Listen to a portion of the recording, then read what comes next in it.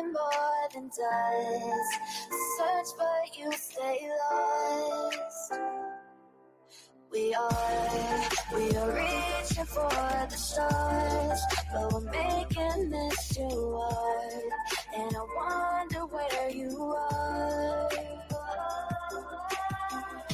Mysterious,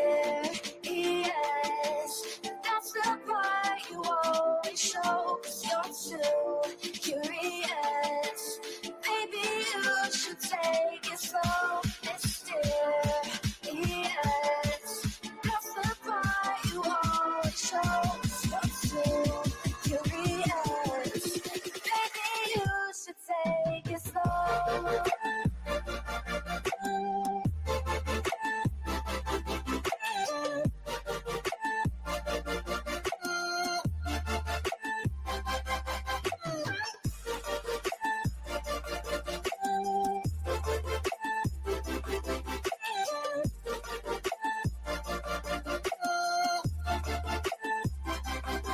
We're dreaming in the dark. We are nothing more than dust. You search but you stay lost. Search but you stay lost. We're reaching for the stars. We're making this too hard. And I wonder where you are. Mysterious, that's the part you always show, 'cause you're too curious. Maybe you should take it slow. Mysterious, that's the part you always show, 'cause you're too curious. Maybe you should take it slow.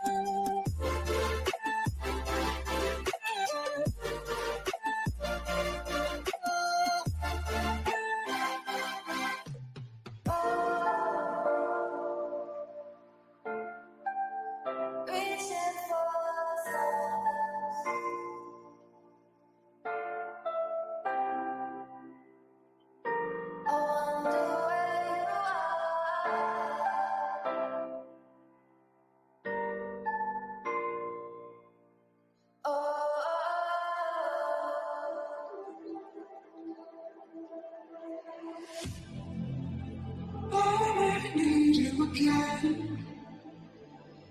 So stick around.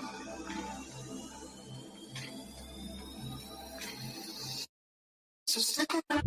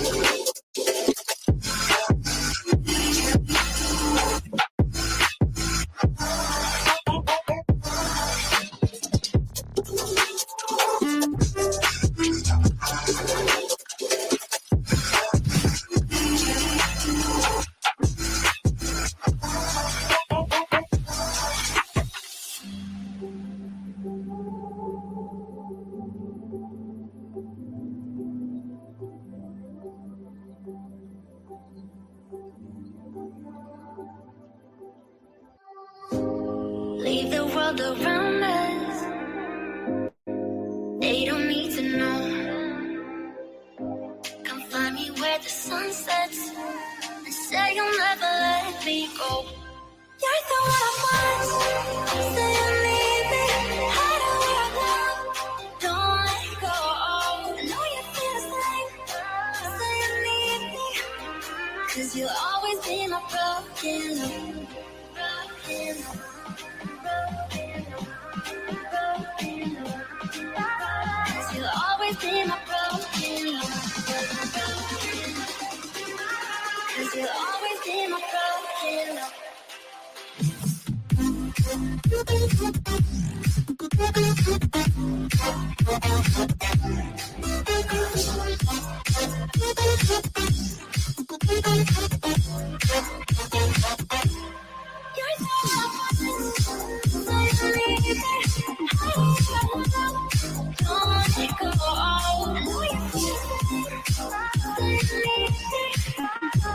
You'll always be my broken love.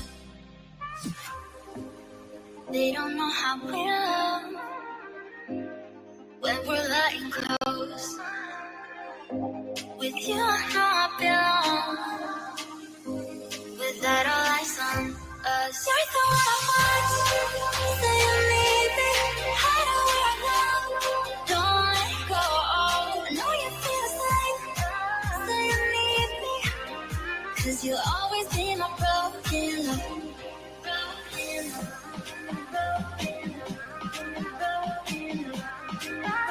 Cause you'll always be my broken love. Cause you'll always be my broken love.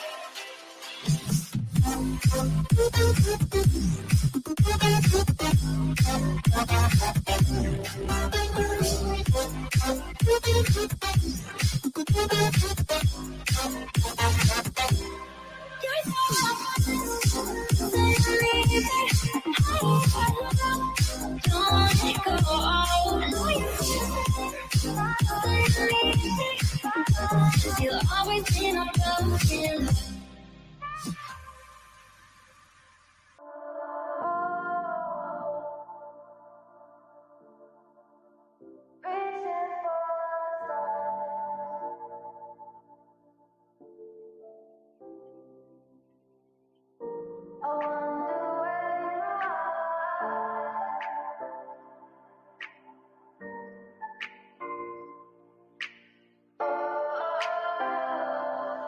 We are dreaming in the dark. We are nothing more than dust.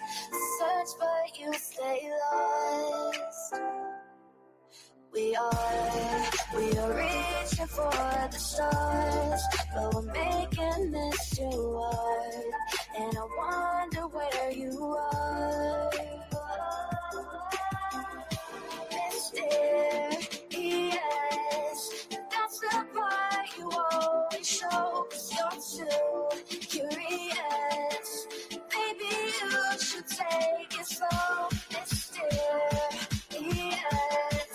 that's the part you always show. 'Cause you're too curious. Maybe you should take it slow.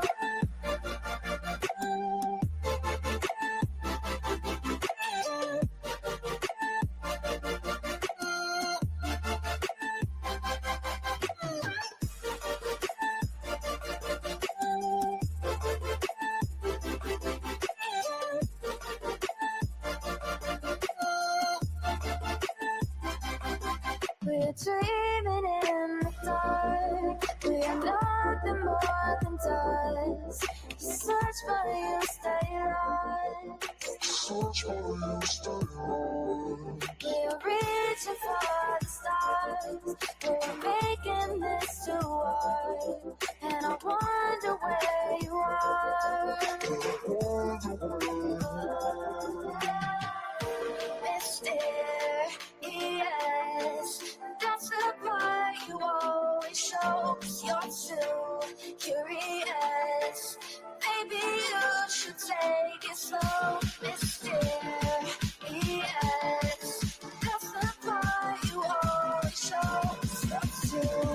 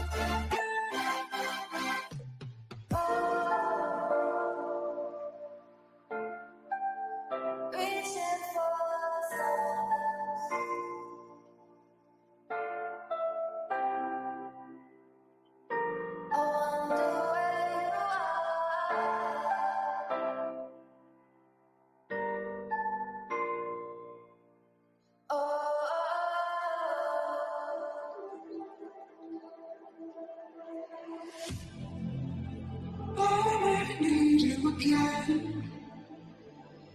So stick around.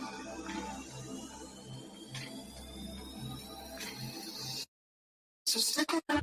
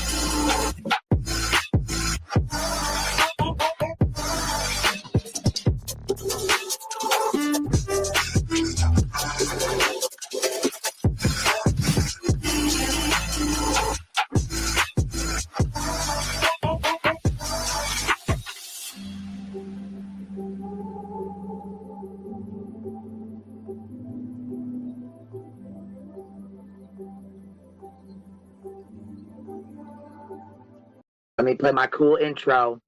Y'all ain't ready for this. The disrespect is real. I don't give a fuck. I'll do it again. I'm not above it. I am that snake bitch. No, it's okay. You guys are all welcome to trash Queen in the chat. We'll hold a whole panel on Queen. I am honest to a point, but a lot of the things I talk about aren't true. Wait, somebody not telling the truth on YouTube? Are you fucking serious? Oh my god. Oh my god. Got a monster inside of me. You better watch out if your enemy's a road ahead of full prophecy to be the greatest beast the world has ever seen. I feed him every day like the bones clean. I feed him all the hate and he grows me and he gets claws real big, pissed off quick. And if you cross him, you might drop dead. Metaphorically, of course, settling the sore. Never getting bored, loves the blood and gore. Always wanting more freedom from the source. They don't really understand until they feel the force departed. If you start shit, you'll be heartless in the darkness. Torn apart quick, you left scars ripped. You'll be chewed up and discarded. Me and my friends, we're gonna find you and we're gonna rip you apart like a wasteland. Snakes don't get a fucking safe space. If she wants to keep it going, then we'll keep it going. If she wants to stop the bullshit, then we'll stop the bullshit. But I'm not gonna fucking sit here and let anybody lie on my motherfucking name. Bring your app. The fucking link is in the chat. That should be.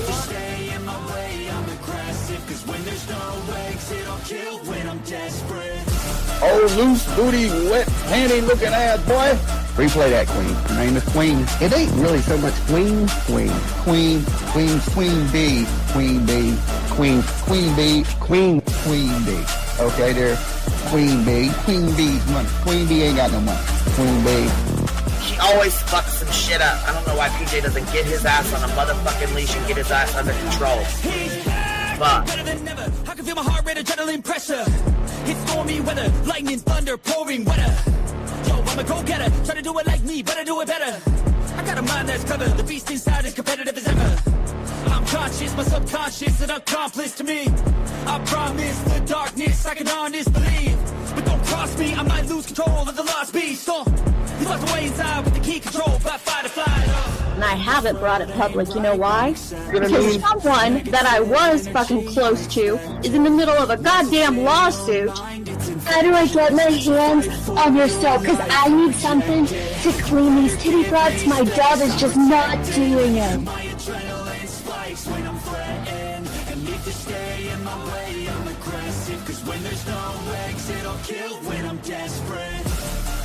Bring your asses. As simple as that. Come in. Bring it. Bring your asses. Hey, don't get Queen B and her 550, 600 servants. Bring their asses out. You might have started it, but I'm gonna finish it. Absolutely.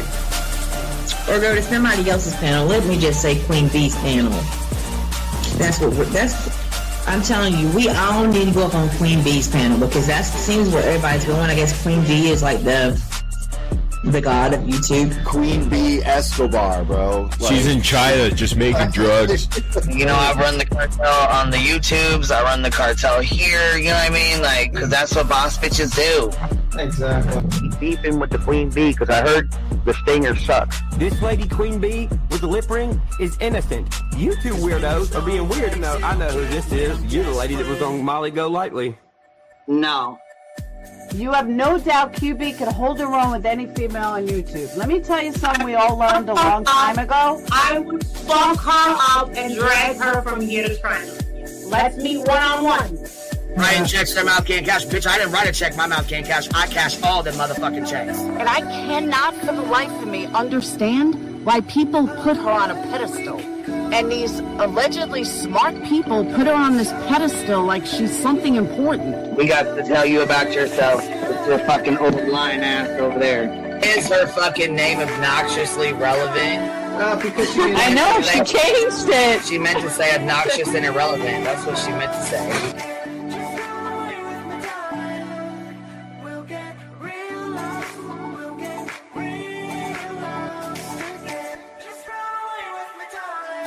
And coincidentally, it sounds exactly like Queen Bee's voice because, as I've always thought, Queen Bee is using some sort of slight distortion on her voice when she broadcasts. Exposed! Queen Bee exposed! Oh my god, bitch. Did they get that Dugan? Said they get that Dugan. Got shit crying for the shady. You better fucking shut your mouth with that. Bro, stop. Wow. What in the hell? Someone told Queen Bee that you said it was her hacking your email. What the hell is wrong with people? Take your ass to bed. It's fucking past your bedtime. Go on now. Right? Why you gotta be crying? Fucking killing the vibe, bitch. Take your ass to bed. Boston, no. I'm not capping at all. I'm telling the whole truth. Look, babe. Anyway, guys, I'm gonna skedaddle. You know me, skedaddling away. See you guys. Right. Pumpkin. I love you too. I despise you, Boston. Whatever.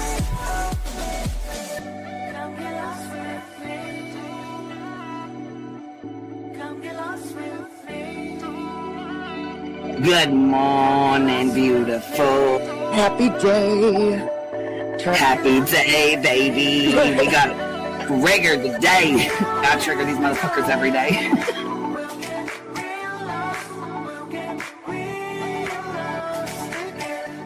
Baby Jesus showed us that, you guys. I swear to God. I know that's right, because you just put right on that shit. Yes, I did. Baby Jesus was like, look here. Yeah, fuck the pause. Pause for the cause. Fuck that pause. I'm just trying to be a better person. I know it. Let's see here. God damn it, dude. Can you hear him? Yes, your dog is orange. Damn it, Duke. Girl, this tea is piping. It's living. Motherfucker's hot. I just burnt the roof of my mouth. Where's Candy Sue? Where's she at? You heard that like I heard that one. Fire in the hole. Smoke him if you got him. You're like the type of person that would probably be in the back of the class. Fuck you, me Tim. Ellie's a thug. Right.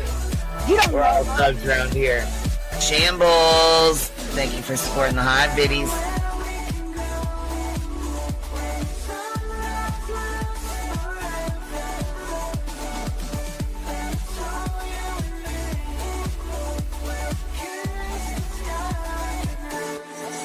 Y'all wasn't ready for that, was you? Wait, I wasn't, bitch. I was not. I wasn't even close to ready for that shit. Alright, I love you, baby girl. I'm gonna jump off. I love you too, baby doll.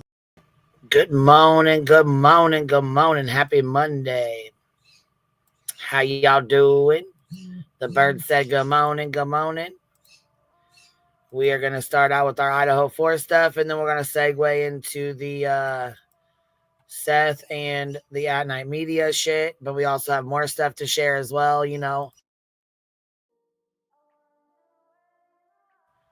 We got, you know, professional victim, BJ, and Betster, and we got some stuff to share, so we'll go over that afterwards. But anyhow, we'll get this party started here.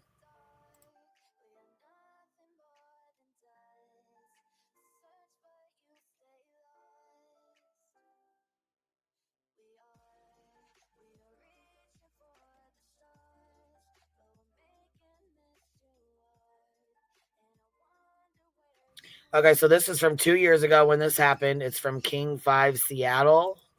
That's the channel name or whatever. Let's see. There's one we're going to play that says the chilling Idaho murder 911 calls, but that's from Long Crime. And then we're going to play this other one. So I was just trying to start out, when it start out with it. New details about the with one of the streams of when it first happened, just to give a refresher. But it says King 5 Seattle, and it's from 2 years ago, right after it happened. So I think that's going to be, a refresher for us.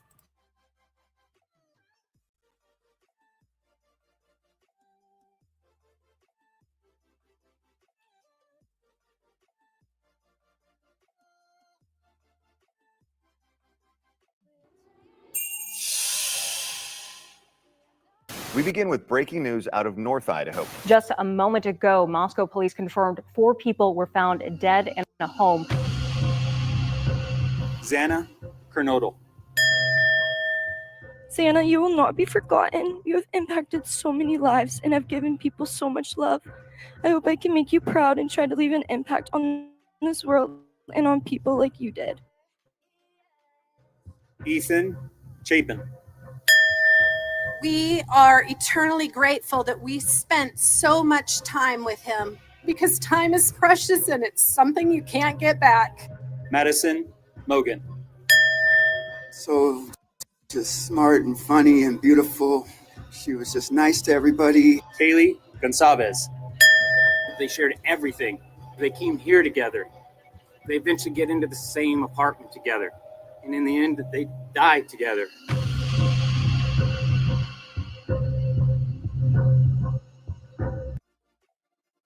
And that broke my heart.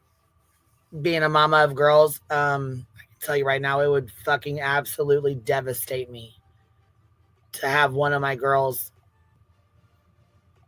grow up with their best friend, live their life with their best friend, go off to college with their best friend, and then to ultimately die with her best friend. This entire story is fucking heartbreaking to me, but let's keep it moving. And the link is pinned. If anybody has anything they want to add, you want to come up and get into conversation, you're more than come on up, baby. Come on up. Let's see here. Cash, I see you're a member for 23 months. You'll have your golden beat. And I just want to say I'm so sorry that Yep took advantage of you. We will go over that later. I'll probably touch base on that at the end of the stream. So I'm glad you're here, man. And I'm sorry that happened to you. The Idaho murders rocked the small town of Moscow, captured the national attention. We too learned that 4 college students were stabbed. Now this, like I said, is from 2 years ago. So we're going to go over to this other one. Hold on.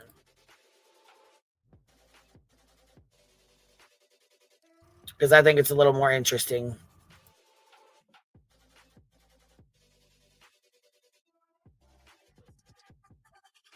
Night 4 University of Idaho students were murdered are revealed from text messages the surviving roommates sent to each other. Plus, we now know what happened when the roommates called 911 8 hours after the murders. I lay out the timeline and other details.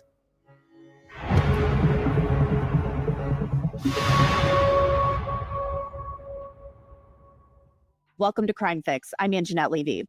From the very beginning, there have been so many questions about what happened the night 4 University of Idaho students were murdered in a house off campus in November of 2022. 2 roommates were there and were not harmed, thankfully. Now we're getting some answers about what happened that night from text messages the roommates exchanged right after police say the murders of Maddie Mogan, Kaylee Gonsalves, Ethan Chapin, and Xana Kernodle were carried out. Now, I'm going to go over those text messages along with the transcript of the 911 call that was placed more than 8 hours after the murders. The prosecution wants to introduce those texts and the 911 call as evidence at Brian Kohberger's trial later this year. Kohberger faces the possibility of the death penalty if he's convicted of the murders. Kohberger's lawyers are also asking again to strike the death penalty. More on that later. Prosecutors say the texts between the 2 surviving roommates, DM and BF, provide a timeline and should be allowed under an exception to the hearsay rule at trial. The two exceptions: present sense impression, that's a statement describing or explaining an event or condition made while or immediately after the declarant perceived it, or an excited utterance, a statement relating to a startling event or condition made while the declarant was under the stress of excitement that it caused. Now, the prosecutors say one surviving roommate, DM. So yeah, these DMs came out, and I think they waited a long time to be putting them out, honestly, but we're going to listen to it here.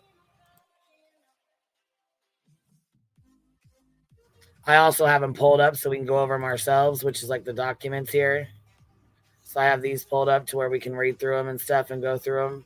But this right here, I think, is very interesting. So it kind of gives them more of a timeline and more of like an idea of what happened in the house that night, which we obviously know the details, but, you know, it kind of gives an idea of what the girls heard and what they knew, what they knew.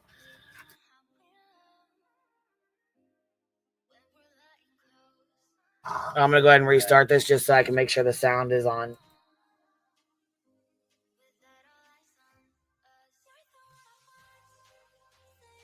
The town's rideshare driver at 2:10 a.m. to see if he was driving that night.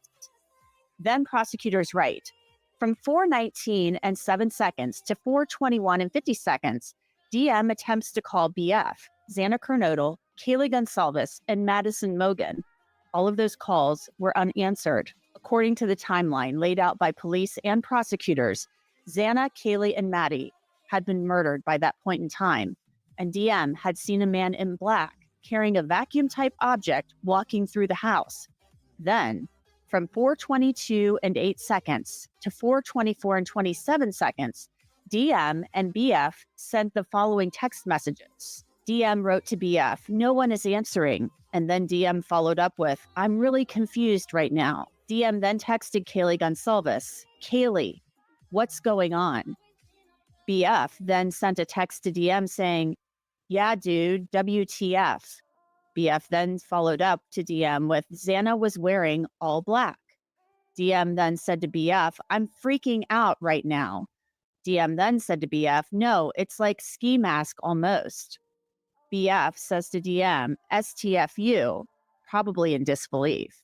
BF then says to DM, "Actually," and DM responds to BF like he had something over his forehead and a little in mouth. DM then says to BF, "I'm not kidding, so freaked out." BF says to DM, "So am I." DM then says to BF, "My phone is going to die." BF then says to DM, "Come to my room." She follows up with, "Run, down here." These text messages raise questions about whether the roommates may have heard more than what we've read about previously. The DM heard crying and a man saying, "It's okay, I'm here to help." Then DM places a phone call. At 4:24 and 39 seconds, DM calls Ethan Chapin, and the call was unanswered. DM and BF continue to text.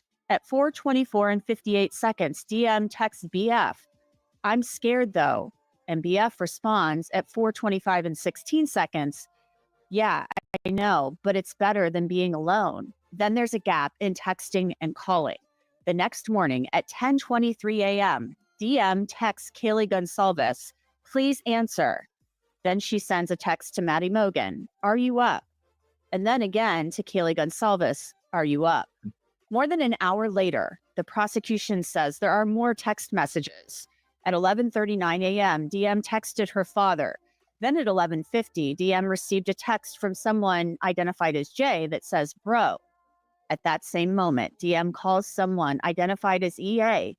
And then at 11:51, she receives another text from Jay. Minutes later, that 911 call is placed. And at 1:04 p.m., DM received a vandal alert that was a text from the university telling the students all to stay in their homes. Now, prosecutors, of course, want to play the 911 call for the jury. The motion states, the statements on the 911 call are hearsay, but fall.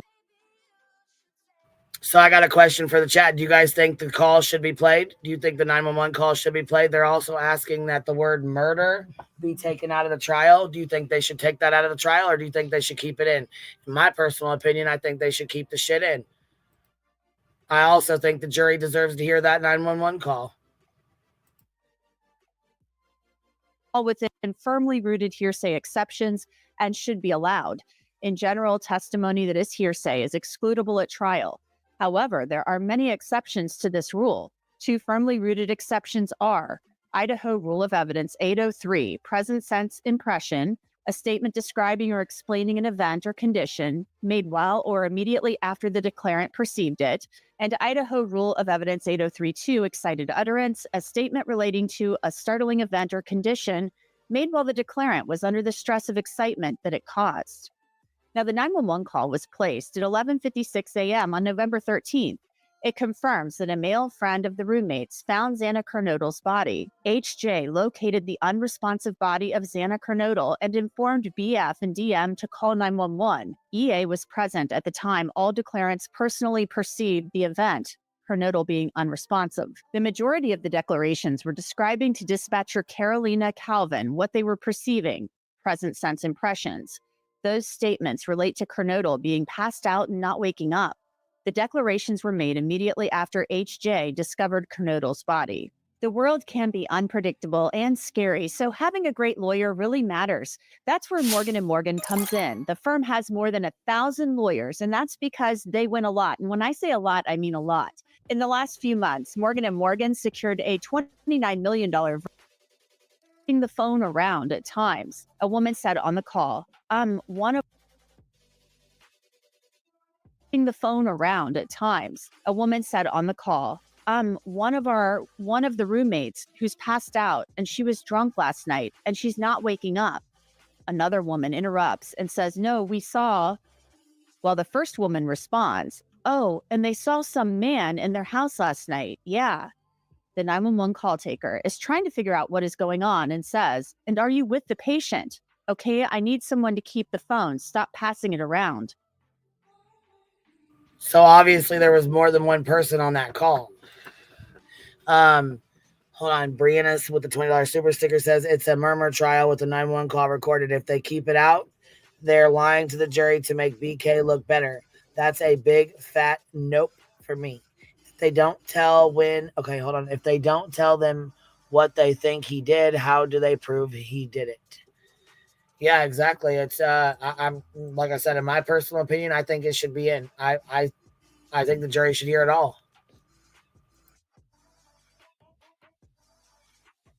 One of the callers responds, can I just tell you what happened pretty much? And the call taker asks, what is going on currently? Is someone passed out right now?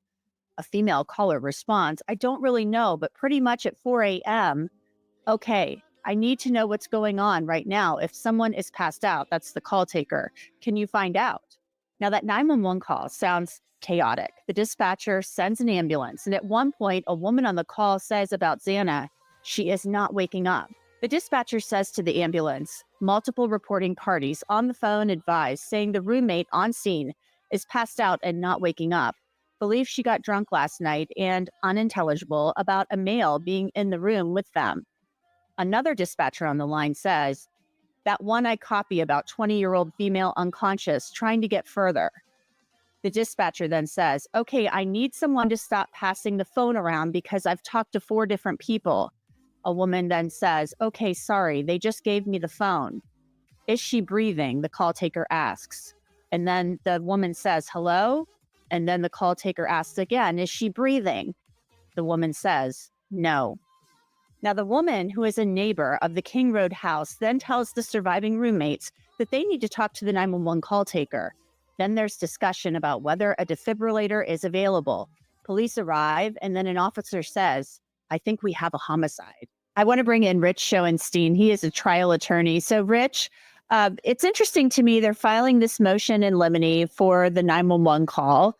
And we've heard 911 calls played at trial many, many times, many trials over the years. So is this pretty common to have to file that type of motion to admit something like a 911 call where you would call the dispatcher to the stand or somebody from the 911 center and they would admit that?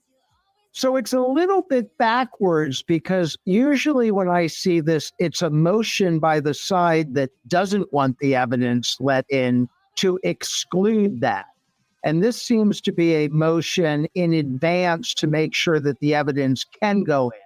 So the prosecution is affirmatively trying to make sure that their evidence is going to be allowed. I don't think that's particularly uncommon. And I agree with you. We see 911 calls all the time. They plainly fall, in most cases, in the hearsay exceptions that the prosecution is talking about here, and they get entered into evidence all the time.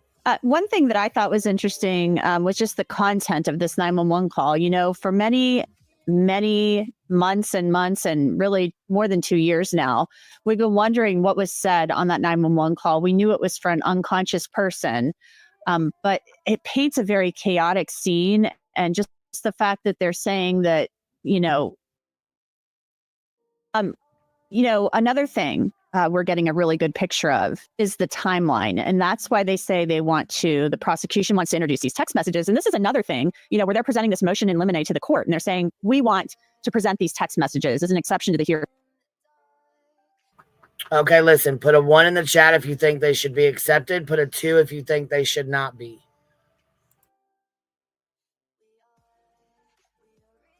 Say rule, and this is why. It's pretty common to see these things come in through the testimony of one of the people, either the receiver or the sender of the text message. So what did you make of that as well? Is filing a motion asking to present these things? Yeah, well, so first of all, I don't think they're presenting it just for the timeline. I think that's a way to sell the court on letting the... And then we'll get into the DNA situation, because I know there's a lot of people that are... Okay, so you guys, so the majority of people think they should be put in there. Okay, well, at least I'm not alone with that. Because I know some people think that they should not be put in. DM is going to be a terrible witness. Her statements are all over and keep changing. Yeah, see, that's the thing. Hold on, but I don't. What'd you say, Miss Amy? But I don't need to hear that. Yeah, the parents probably don't need to hear the tapes, but I'm sure they probably already have.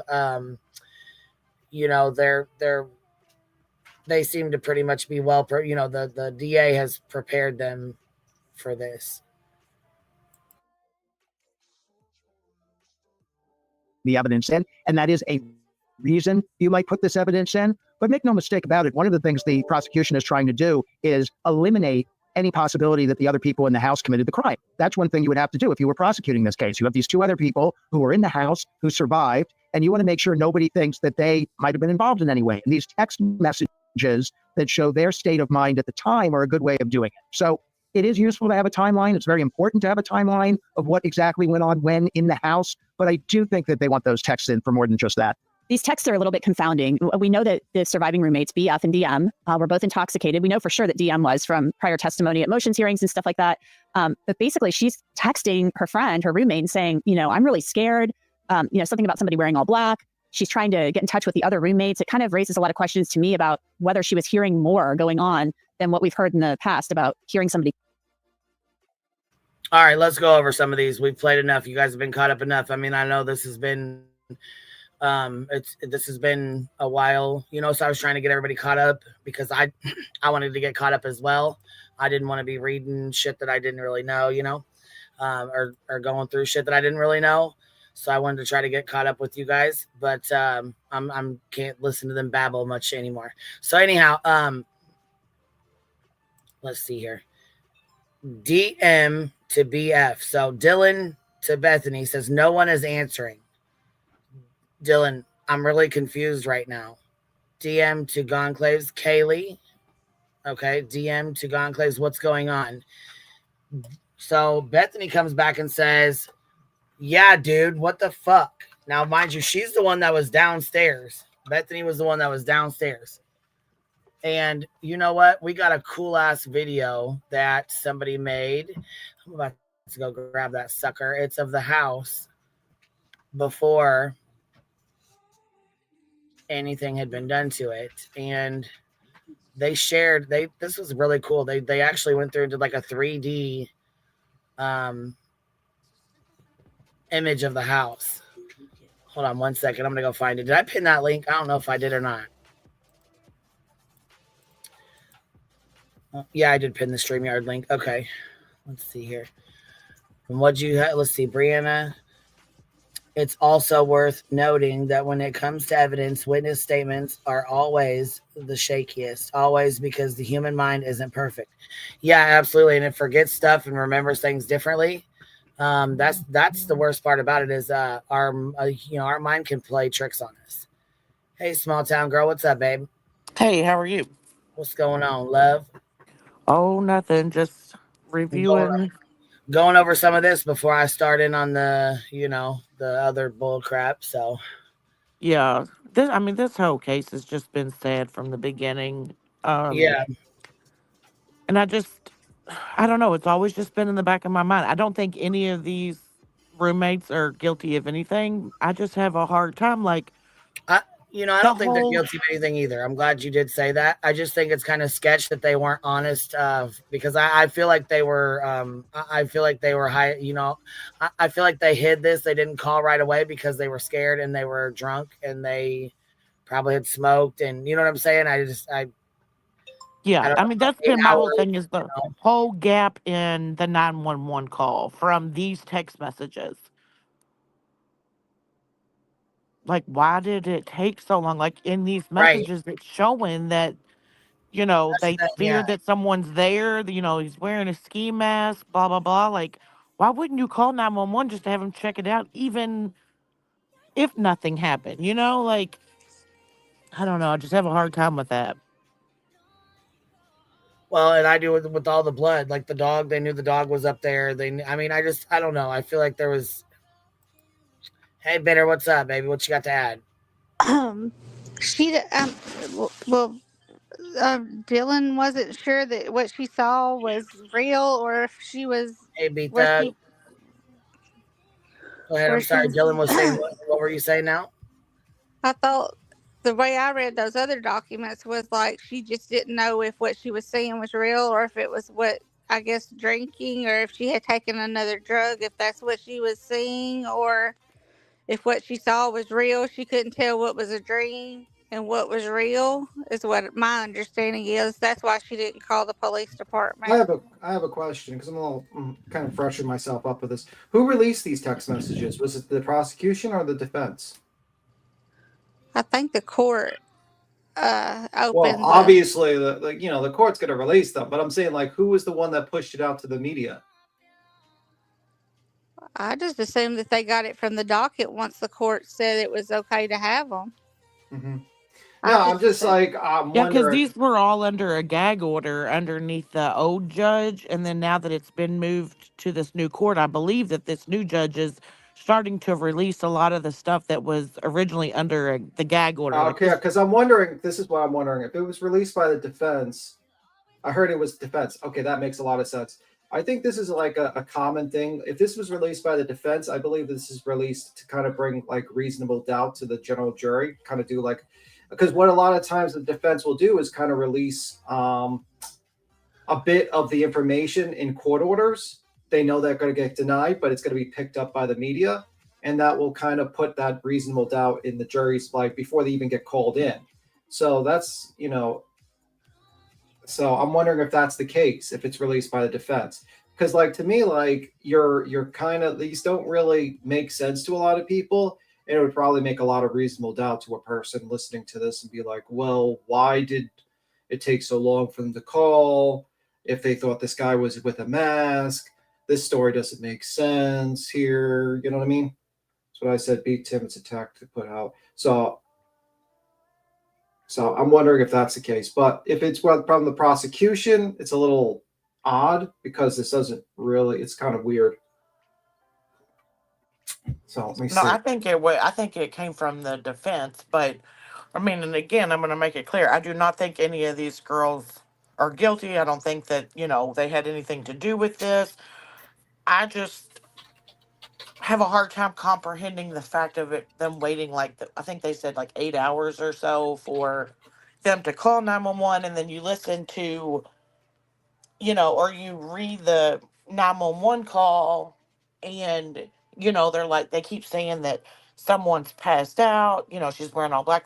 There's no mention of any blood or anything in any of those 911 calls, unless that's still the part that's all redacted and everything. Because the way that the coroner described it is that it was just a bloody mess. Yeah, but then I'm like, And this said, sorry, B Tim. This says on here it says, hold on, comes now the state of Idaho by and through the Leta County prosecuting attorney, and respectfully moves for the court to order a timeline allowing the state to admit the text messages of DM on November 13th and testimony from DM and BF regarding their conversations with each other November 13th, 2022. So the state is the one who put these in. And it's late call. Just letting you know. That's how it's pronounced, late call. Late call. I didn't hear what either one of y'all said, to be honest. Oh, she said, hold on one second. Just Samantha, dismiss the poll up at the top. Hit dismiss poll, and the link is pinned. She said it's Leta. That's how you say it. Okay, Leta. Okay. That's what she said. Yeah, I mean, I don't know. I mean, like, I just don't think it's a smart move to release these types of texts, because these people are like, I don't think it's a smart move, to be honest with you. I feel like relaxing the gag order is not a smart move with these type of high profile cases, because it always becomes a shit show. I don't know. We will see. Wasn't the house known to be kind of a hangout party place? If so, then even if they saw some were scared, they may have thought if it was, well, maybe they didn't think some guy was going to try to murder them. Maybe they thought it was like a robber or something. You know what I mean? Maybe they thought it was like someone just putting on a mask. You know what I mean? Like, I don't know. I don't know what would be in the mind. And that's why it's kind of like hard to tell the thought process of a person based upon text. And the only way you're going to get a full picture is from testimony. So you can get an idea of what the hell is going on. But yeah. Yeah, you have to answer the poll to see the link. Yeah, answer the poll, then do dismiss. That will help you out with just Samantha. Just answer. I say you don't even have to answer it if you don't want to. Or it's really just saying, did you hit that? Did you sting the thumbs up? But you don't even have to answer that. You just have to hit up in the right. There's 3 buttons in the right-hand corner of that, and it says dismiss or close poll. You can do that, and it'll just close it. Hey, Samantha, how are you? Good morning, guys. I'm just waking up. So, Okay, B-Tim, give me 1 second. judge- B-Tim, what were you saying before I cut you off? Okay, sorry, I'll mute. Oh, it's all right. I just wanted to bring you up, but I cut him off in the middle of bringing you up. So, what were you saying, B-Tim? I was going to joke and say you definitely have to answer the poll, and then you cut it off. Okay, I just was being rude. I didn't know about a lag or if I was just being rude to you. I'm sorry. Go ahead, just Samantha, baby. Go ahead. No, good morning, guys. I just wanted to clarify that the judge, B-Tim, has been stern recently to both the state and the defense that they're each being too secretive, and he does not agree with that previous gag order, which actually Steve Gonzalez was complaining about.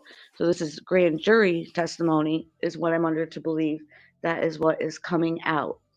And I think probably more information is going to come out as well. So the judge is basically saying release information before trial to possibly contaminate the jury. It's not, he's saying that he feels they're each being secretive and he wanted the gag order lifted, which the previous judge is the one who had the gag order. We have a new judge now. So why is this judge basically saying that you're being too secretive? Like, why would he say something like that? Well, they're going back and forth with not giving. Ann Taylor's been fighting for information since the beginning from the state, and they keep she wanted to put it off more. I read this morning, she said something about it would be like 68,000 botanical, whatever that word is, encyclopedias of information that she had, and she doesn't have enough timely manner to go over all of this. And he is very stern on he wants this trial to start and he wants it moving. So they need to get their shit together and start giving each other the information that they need.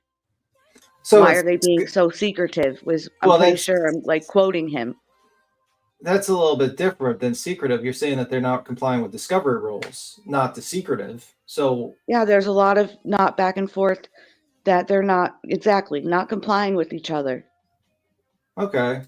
I just don't know, like, if it's a good idea to release information on a high-profile case like that when you have potential witnesses to this case that might get harassed because of it. I don't know if that's a smart idea. Well, it seems a lot of things are changing from what we originally knew, what was originally put in the PCA, until now what we're finding out. Like we were told how these girls are supposed to be asleep. They're supposed to be then frozen in shock. Now they're lollygagging on the phone that there's a guy with a ski mask is. Like, And see, you know? you just basically stated the problem.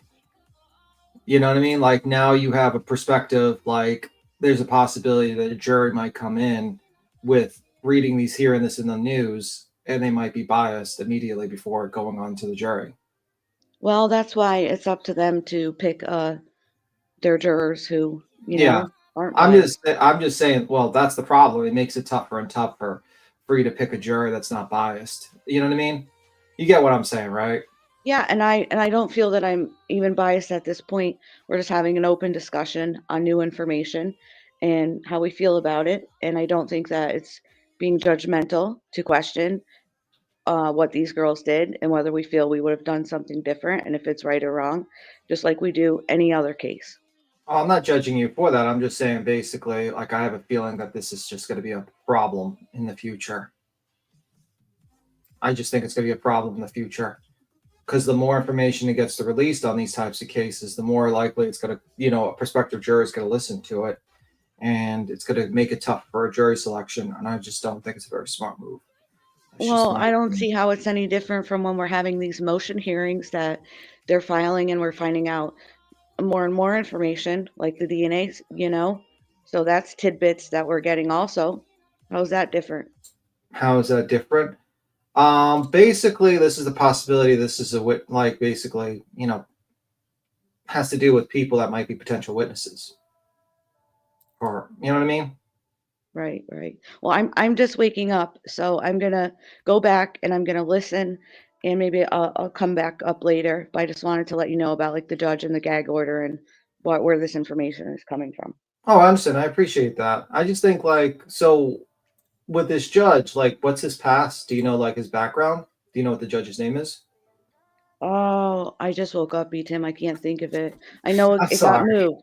We had Judge, and then she filed for the petition to have it moved because she did that survey and she did feel that he wouldn't get a fair trial. And then it came to this guy who is he's quite different from Judge, honestly. Judge. It Okay. was the original one. Let me see if the chat knows the name. Yeah, I mean, I just wondering his background. Is he like a prosecutor in the past? Was he a defense attorney? That type of deal. I was just wondering if he knew that. I'm with you too on this one. It feels muddy. My gosh. Yeah, as I said, look at Bird Fan Bam dropping a 50 on it. Says the judge does not want them to keep filing under seal. Is that right? Seal. It's a constitutional issue to keep hiding everything from the public. The simpler things that don't affect the victims is being filed under seal. Yeah, but agree. Is this text? I don't know if this text is All right. Well, let me say goodbye. Thank you, Queen. Hello, good morning to everybody on panel. Let me wake up some more, and I'll come back later. But I agree with that super chat. I agree. Okay, She bye, agrees with the super chat. We're gonna have to ban that person. Okay. All right. Bye, guys. Bye. See ya. You have a good one. See you later, Samantha. Bitter, you're back up here. What you got to add, baby? Now, I'm sorry, my Can you hear- phone. yep. I lost sound. I lost sound a while ago. I just want to Anyway. make sure you can hear us, love. That's all. Yeah, I can now. Sorry. What you got to add, Bitter? Oh, I'm sorry. I agree. I don't think that it needs to be under seal anymore either. Let me ask you a question. What is and I'm just playing devil's advocate here, maybe a little bit. But what is the benefit of having this out in the public eye before the trial. For instance, like, this could be, I mean, like, I get people want to know, but there's certain things I'm a little worried about because it's a high profile case. And I feel like there might be potentially filings that might, cause the witnesses to have to deal with undue kind of harassment or worry about being, dealing with some stuff. You know what I mean? Like, that's what I'm really worried about. I understand people want like transparency and we should have transparency, but I don't know, before a trial, I always think I get a little iffy with stuff before a trial being released because I have a bad taste in my mouth with a certain case, and I will not repeat, by certain defense attorneys that use motions to basically get out information that they want the public to hear so that they can manipulate potential jurors.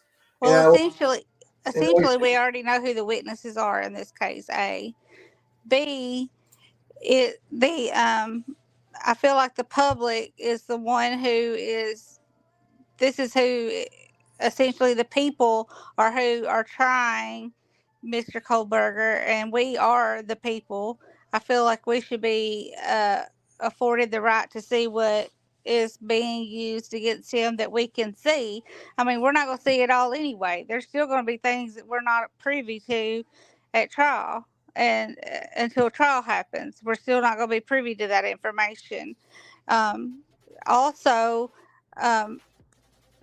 that I think that the Freedom of Information Act kind of covers that. I mean, there are so many trials that take place that do not have gag orders on them, and they're also high profile cases, and nobody is out there waving a flag, hey, we need a gag order on this.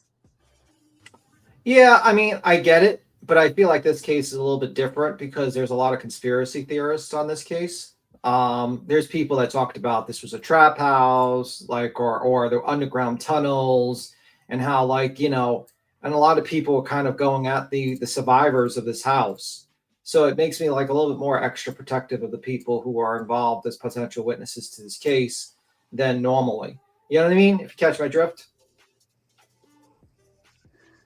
I mean, I think right immediately after this happened, Dylan was immediately attacked and left the city and the state, for that matter. If I recall correctly, I don't think she could undergo any more scrutiny than she did immediately. I know, like Kodo's saying, like this was put out by the judge, but just because it's put out by the judge doesn't mean I can agree with the judge's opinion. Oh, I just don't agree with it. But nobody has to. I mean, we all have to have. If we all had the exact same opinions, we'd be boring individuals. I mean, we'd have boring lives. I mean, we don't have to all have the exact same opinions. I mean, the state. I get it, Kodo. You don't have to all cap. Jesus Christ, Kodo. Drop down the coffee. Holy fuckaroos. Anyway, Tim doesn't want a Turtle Boy situation. Yeah, that's that. You know what I mean? Like, there's certain cases that have a lot of conspiracies, and this one had a lot of conspiracies, and that's why I get like very, very worried about stuff that gets released when it has to do with survivors of the house. And that's just my opinion. And I get it. People want to know, and I get it. I just get very, very worried with this stuff. I'm like extra cautious. Alabama Mama, you're up here, love, and I muted your mic. Bitter, I muted you too. When you're not talking, make sure you guys are muted, okay? Okay, I'm sorry. That's all right, baby. You're up here with us. Miss Ellie B, you're up here too. I do kind of agree with B. Tim a little bit. I do think that transparency is always the best, but I do think that these victims, if that's what they are, I don't know if they're victims, but I do know that their friends were killed in that home, and I could understand why they were freaked out and they didn't go do what they should have because they're young and they're dumb and they're probably under the influence. I do think that they have been victimized by so many people so many times that this just harms them even more. If they truly are victims, they need to be left alone. And these messages coming out from the state hasn't helped that because it does make people question if they were awake, why did they wait 8 hours?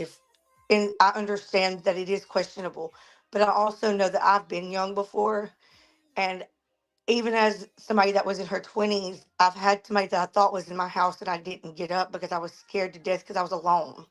I didn't want to go in there and face that traumatic event by myself. So I just stayed in my room with the door locked with my gun. So I do understand how sometimes that shit happens.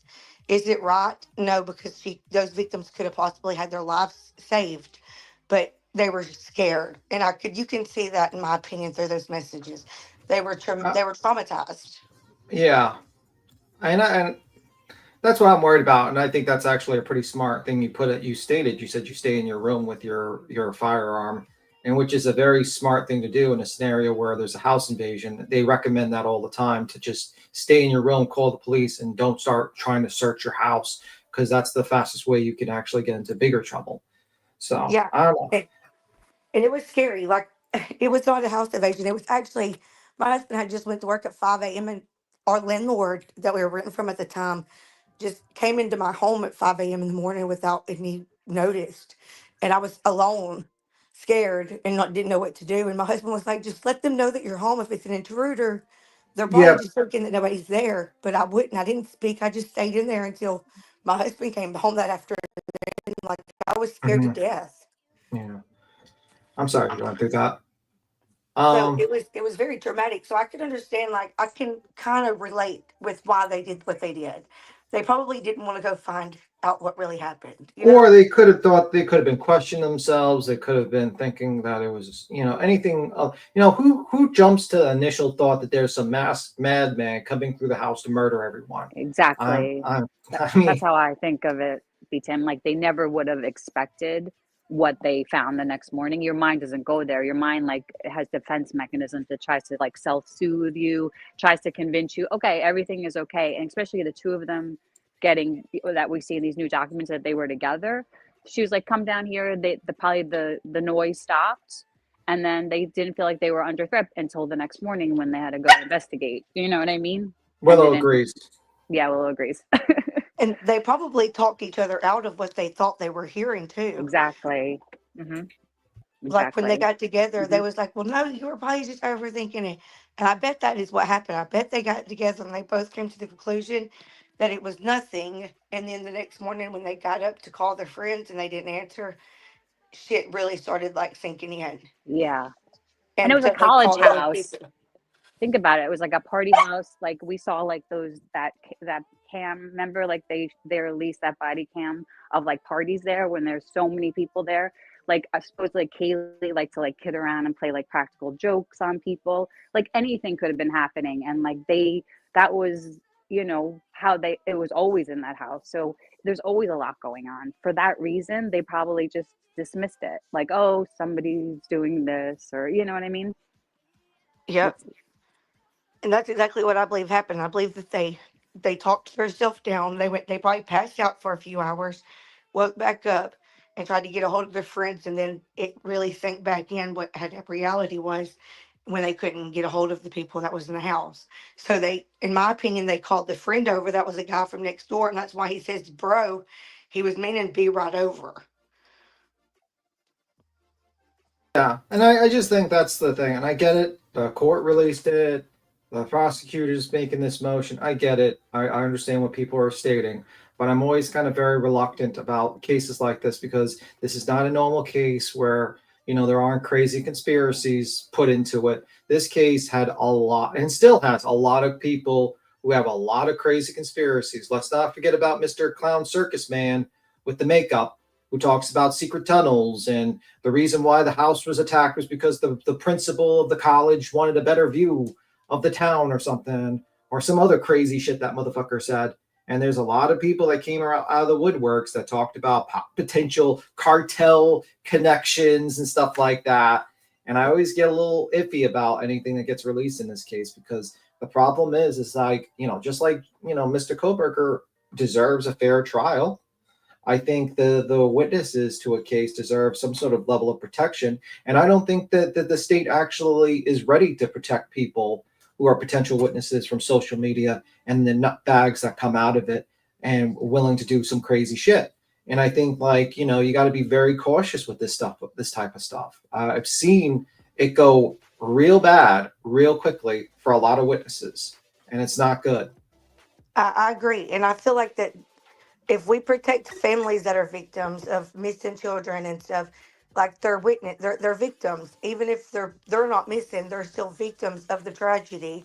I feel like that we should also be the same way and protect these young kids that are victims. They were in the home. Their life could have been taken. Yeah, Like but you have to kind of like put it in the same perspective. No, it wasn't their kids, but it was their best friends. And if one of them would have walked out of that door, he wouldn't have stopped. yeah, I mean, I just think that's the situation. But I get why people are like, well, this makes them look weird. I understand that. And the problem is that when you release text messages like this or partial court documents, you don't get the whole picture. You know, you could just be getting the perspective of the prosecution, or you could be just getting the perspective of the defense, and you have no clue. And then you judge things based upon the limited court document released on like what is the potential here and here, and then you get The the reason complete this was wrong idea. released, like B-Tim, is because like this Judge Hippler, thought that there was like not enough transparency going on from both sides. So this was just a huge document jump just to like kind of What bring is? everything. Do we What? know like Judge Hippler's background? He was like a defense attorney that like mostly did like malpractice with like doctors and I think yeah. he was I think he was the day bill and the Lori Vallow attorney judge, wasn't he? I'm not sure. I I think think that's he the was. court. Yeah, he was. Yep. Pretty sure he was. Yeah, that's the court. But like, Ada see, Justice County. Samantha, this is what I mean, Justice Samantha. You are a prime example. Says Justice Samantha says B. Tim Zanafort back where his fingers were cut off. Steve said Maddie Fort back, and you're telling me she heard nothing. Nope, not buying it. And that's the problem. It's like, It do you want a ended. It was potential? quick. It was. Do you want a potential juror to have that thought process when they go on that jury, or would you want a potential juror to jump on that stand and think Kohlberger is guilty based upon limited information released by the courts? I think that it all should come out, but I think it should come out at court.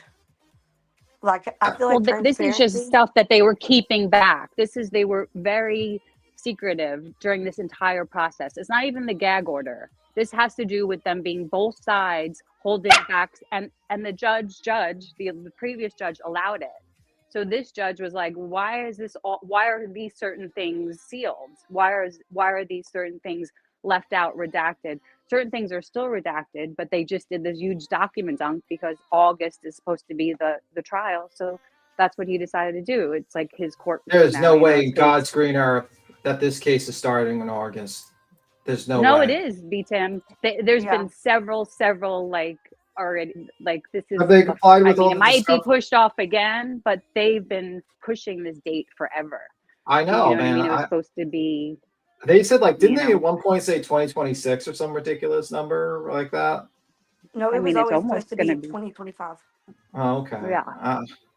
But like, what have they complied with all discovery demands, both sides? That I don't know. Oh, okay. I mean, that's what, yeah, pretty much. I mean, they're not like having any kind of like discovery wars like with Karen Reed or anything. Discovery Wars. It's not. It's like the lamer version of Whale Wars. Discovery Wars. I do know that they did. I do know that there was like discovery problems at the beginning for like the first year that the case was going on. The prosecution or the state, whoever, would kept on supposedly not sending the discovery, and so there's a ton of discovery like motions for stuff even after the deadline was up for the defense to get. But I don't know if they're still going through that. I do think that there's a lot of shady stuff going on in the case. Like I feel like the gag order. Yeah, and I also feel like, listen, Mr. Kohlberger deserves his day in trial. He's innocent until proven guilty. You know what I mean? Like he deserves every single bit of protection every single other person has. I'm sure, he's suffered some biases based upon limited information released as well. I mean, you know what I mean? Like I just want a very fair trial, and I want basically a juror to go in there with an open mind, hear the evidence, and make the proper decision. and based upon full information and full transparency. And if the evidence leads Mr. Kohlberger is innocent of the crime, then I think he should be acquitted. If the evidence leads that he is guilty of the crime, I think he should be convicted.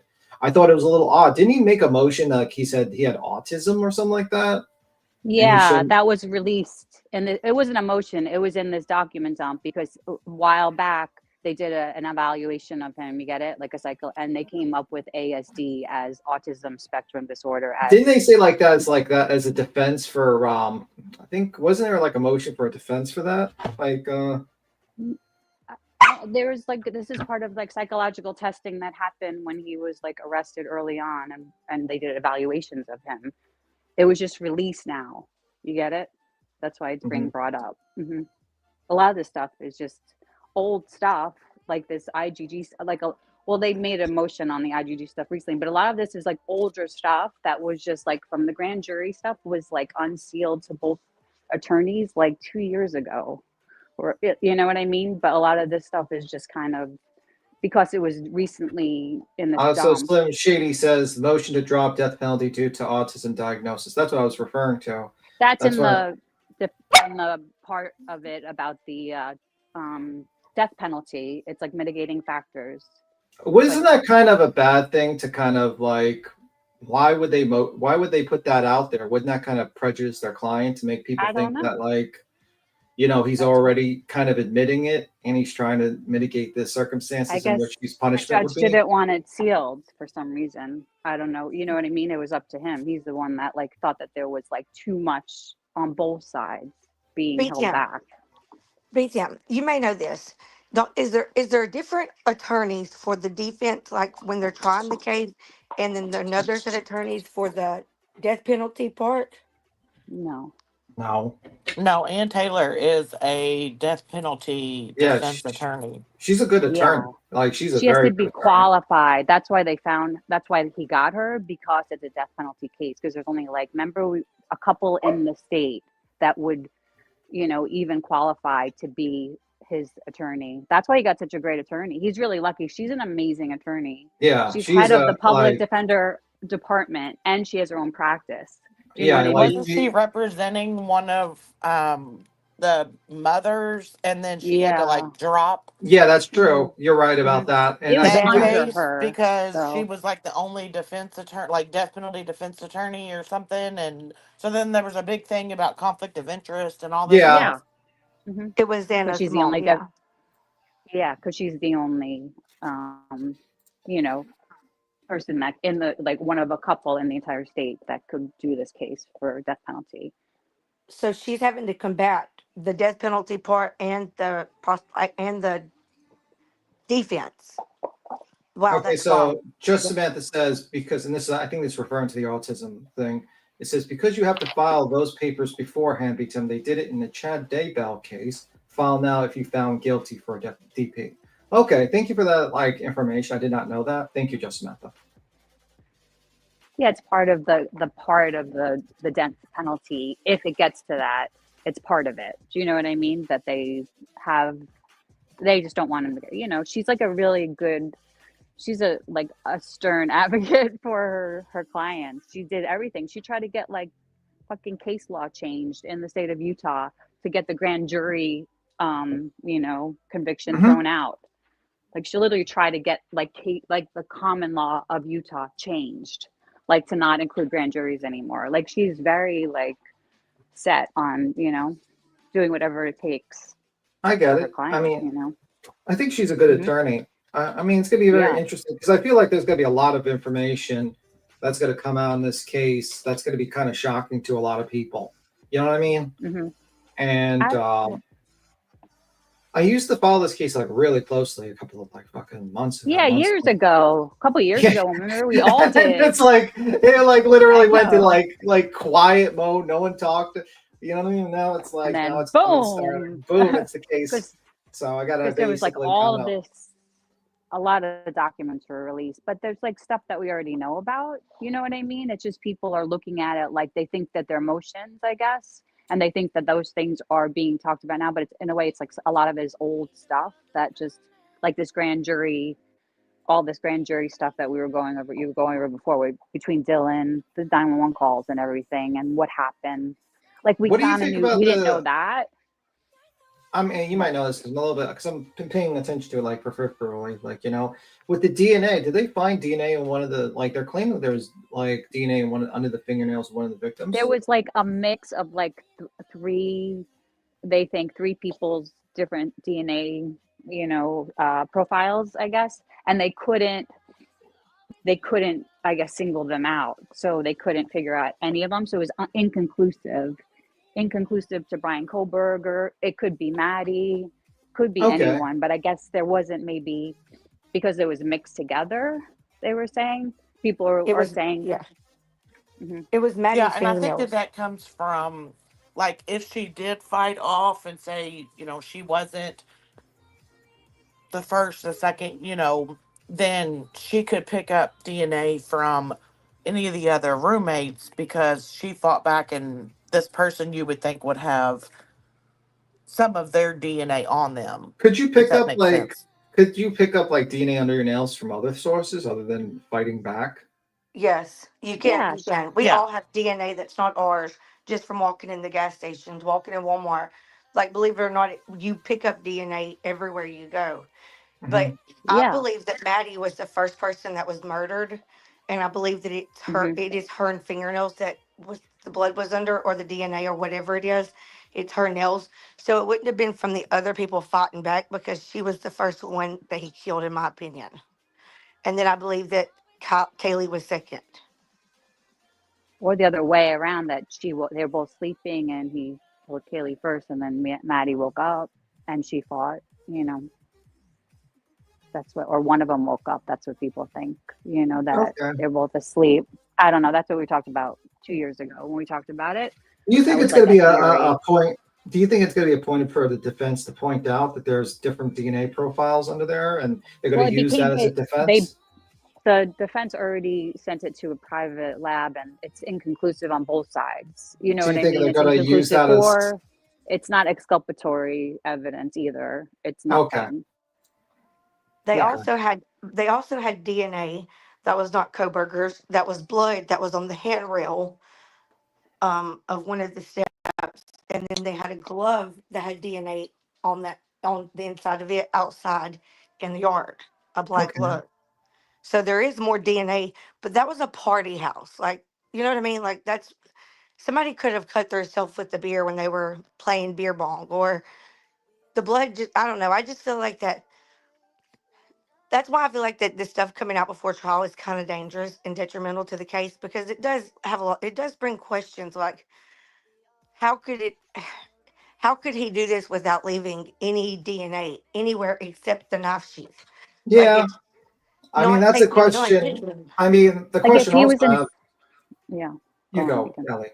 You go, Ellie. No, I was saying because he was in school for like forensic criminology. Do you know what I mean? Like he might have been like very smart, maybe at that kind of, because he had access supposedly to like luminol and like all this. Not that he used that, because there was no evidence of that found either. But I'm just saying, he could have like worn, like there was like a receipt for a dickie. He could have like worn like something over his shoes. Like he could have really thought of the blood aspect being in his car and just did, you know what I mean? But not thought of other things. That's all what I think as far as that as an option, as a possibility that he did really think of it. And he did like take this like 45-minute I'll be right drive back. Okay, home give me one moment.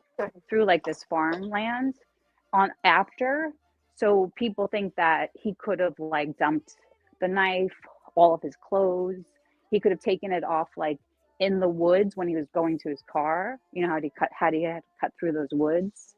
Yeah. I mean, it's possible, But what about the time frame? Like, you know what I'm saying? Like The 4 time frame I people. don't have a problem with.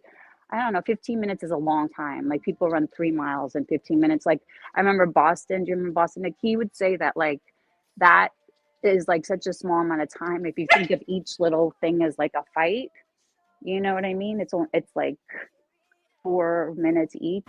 He's Just like, that's a Samantha, lot you're of up here, time. baby. Hey guys, sorry. This is just important when it comes to like wording. So inconclusive under the fingernails, Brian Kohlberger was ruled out. He is excluded. It is not his fingernails under Maddie's DNA. It's And what they're inconclusive, doing is though. they're using the word inconclusive. So that can make you think, well, hey, maybe there's a chance it could be his. There is a And very Ann slight Taylor is chance, fighting though. for that to be removed, the word inconclusive, because he's in whatever I said the first word. It's not him. He's excluded. Yeah, it's a very small. It could. There's still a possibility. The fact that it was mixed together, they could not find it. So there is a very, very small chance that it is his. Still tested by both I don't sides, believe but not so. enough It's in the to. paperwork that Ann Taylor No, filed. the Her client, paperwork. Brian Yes, Kohlberger, and is paperwork is excluded. excluded because she's trying to like advocate for her client. Do you understand that? Of I course, don't think she's she's like going to trying to pick out lie. words. She's not lying. It is inconclusive. It is No, inconclusive. Like excluded means it's not his. you're playing a semantics game, Samantha. Well, I'm just using the wording that's in the documents because that makes a big difference. Inconclusive makes you think that there's a possibility it could be. Excluded states it's not his. that is, if it says what Samantha's saying, It's that inconclusive, which means that they didn't have enough. Maybe okay. if there was more in there, it would Do we be have the conclusive. document? Do we have the doc? Yeah, do we have like I something could that we give it could to look at you. it? Because like that's kind of a big difference between the two. Yeah, it is a very big difference. Nope, in the paperwork, no, she cannot lie. Excluded means not his. Yeah, I mean, if it says excluded, yeah, it is a big difference, and it'll probably be used by the defense as a means to like defend Mr. Kohlberger from the charge. That's why she doesn't want the word inclusive used because it's misleading. Yeah, there's leads to a possibility that it's just that they don't have. It's you could be like saying, well, they don't have enough DNA to make a test, but they're not quite sure. Exactly. It's below a I certain thought threshold. that it was that they ran. Mhm. I thought that they ran the DNA. The defense took it and ran it against his, and it came back that it wasn't his, but they didn't know whose it was. Exactly. Okay, give me a moment to look up the Discord. Give me a moment. I could be wrong, but that's how I feel like I heard when that document was read out before. That's what it said. Is it was inconclusive of whose it was, but they could say it wasn't his. It should be in some paperwork that Ann Taylor filed because that's the problem with the wording. It's misleading. Is excluded and the okay, so thank you, Kodo. She says, so this is what the part says. She highlights this for me. More importantly, Mr. Kohlberger has disclosed that through further independent laboratory testing, he is eliminated as the contributor to item 13.1. When Mr. Kohlberger sought to overturn the grand jury indictment, he argued that Miller's testimony was inadmissible and misleading. The state argued that the testimony was presented to the grand jury as exculpatory and an effort to elicit favorable evidence from Mr. Kohlberger. The independent lab testing conducted by the defense related to item 13.1 is indeed exculpatory. Mr. Kohlberger is excluded, and the state should be precluded from misleading the jury in any way. There's still a probability ratio that he didn't meet, right? But there was still a possibility within that ratio. Do you know what I mean? It's math. It's just statistics. Yeah, but the wording is very important. You know what I mean? Like, I can understand why the defense would argue and want that word to be changed because, like, look how much we're kind of arguing. You know what I mean? Like, yeah. And we won't know until, like, because obviously they're going to have their, prosecution witness is going to be who did the testing is going to jump up, and then the defense is going to jump up, and they're going to argue that word because, like, one leads they to wanted to be inclusive. They wanted to be, exclusive. They wanted as they any don't defense, want as any defense attorney would want to do, and it might be the truth. It might not. We don't have the full information, but based upon that, it seems like that is what that sounds like what the defense is trying to say. Like, we want to use this word. We don't want to use the other word because the other word leads to the possibility of that. And it could be very misleading for a jury to hear actually. Because if I hear like, oh, that, I'm thinking, oh, they don't have enough DNA, and there's a potential But when you hear that, it's like when you hear excluded, it means like basically it's like there's no But it's not possibility. completely excluded. It's excluded because of the ratio. Do you get it? So it is inconclusive, is a better word scientifically than excluded. Because when you're talking in these scientific terms, you're talking in probability and ratios and numbers, like percentage, that what is the Wow. percentage that all of these 3 DNAs, you have to, so there's like thresholds to be met. And so he didn't meet that. Brian Colbert didn't meet a threshold, but there. I'm Do you going to understand I what I'm mean, saying? yeah, I get it, but I kind of agree with the defense in that with that wording needs to Of be course, proper I get because it could it. be very prejudiced against Mr. Koberger in a case. Like I understand why. I mean, that could be, and it like if it's that the case and that they are just basically doing word games and changing it around, it could be very prejudicial to Mr. Koberger because like that, you know what I mean? But that's I just my agree. opinion. I agree But with somebody's that going to too. explain it, though. If you think about it, somebody Oh will yeah, probably explain it, and they'll have different experts up there going up there and explaining which, absolutely. what I mean? And we all know about defense experts. Defense experts are hired guns, basically. They'll, you could get some defense experts to say almost anything, let's just say, with the right amount of money. But like that we'll see how qualified the two are. And I sometimes, even the prosecution plays word games because they want to basically make it easier for an indictment. It's just that's how it is. You know what I mean? And just because it's in a court document doesn't make it true either. Like they do lie. Yeah, I mean, well, both sides do kind of push their own agendas, to be honest with Use you. semantics.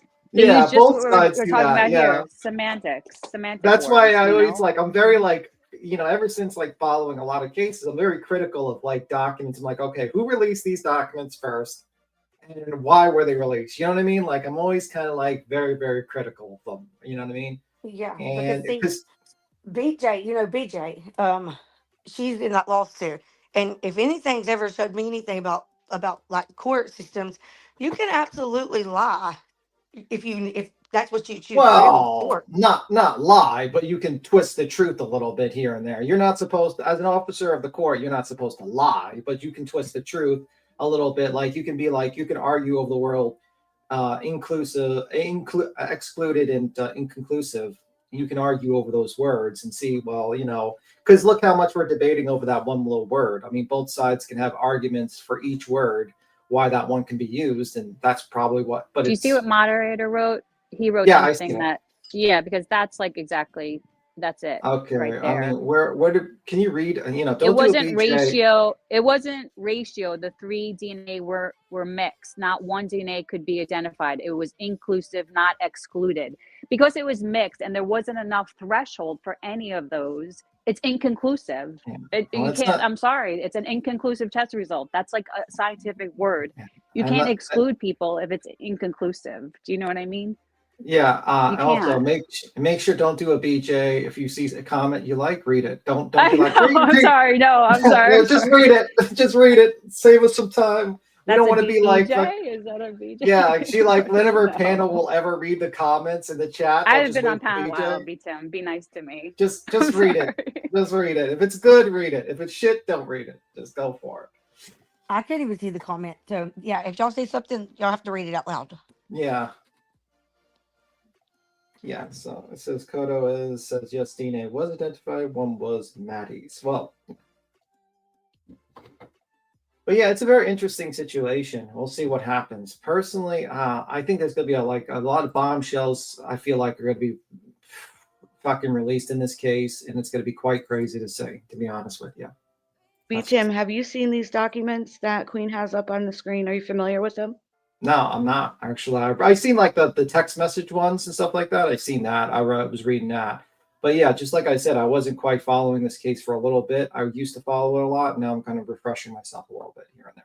I heard things in the peripheral, like the DNA under the nails and the attempt at the autism stuff testing, and I was like, okay, that's a little weird. But yeah, because I've been, you know how it is. Like if a case like this, you kind of like kind of not follow it for a little bit, and then when the trial starts up, you start reading it.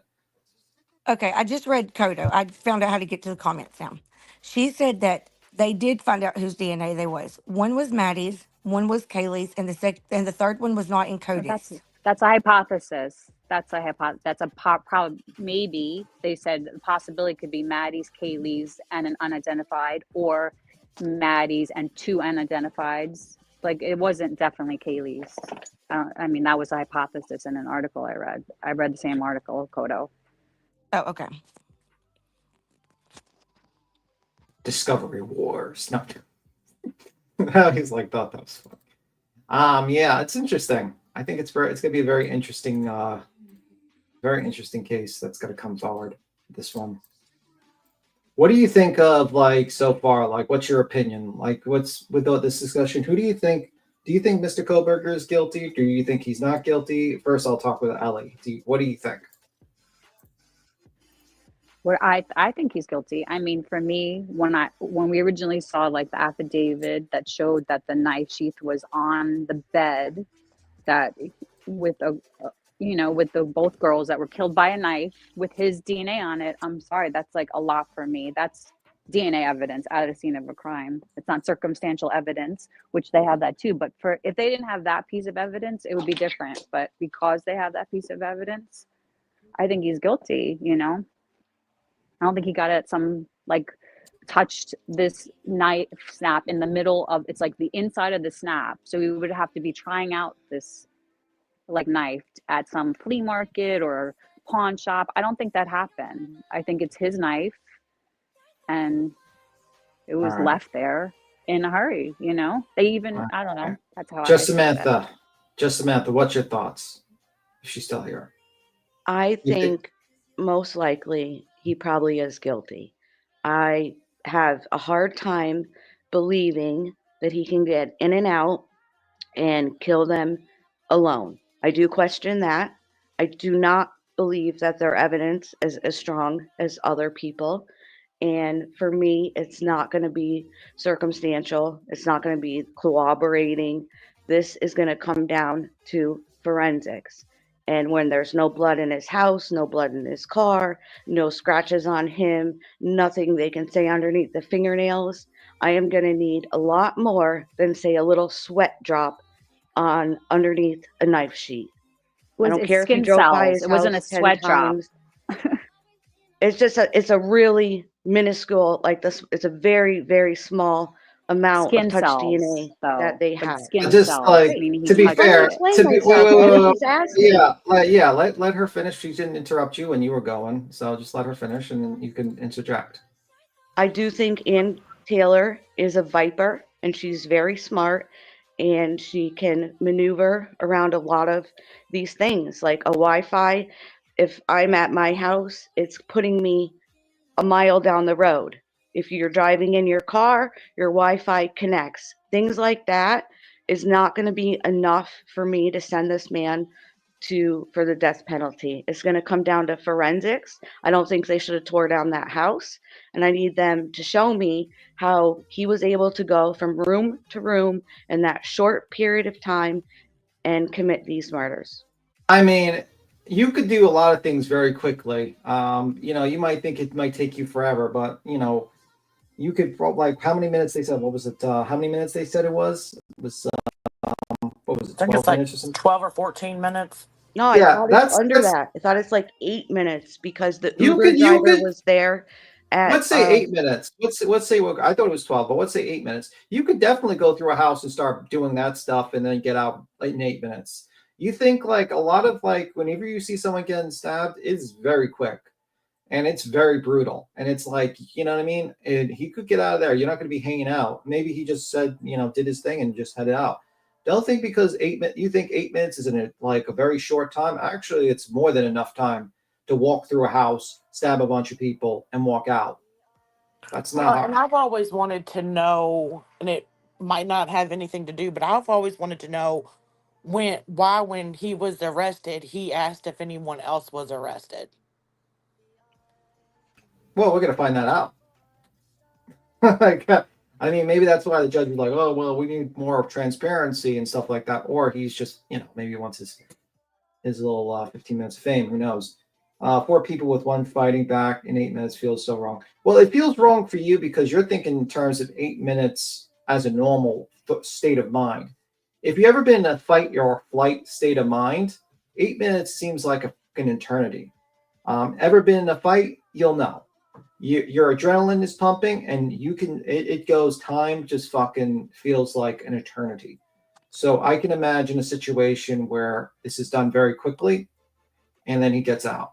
And it might seem very much like like a very short time for you, but if you're in a fight or flight situation, it is a very short time. I've seen, like, for instance, China, there's a lot of like mass stabbings from a guy. I've seen in less than like maybe two minutes, that guy stabbed like 5-6 people just running around. So I mean, it's just how it is. It's, But you know. Tim, like I said earlier, they said that Xana really put up the fight to where her fingers were decapitated. I did not know that Maddie fought back also. Maybe people in chat did, and that has been out. But as more information is coming out, now who's to say that we don't know that Ethan fought back as well? You know, Well, have to that's take gonna that into consideration. Like, Well, that's going to be part of the defense's tactic, I believe. The tactic of the defense is probably going to be like, listen, Mr. Koberger doesn't have any sort of DNA on him. The car doesn't have DNA. There's only this one little bit of touch DNA from the skin on the sheath. You know, they're going to play as much to make it like in like a very highly unlikely that he didn't do it. Like, they're going to push everything that they feel as like a tough explanation for the defense, for the prosecution, as they can, as they always do. You know what I mean? I could see that.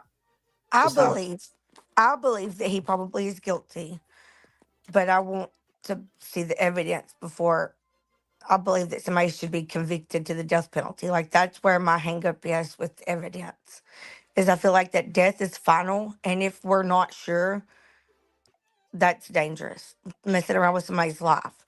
So I do think that I understand 8 minutes is a long time, but I also feel like you have to take into consideration him walking down the hill, walking into the house, walking up the steps, murdering 2 people, walking back down the steps, going to the room, murdering 2 more people, and then finally doing his exit to walk back up without leaving any DNA. Plus, you have to take into consideration he didn't even know these people. There is no connection to them. Well, Like, maybe that's why he picked them. You know what I mean? Like, he could have been just like, but wanted to do it. if he's a mass murderer, like he's a serial killer, I do think he needs to be killed. I think the death penalty is exactly what needs to happen. But if he didn't do it alone, I feel like the other person should also. I don't know. Well, This case is wild. yeah, I don't know. There's a Where possibility. did it come into play that somebody else was with him? Like, he asked if anybody else has been arrested, and it makes me do wonder if there was another person. Like, that is, in my opinion, 8 minutes is a long time, but it's not a long time when you're taking 4 lives, walking down a hill, walking up the You hill. don't think that was like a mind fuck question? Possibly, because he did, what his career was. That's why if he did this, I believe he's a serial killer. Like, he didn't just go kill some people that he knew because he had a vendetta against him. I believe if he did murder these people, it's because he was a serial killer on the loose, trying to find any victims, and that's dangerous for society. But I hope that they make sure that he did it alone. You know what I mean? Like, that's why that's why it's so, I feel like that's why these documents coming out can be detrimental to the case, because the true jurors, they don't Well, need to have their minds, made up before they I go will into say that courtroom. they say the stabbing is more personal, and in my opinion, I feel like one of the girls rejected him, and the only reason Xana and her boyfriend even got in the middle of that, or got that it happened to them, was because they were right there on the bottom or the middle floor. I don't think he realized Dylan was there. In my opinion, is what it seemed like, that one of the girls rejected him, and that he, you know what I'm saying? Because like I said, stabbing is a more personal. You know what I'm saying? Yeah, I do, because like when you stab somebody to death, their blood is literally Yeah, like, it just seems like he was more like butthurt or something, like really upset that one of the girls rejected him, or you know what I mean? It just kind of seemed like he was more for the 2 girls upstairs than he was for Xana and Ethan. I've always thought Maddie was his victim. was Yeah, just meant to be but and victims. and they're being best friends and being together all the time and you know what I mean, sleeping together. I don't even think that Kaylee was actually supposed to be there that weekend. Like she had No, already pretty much moved from out. my understanding, she wasn't.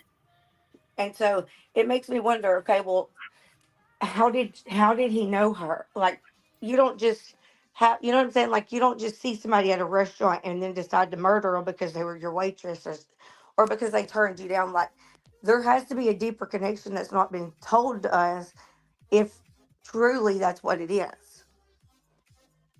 I agree with you guys with the stabbing being personal.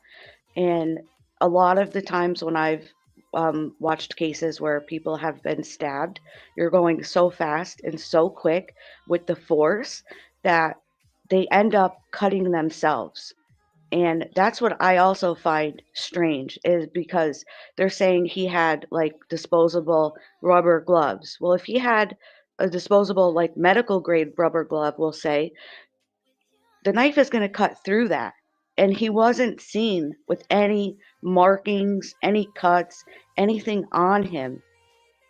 It's just Well, I so mean, odd to me. that's gonna be a defense. I mean, it's just how it is. That's gonna probably be what they're gonna probably push. But I get your point of view. But I just think like I don't know. I mean, is it the only thing I find unusual is like not finding DNA in the car. That's the thing I find unusual. The fact Not that in he his doesn't have, car, not in his house, not in his but shower. Like they but checked the drain. for all we know, they could have found like they've been secretive. For all we know, they could have found something. They're just not revealing it yet. Is that a When possibility? Well, and no, I think that they said there was no DNA. he did have cuts on him because wasn't Where'd there? Ellie Boo go? Did Ellie jump down? I don't know. Beat Oh, him. I think there was reports of him like either going to an immediate care center, and then people in his that were in his class had even said stuff, and then I think even in the police dash cam or the body cam when he got pulled over in Indiana, I believe there was cuts on his hands in those videos or in the body Yeah, cam. I mean, I personally think like, could you stab a bunch of people without without serious injury? Yeah, of course you can. Especially if they're drunk and they're unaware and they're not really like you're talking about like just about you're talking about oh they fought back. Well, putting your hands up is not the biggest struggle in the world. You could probably you know what I mean. Like eventually that person's hands. You know what I mean. I'm just saying, and it's not going to take up much of your time. I think he basically. I think Queen might be right. I think he might have been slighted by one of these women, and these women probably never even knew who he was. He could have probably just came up to one of these women and asked for a date. They rejected him, and that could have all it that could that's all it wrote. She wrote, and that could have been it. What would have been a slight fucking moment for these girls could have been this detrimental thing that's been on his mind constantly. I mean, the motherfucker was driving by that house. I just think there's a possibility, there's a connection, but it's so small in normal people's terms of thought process, but it's big in his. That could have made him decide that this is the people. And maybe he thought there were less people in the house. He came in and was kind of surprised himself of how many people there were. And that's why he dipped so quickly. See, So, the B Tim, you prosecution said he asked wasn't us. stalking. Sorry, I'll mute. Go ahead. The prosecution said he wasn't stalking them. Like that was not what we were told by the defense or what we were made to be believed by the prosecution and defense is that this person was stalking. The prosecution came out and said point blank, there was no stalking. He wasn't driving around their house except that night, if that is his car. So I don't know. Like it is weird. It is weird. Like I do think that he could be smart enough, but I just don't know if he could be that smart. Like that takes a lot of. That's a pretty genius person if that's the case. He would be like the best murderer ever to be able to murder four people. Wasn't there a killer that killed an entire sorority? Yeah, but without any DNA. Like even okay, if he cut himself, like she said he had cuts. Where's his blood? There is no blood of his in that house anywhere. None. There isn't. There's no DNA of his except on that knife sheath, and it's touch DNA. Yeah, okay, Ted Bundy. They've been guilty of 2 murders. It was Ted Bundy, was it? I'm trying to think who did Ted that. Bundy was the one who killed the sorority. Yeah. Yeah, like did they find his DNA when he did it? I don't know. I just think that it's wild. Like I feel like that's a very short time to be able to commit that big of a mass murder with 2 other people in the house. Never getting harmed, never going, I don't know. It is, if he did it, he's absolutely a serial killer, in my opinion. Like, even if I was, you couldn't make me mad enough to take a life. So, in my opinion, there's no excuse. I don't care what Well, she did. I don't know what I mean. Like, what could be a small thing for you can be a detrimental thing for him mentally. We don't know what set him off, or what set off whoever did it to pick these people. I mean, at the end of the day, like that's why you have all these crazy conspiracy theories, like drug connections and cartels, because a normal mind is just trying to make sense of an I don't believe insane that either. situation. DNA didn't become a thing until the 80s. Ted Bundy was in the 70s. Yeah, but like I'm saying, like, did he ever cut himself in that situation or something like that? I don't know. Beats him. And I feel like if you're stabbing somebody, it would be very, like if you make a mistake and you put your hand in the wrong place, or the knife sheath or the knife comes up, it could graze you. I don't know. I just feel like that stabbing is very personal and very bloody. And then there's no blood throughout the whole house, pretty much, except the rooms. How? How is that when we saw it outside of the house?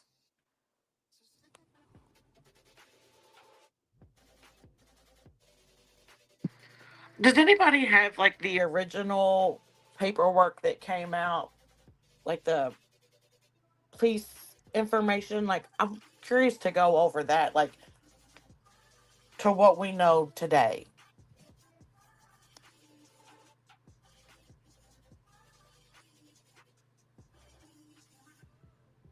I have to look through my paperwork to see if I have it. I have a look, and I don't know. I'm probably let me see. B Tim, I gotta ask you though, because you asked us if we think he's guilty. I'm assuming you think he's guilty. So then I'm curious, when you're looking at the Would state I mean, paper. based upon the information I have now, would I do a conviction for guilty? No. I would have to need more information. I'm not gonna, you know what I mean? Like, I think the touch DNA on the skin on the sheath is a big fucking problem for the defense, and they have to explain that. If they can't think of a reasonable way to explain that, either it was some sort of mistake or some sort of malfeasance from the police, he's pretty cooked.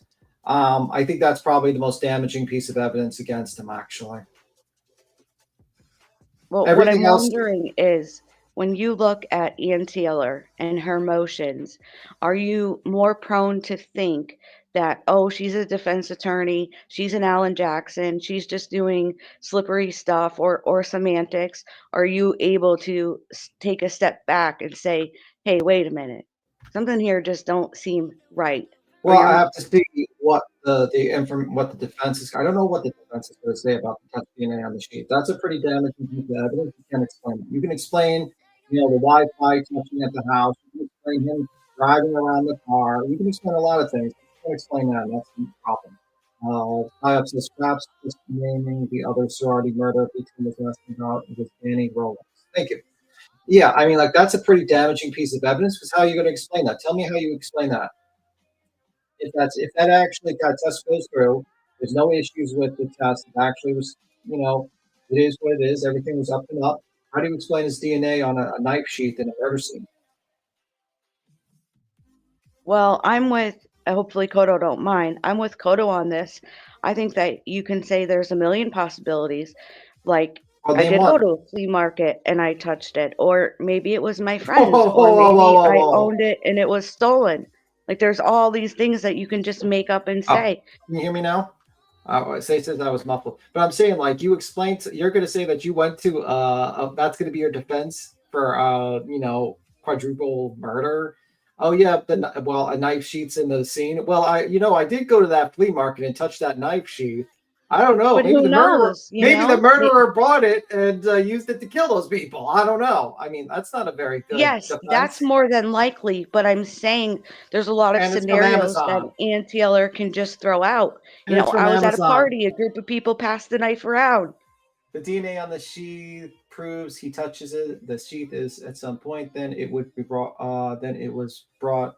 There could have been by anyone that does not physically place him at the scene. Yeah, but you're gonna have to explain that. It came from Amazon. So who was he? Was he a fucking Amazon deliverer or something on his day job? I don't know. But the fact is, you're gonna have a lot of explaining to do, and you got to explain it. And Ann Taylor's got a problem with that. That's an issue. that she's going to have to explain away. That's just my opinion, and it's not good.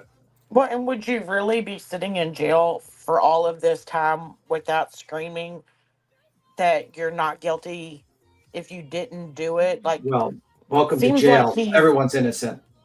But I mean, it seems like he's been like really quiet. Like there hasn't been much.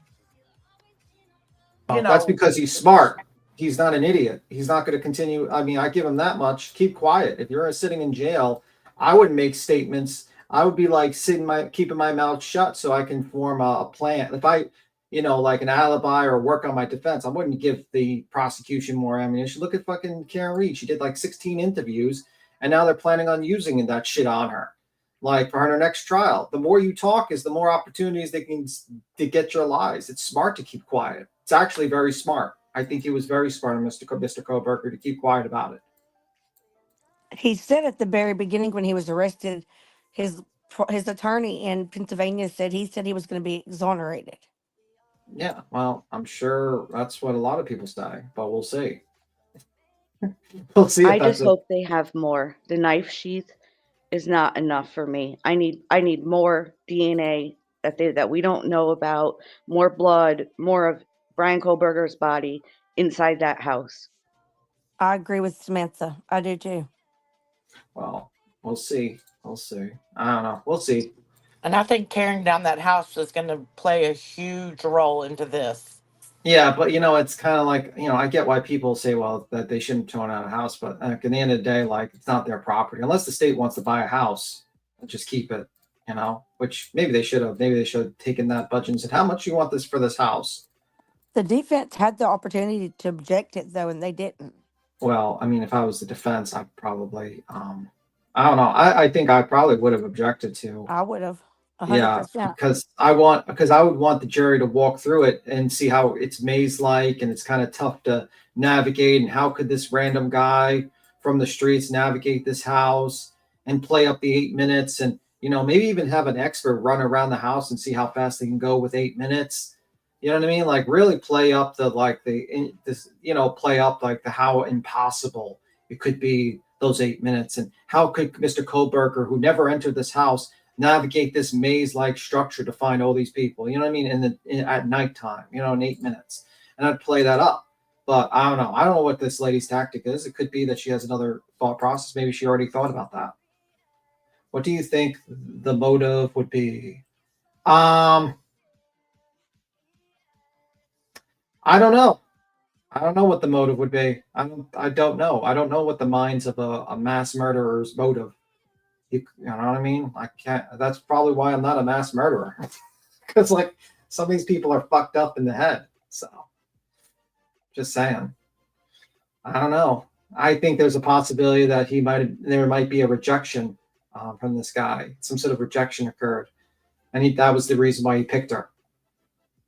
Who knows? I don't know. I have no clue. No clue. We'll find out, though. We will find out. Oh, two of you with the trial starts. Oh my God. Why do all you think you should know everything before the trial starts? It's just, yeah, I mean, I'm more of a worried about protecting the witnesses to a case. And I feel like certain documents should not be released that have to do with witnesses in the case, due to the fact that they deserve protection from the protection from the media and from weirdo YouTubers. So that's just my opinion, simplified. I get it why people want to talk about it, but I just feel like cases like this, there's a lot of conspiracy theories and a lot of people who will do harassment to these witnesses. I mean, I listened to Bullhorn Betty like literally scream about one of the survivors in the house, screaming about, why did it take her so long, and blah blah blah blah, and you know what I mean? You got Lana talking about it and stuff like that. Yeah, it's really nice graphics. The person who did, was this, is that person Asgat? Oh yeah, it's Asgat. Yeah, Asgat does a pretty good job. She really blew up with the old assassination attempt video. But Tim, if you listen to Betty, she says that she never did any of that. Okay, so Brianna brings up a good point. She says, right on super chat, she says, If 100% DNA is needed to prove guilt, then open the prison doors and let everyone convicted without it go free. That's where we're headed.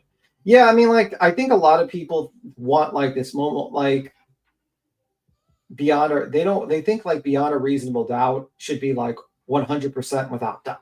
You know what I mean? Like, that's what I feel like with a lot of people. It should be beyond a reasonable doubt, which is reasonable. It has to be reasonable.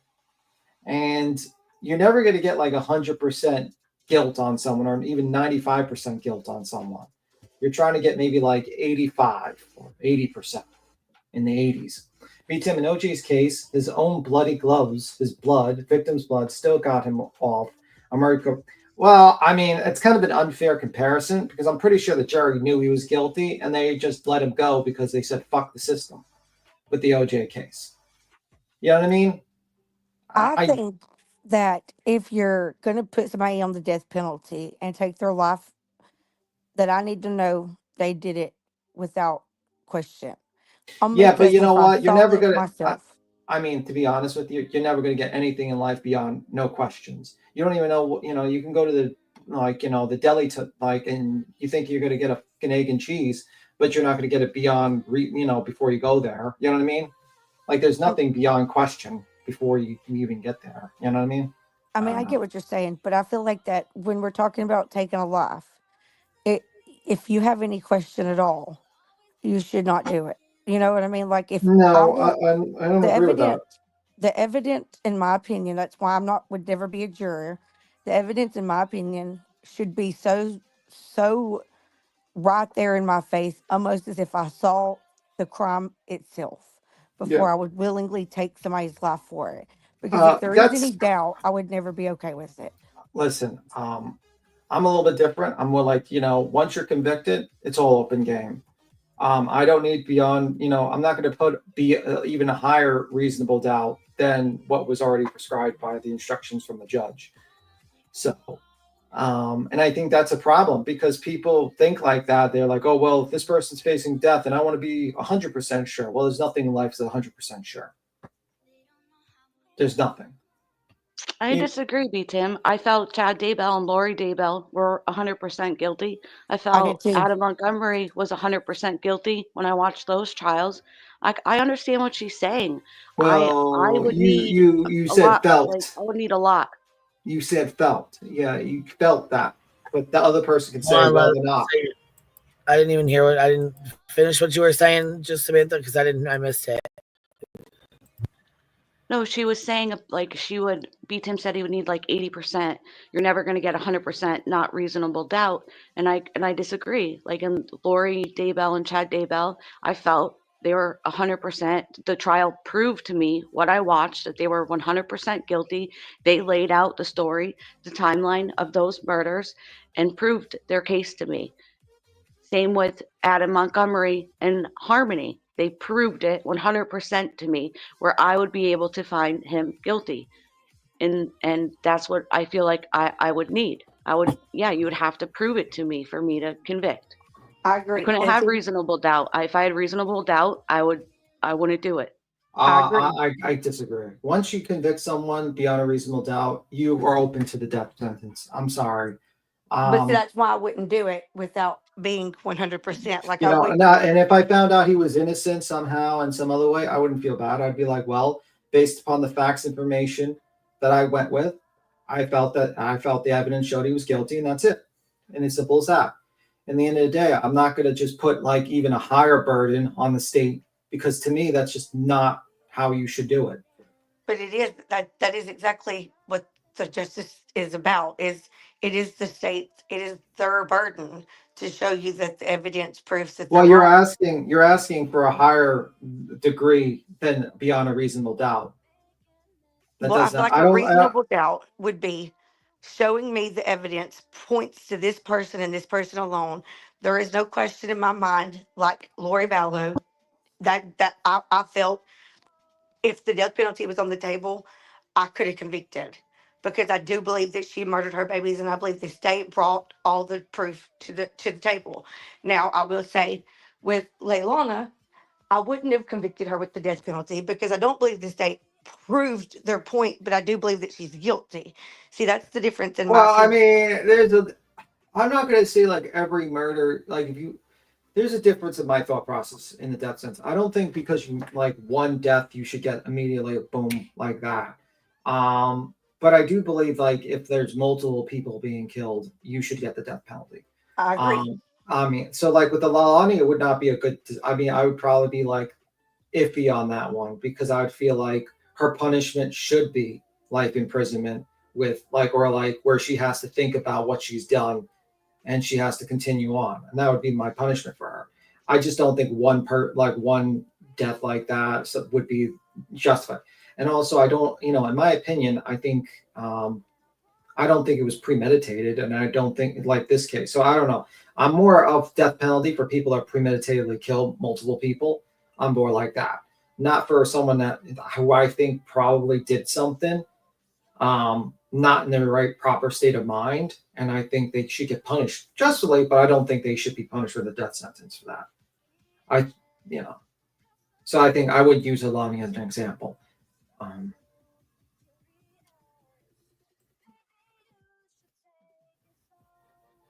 Yeah, that's why I say OJ is a terrible example. Like, for instance, I mean, like it was basically a very divisive time back then.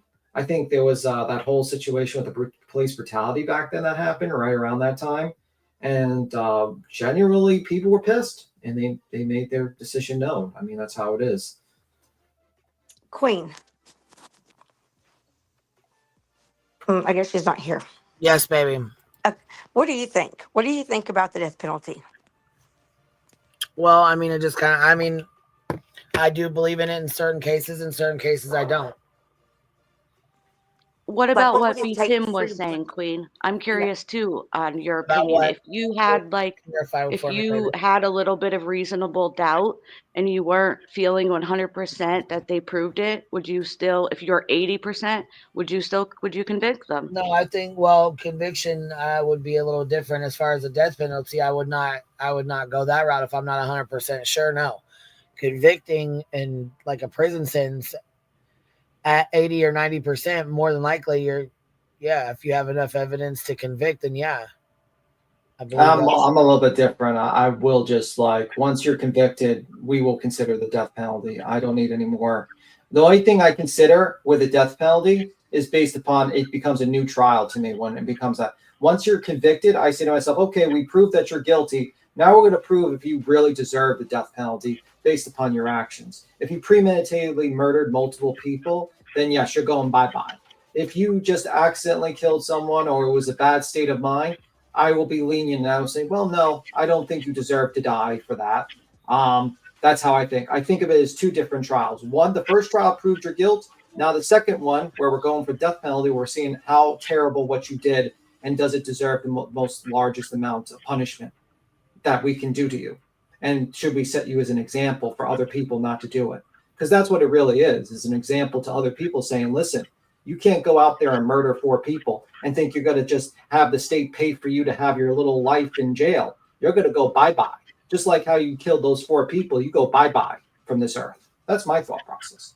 Now, this could be a very, not like a very nice way of thinking about it, people, but that's how I think. I think a death sentence is a separate trial, separate situation. The first proved the guilt, the second proved how bad we should punish you. So Judy, the lawyer, says people are mixing up without any doubt and without reasonable doubt. That is contrary to what the jury will be instructed and would cause a mistrial. Tizzy Bear gifted a membership. Thank you so much. And then Brianna says, if 100% DNA is needed to prove guilt, then open the prison doors and let everyone convicted. Without it, go free. That's where we're headed. Brianna, you're up here. What's up, love? Myself personally, I am against the death penalty.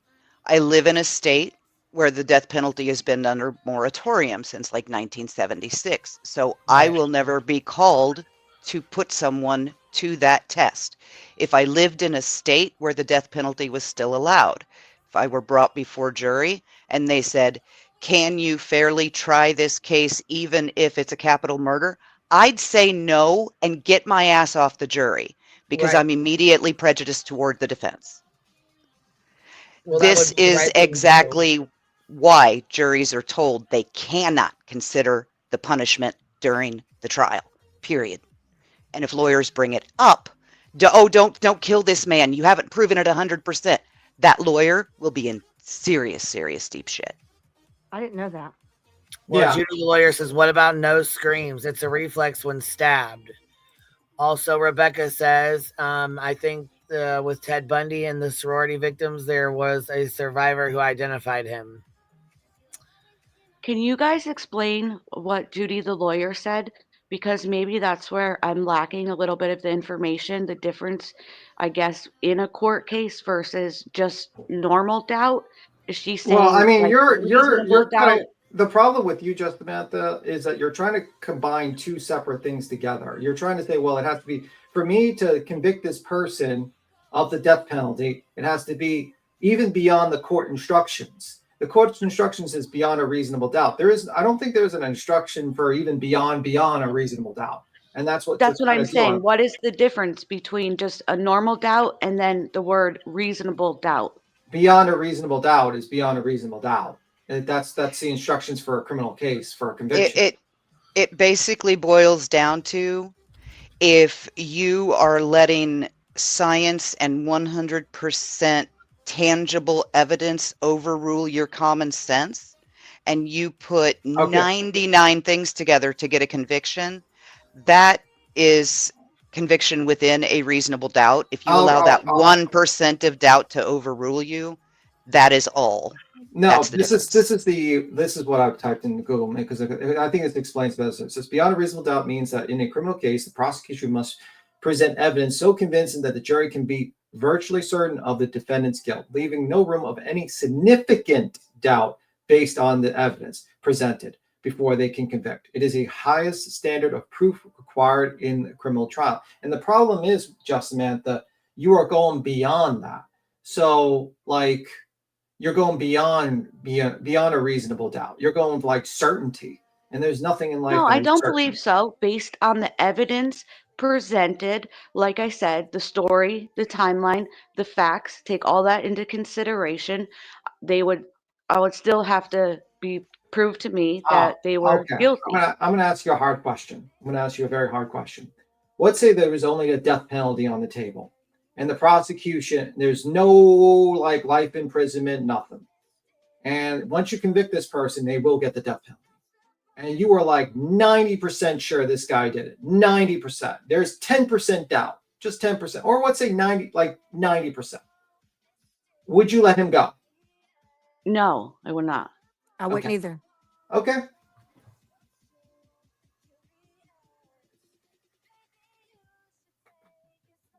That's Science is never going to be 100% saying, oh, well, there's not enough of his DNA or there's too many other people's DNA. And also, we have to bear in mind, we haven't seen the evidence yet. We've seen what they've released. We followed Leilani from day one through the trial. How much did we hear in testimony that we had never heard before? Yeah, but Kodo, you said, oh, no, I wouldn't sentence someone to death if I had 10% doubt. So you would let him go. So you would let someone you're 90% sure murdered multiple people walk the streets again. Which is more damaging to the possibility of the society. Someone that murdered multiple people who might murder more people walk in the streets, or the one person. Like, I know it's a pretty tough situation for some people to think about, but that's the situation. If I was 90% sure you murdered 4 people and you might murder more people, you're going to go, I'm going to make the decision for the greater good of society as a whole. And it might not be nice for my feelings. I might feel a little sad about it later on. I'd be like, well, there's always this 10% situation. But the fact is, I made a decision for the greater good. Because what would be worse if he went out there and he murdered 4 more other people? And then I found out that I let a guy who murdered 4 people get out and kill another 4 people or more. And if you can't put your personal feelings aside, which I fully admit I could not, get off the jury. You don't belong there. But I understand a little bit, like what Koto's saying, now that I'm rethinking that, because when it comes to the evidence, it would depend. If that 10% of me was questioning whether or not they proved he committed the murder, then I wouldn't do it. It would depend on what type of evidence we're talking about that I'm unsure of that 10%. BTM. Okay, the same question for you, but let's say that it was Leilani. Would you convict if there was no jail? It was just a death penalty. Would you convict? So your question is basically, if I had to choose between freeing Lamani to walk free for murdering her own child, or she gets a death penalty, Yes. I would pick the death penalty. I would too. I wouldn't let someone go. I wouldn't, even though I don't think she would do it again. I'm sure she wouldn't do it. But the potential, I wouldn't allow it. And also, that child deserves justice. Even though, and that's the situation. And it's a very hard question because I like Nana. I like her, and I don't. I do like her, but there's sometimes you just have to do what you gotta do. I mean, but if you said free her or that, I would pick the death penalty. It's just how it is. Though it What would about not you, happen. Queen? Queen, what would you do in that scenario? But I think that's a tough question to ask someone, especially in that, because I've talked to Dana and I would be very, I like her.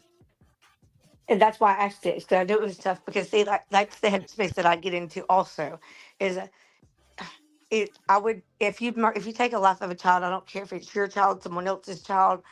I believe that there should be justice for the child. But now I have a different point of view of death penalties. I don't think someone in Lalani's circumstances should have the death penalty because I don't believe she did it out of.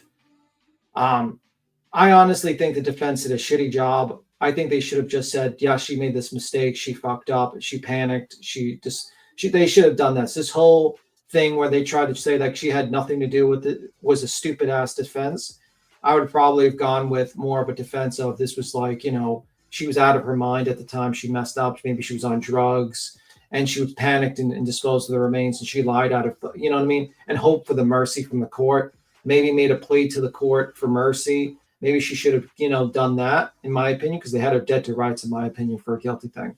But even though she was convicted, I would not, because I feel like she didn't really, it wasn't something that I believe she had planned.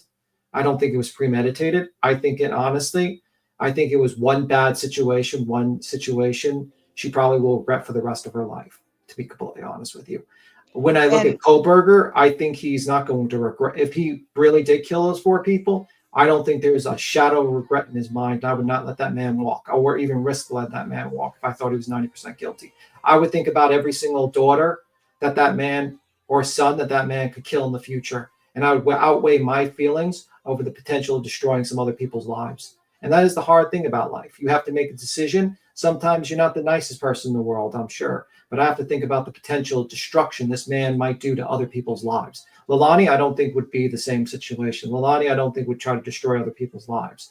So in your scenario, yes, I would do it because I would say to myself, justice needs to be done. And you can't just let people just walk out when you're 90% sure.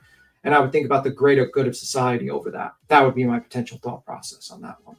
Now, it might be harsh, but yeah.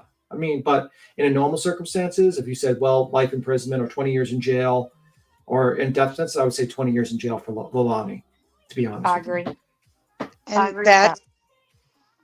and a lot of that is why we have juries told that they cannot consider punishment during guilt phase. And in a lot of states, the jury doesn't even impose the punishment.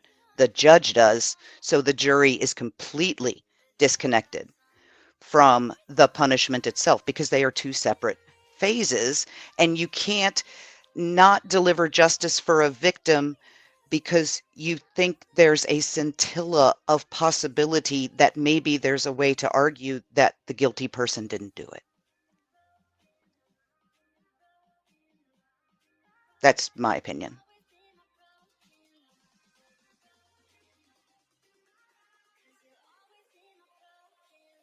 It elevates the perpetrator's rights above the victim's, and I am never okay with that in any situation. Yeah, I agree. Let me see.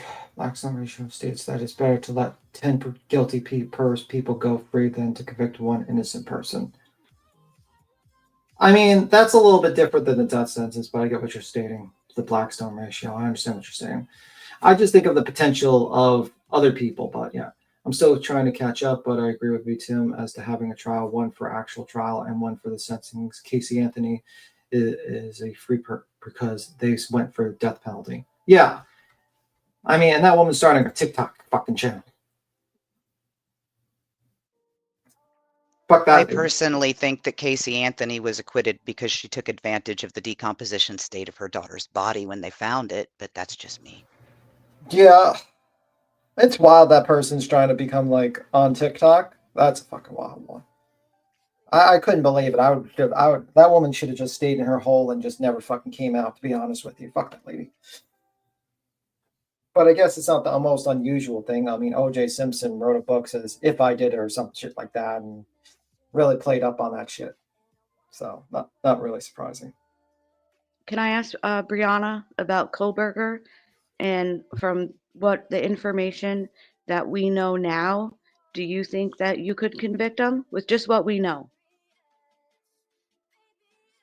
Bearing in mind that I think we know maybe 15% of it, I thought he was guilty because they knew it was him long before they started testing DNA. They followed him.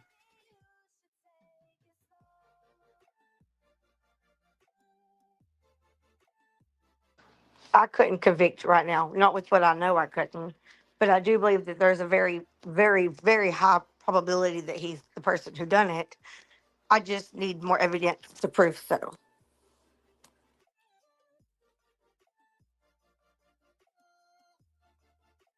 Yeah, I mean, I also bear in mind having watched Leilani's, like I said, from day one till day whenever that was, 600 some. We watched it happen in real time right in front of us in reality as it was happening. And there was still stuff at trial that we had no idea. By the way, cops know more than we do. Yeah. By the way, I got to skedaddle. I got work. You guys have a good one. We'll see you later, Big Team. Yep, and I got to hop down too. Love you, Queen. I will be in chat. All right, Biddy. We'll see you in a little bit. Queen, I feel bad. You didn't even get to get through half of the text messages. We all came up and just chattering away. I'm sorry, love. No, it's okay. No, you guys wanted to talk about this stuff too. I mean, this is something, so where's Ellie Bear? Would she just jump off and go out, running? She took off on her. She beat feet. She ran off the panel and was gone. That DNA talk has people very upset, I don't understand so what's why. the deal? Okay, so I was going to say, explain some of that here real quick. The DNA. So you were trying to tell me yesterday, and I didn't have a chance to hear everything you were saying. So other people disagree. I hope I explained myself, and if not, I'm sure Kodo can help me in chat because she that's watched fine. the I know people disagree, and I know that people feel differently. You know what I mean? And I understand that people are going to feel differently. Everybody has different opinions. It's not an echo chamber over here. And the judge ruled it anyway, so we're moving forward. So when they gets a little hot, boy. So they're saying the DNA, basically they did the DNA, they used it to, so hold on. So they took the DNA and used it in the genealogy stuff, right? And they weren't supposed to, is that right? Or they didn't have a warrant to? They had their little touch DNA from the knife. They sent it to that Ortham lab in Texas. It wasn't strong enough to build the family tree. So yes, there's a GED match that they can use. It's GED Match Pro. It's specifically for the police. And then I'm just going to use the word ancestry websites. There's multiple. Ann Taylor mentions the MyHeritage in her ruling, and people have the opportunity to check a box, yes or no, if you want your DNA to be given to the law enforcement. Because they were stuck and they admitted this, the FBI went and used those databases, and that is how they connected Kohlberger. The feds did it. Now I understand why the judge agreed that it was okay because he already has this massive trial going on. And do you really want to bring the federal government into your court and question them? Does the federal government really want to put out step by step, hey, we're dipping into these ancestry websites of the public that we don't have permission to? No. So in my opinion, that's why the judge allowed it. And I do feel when it comes time, if Koberger is convicted, that this is going to be really big and Taylor can push for appeals. This is along the line of why the judge is saying they're being so secretive. They're not giving the information and wanting to connect the dots about this DNA. And then people say, well, who cares? Because it matched Koberger anyway, and he murdered 4 people. I understand that. But what if they do this for some random Joe Schmo? For me, it's the violation of if I check that little box that says no, law enforcement, you cannot have my DNA, then I respect you to respect my privacy. They didn't call, they didn't ask, they didn't get a search warrant. And as when it goes, procedure is so important, and they skipped the first major step. And then people say, oh, well, the warrant was coming anyway, so who cares? Well, you're supposed to have the warrant first. It's like coming into your house and saying you have these drugs, you're guilty, but you don't have a search warrant. Yes, is that different from 4 people murdered? But in my mind, it is the same thing. And other people agree, other people disagree.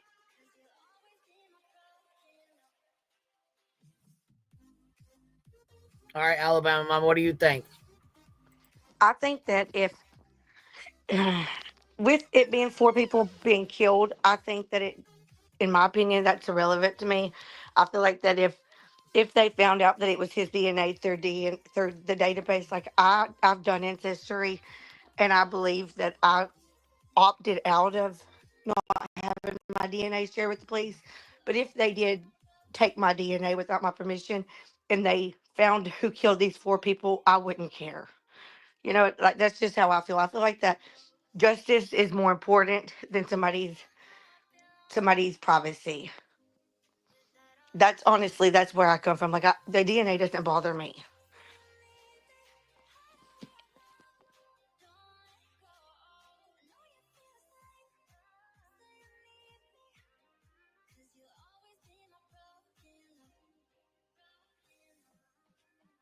What's your thoughts, Queen, on what I shared? I don't know. Here, Trips True Talk says it wasn't illegal to use Ancestry. It was only against best practices. The DNA isn't the most important factor. Timeline, digital footprint, video evidence, and psychological profile is all I need, or is all they need, I'm guessing. It wasn't Ancestry. I use that as a generalization because there's multiple websites. Ann Taylor stated in the documentation, my heritage. My heritage is the one that has the option, check yes or no. And they did it anyway without the permission. And everything that she really mentioned, the footprint, the timeline, they got all of that. The whole reason this case moved forward is because they found out who he was by illegally getting that DNA, in my opinion. Some people don't feel what they did was wrong. I disagree. I think that it was wrong, but I don't think that it was unjusticed. Like I feel like that it was justified for the means. Should they have done it? Probably not.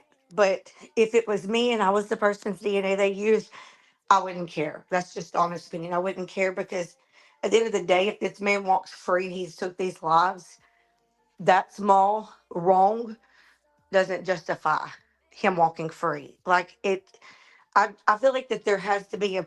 What up, Clue? I don't know. It's wild. Like I don't think they should do things that they're not allowed to do legally. But I feel like that if it convicts somebody that is harmed 4 people, do whatever you have to do as long as it is the true conviction. That person actually done what you're saying they did. What's up, Clue? I hope you could help a girl out. It's early. I got morning brain. You know what I'm talking about with this DNA. This says more DNA found outside of Idaho murders of 4 college students. This is like from like a couple days ago, I guess, 4 days ago. So It says a new filing reveals a 3-person mixture of unknown DNA. And this is on the news. So do you want me to play this for a minute, or do you want me to include? You want to go ahead first, or do you want me to play this first?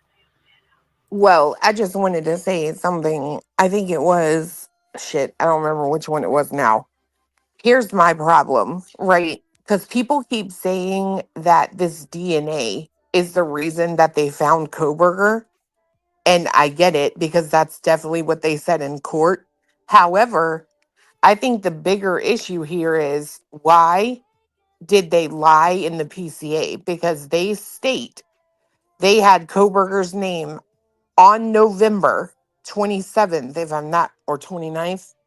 29th, if I'm not mistaken, because a security personnel, a WSU cop, found his car. Everybody was looking for the white Elantra. They found a white Elantra, and they literally sent Koberger's name over to the Idaho people, right? So I don't understand how the prosecution is going to get away with lying, saying they didn't know anything about Koberger until this DNA. That's a bullshit statement and a flat out lie. And that's a problem because it almost makes me feel like they knew about Koberger, they looked into Koberger, but they couldn't connect him. That's off to me. And now you've got the FBI saying that they did some sort of IGG family tree to get back to Koberger, but they have no notes or no paper trail of how they managed to do that. That I should forgot scare that. people. Blue, I do agree. you I forgot believe about that that. they illegally use those websites I without absolutely permission? believe they did that. I absolutely believe they illegally use those websites. It is Amen, girl. it's a moral problem, right? Because like somebody said, if you get a conviction and you find the person and you did it illegally, then okay, I don't care. Well, what happens if you're pulled over and they illegally search your vehicle? Are you going to be upset? Because that's only a car. That's not your genealogy. Chloe, would you feel the same way though if it was your kids that was in that house? You know what I mean? Like that's how I put myself in that position. If it was my daughter that was murdered in that home, I don't care how you get the person as long as you get him. I can tell you this right now. If the FBI, which isn't even supposed to be mentioned as being involved, right? If they couldn't show me a paper trail as to how they got to Koberger, I would be scared to death that the real person who did this may still be out there. They might be wrong. I agree with that. Like I forgot about the PCA stating that, which is a problem. If and that is not that is a problem. How do we know that they didn't say that was his DNA and it really wasn't? Because the defense has never been able to check it, have they? No, they can't check it. That's my point, right? The FBI is allegedly who connected Koberger through the IGG, but the FBI is instructed to destroy all of the records after they do that. And they have said already they have no records. They have no paper trail. They have no documentation. They have no way of showing how they use that to get to Koberger. And that's a problem for me, Yep, that's a especially when problem. you are coming out here saying you didn't learn about him until the FBI gave you the IGG, but you're lying because in your PCA you say that you knew about him on November 29th. That's a goddamn problem. Yes, it is. I agree. That is a And what problem. about the car? Originally, they thought the car, I'm not going to have the years right, Yep. was like a 11 2000 to this, 13. and then it expanded to like so much larger. Yeah, because they went and asked. That's another problem for me. And that's always been a problem from the beginning when the PCA came out. So now, granted, the changes in the car are not that great from the years, but it's very specific to say 11 to 13. And then you go back and ask someone, could it actually be a 15 through 17? That's weird to me because that almost looks like you're painting a narrative for a person specifically. Now, why would you have to go back and ask about the car? You know what I mean? That's weird. So what you're saying is the person who identified the car wasn't really good at their job in the first place if they got it wrong. That's just strange. People are saying something about the trash at the the trash, but I don't think that's not what we're talking about.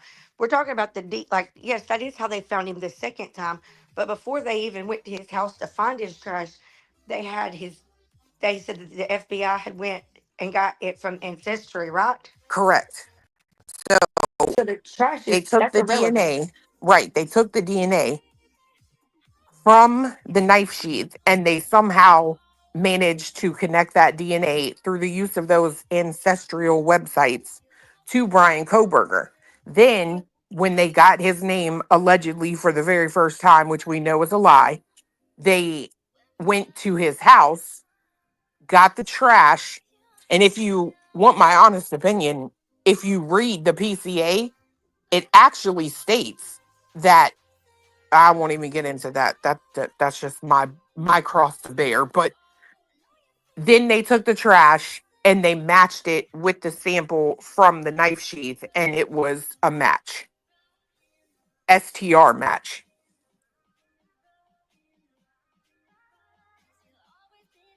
Ortham. The feds sent it to Ortham first, and they did not have Awesome. enough, Idaho. yeah, to build the profile. Then they went to Idaho. the Idaho sent it, websites. not the feds. Idaho. Okay, thank you for correcting me. But they didn't have enough of the profile to build, so then is when they used those websites that they did not have permission for.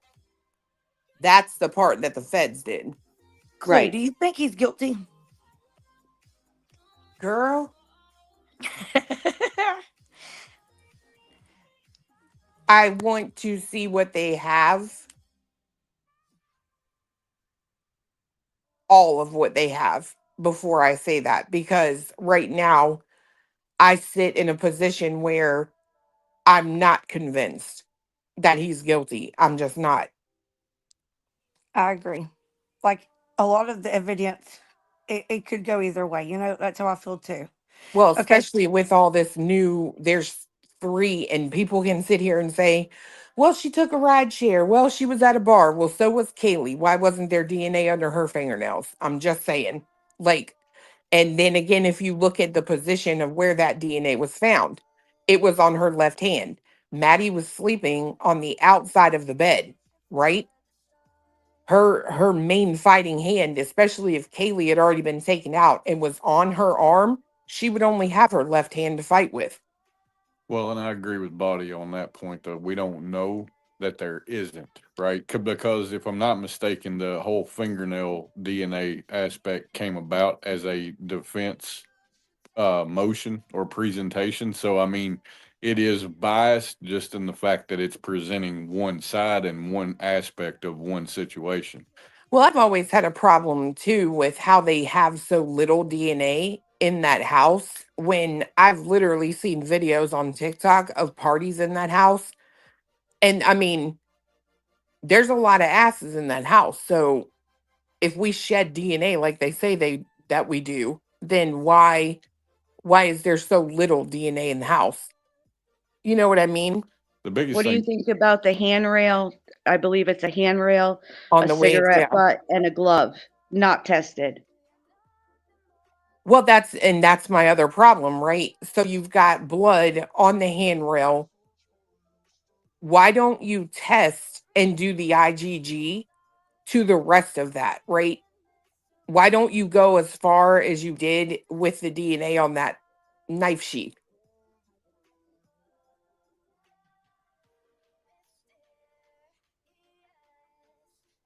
I think all the DNA should be tested that was in that house, period. I And if agree. they can find out who Koberger was by the sheath, they should absolutely be able to hone in and find out who those other two DNAs too were. Because Yep. I'm not, if he, I think that there is a very high possibility he did it, but I can't say that I don't know that he did it alone. Exactly. Like I just feel like that murder was very personal, was very, and I just don't think it was 8 minutes. I just feel like it had to have took longer than that for him to be able to do that, walking back to the car, walking from the car up the steps, down the steps, killing all the people that he killed, and leaving no blood nowhere, none, or taking none with him. Like that is just wild. I don't Like have I don't have so much of a problem with the timeline or anything like that and making it being believable. My biggest issue has always been you've got to be able to show him at that house. I don't give a damn about the sheath. You've got to be able to put him there. And I think when the first problem comes in with the car. And I think because they came out and said there's 22,000, and I get that his is in that range. There's very minimal differences between his year model and the year model they initially said, but ultimately, in order to clear that doubt up, I think you've got to place him in that home, and I haven't seen anything that shows that they can do that. I agree. Yeah, and I was just gonna say the glove that they're talking about is not the one that Chris McDonough found. There was another glove found in the back of the house, I believe. So the DNA was on that glove specifically, is what they're talking about. That's what I thought too. I think the other big issue for me is when you see things like, Bill Thompson standing in open court and saying that the IGG had nothing to do with them learning of Brian Koberger, but then you see a filing that just gets released that says they didn't know anything about Koberger until the IGG. It creates problems because it makes you doubt. Like, I don't think anybody doesn't want him to be the guy, because everybody wants to see justice brought and they want to see that the guy that they arrested is the guy responsible. But I think the problem comes in is when you start seeing contradictions with the prosecution and the statements that they make. It starts creating doubt. Did you actually do your job and arrest, or did you investigate this? Did you arrest the right person, or did you just find somebody that fit everything that you had and made it work? Yeah, the IGG was just a tip, remember? Well, and I mean, I just take the DNA out of it for a second. And again, I go back to put him at the scene. And I get the car, and maybe there is video footage that shows more and it's more convincing once everything comes out. But there's a lot of problems, which is another problem I have, because in this situation, it makes me question, should any of this be public? I agree with that. What do y'all think about the dog being outside and then back in the house? Like, who put the dog out there? And Well, who brought it back in? so it's a dog, right? And I think people often forget that this was a party house. If you look at the video where they were there on August 22nd, the cops come to the back door and knock, and that dog don't give a shit. He don't even bark. He just looks at him like, "Sup, bro?" And like, could that dog have walked outside by himself and then walked the hell back in the house? Absolutely. But Kaylee's door was closed, wasn't it? I've heard both. I've heard it was open. I've heard it was shut. If it's shut, then that was an inside job all day, in my opinion. But if it was open, I mean, it's a damn dog. It can walk on its own. You know what I mean? Lou, do you believe that Dylan? I believe she had to hear more. If I she think was they that both did. scared, yeah, I agree. And people don't like. I'm glad you came up here because, people don't like the hard questions, and you're not afraid to ask them. And then we'll get blamed for we're victim shaming them because they're girls, they're scared. It's a party house, and I understand all of that. But have my opinion, and I feel that they could have done more if they were that afraid. And I You don't weren't. believe they're telling the whole truth No, either. I don't either. Girl, I'm going to put it like this. I don't know if they're telling the whole truth or not, but one of the problems that I do have is why are you telling her to run? when you look at what they've released publicly about the two surviving roommates and what they've said, what their actions were. There is a reason to have suspicion about that, or questions about that. We'll go light and say questions about that. And then when I consider that, and I consider I don't know how you're placing him at the scene, I have to question, did you investigate this properly? Because it's always seemed like they rushed this extremely. And when we start looking at the documents and the timeline that they're trying to say they put the case together, I mean, per the latest documents, they put it together over the course of about 3 days at the end of December. And it's really thin. I don't understand it. And when you consider the variations between what Dylan actually said in the interviews versus what we've kind of been told or has been presented, it doesn't really work in the prosecution's favor, because I don't know that she's actually going to be a viable witness, because there seems to be a lot of things that were sort of best guesses or things that were just kind of wild and kind of out there. I think the defense is probably going to just destroy her credibility. Well, that's And if you take that out of the equation, I don't know what you've got left. that's the problem. Someone said they were terrified. That dude said they were terrified. Terrified people call law enforcement. If Bethany is sitting here telling that girl to run down to her room, clearly that signifies that you two knew there was something dangerous going on and you didn't call 911. Well, I have to say, okay, I've been in a situation, not where people were murdered, but one morning my husband went to work at 5 a.m. and we own our house now, but we were renting this trailer from somebody, and the landlord just showed up at 5 a.m. right after my husband left for work. And he opened my door and I could hear him coming in the front door. And I was alone and I was scared. And the truth is I didn't call 911. I thought that it was a home invasion, and I stayed in my room until 4 o'clock that afternoon.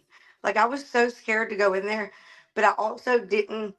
I didn't know what to do. Like, I just froze and panicked and called my husband, and he was like, "Tell them that you're here. So if it's an invasion, they're probably just trying to steal, thinking that we just left and that nobody's there. So you need to make it known that you're there." But I didn't. I was like, "No, I'm scared. I'm not going to do nothing." So I just stayed there all day in my bed. But you didn't have four friends upstairs. You're hearing commotion that's unnatural. You see a guy with bushy eyebrows, possibly a fireman. All this stuff there's a lot of other things to take into consideration in this situation Well, versus yours. I I'm not agree with that. invalidating your feelings. Don't think that.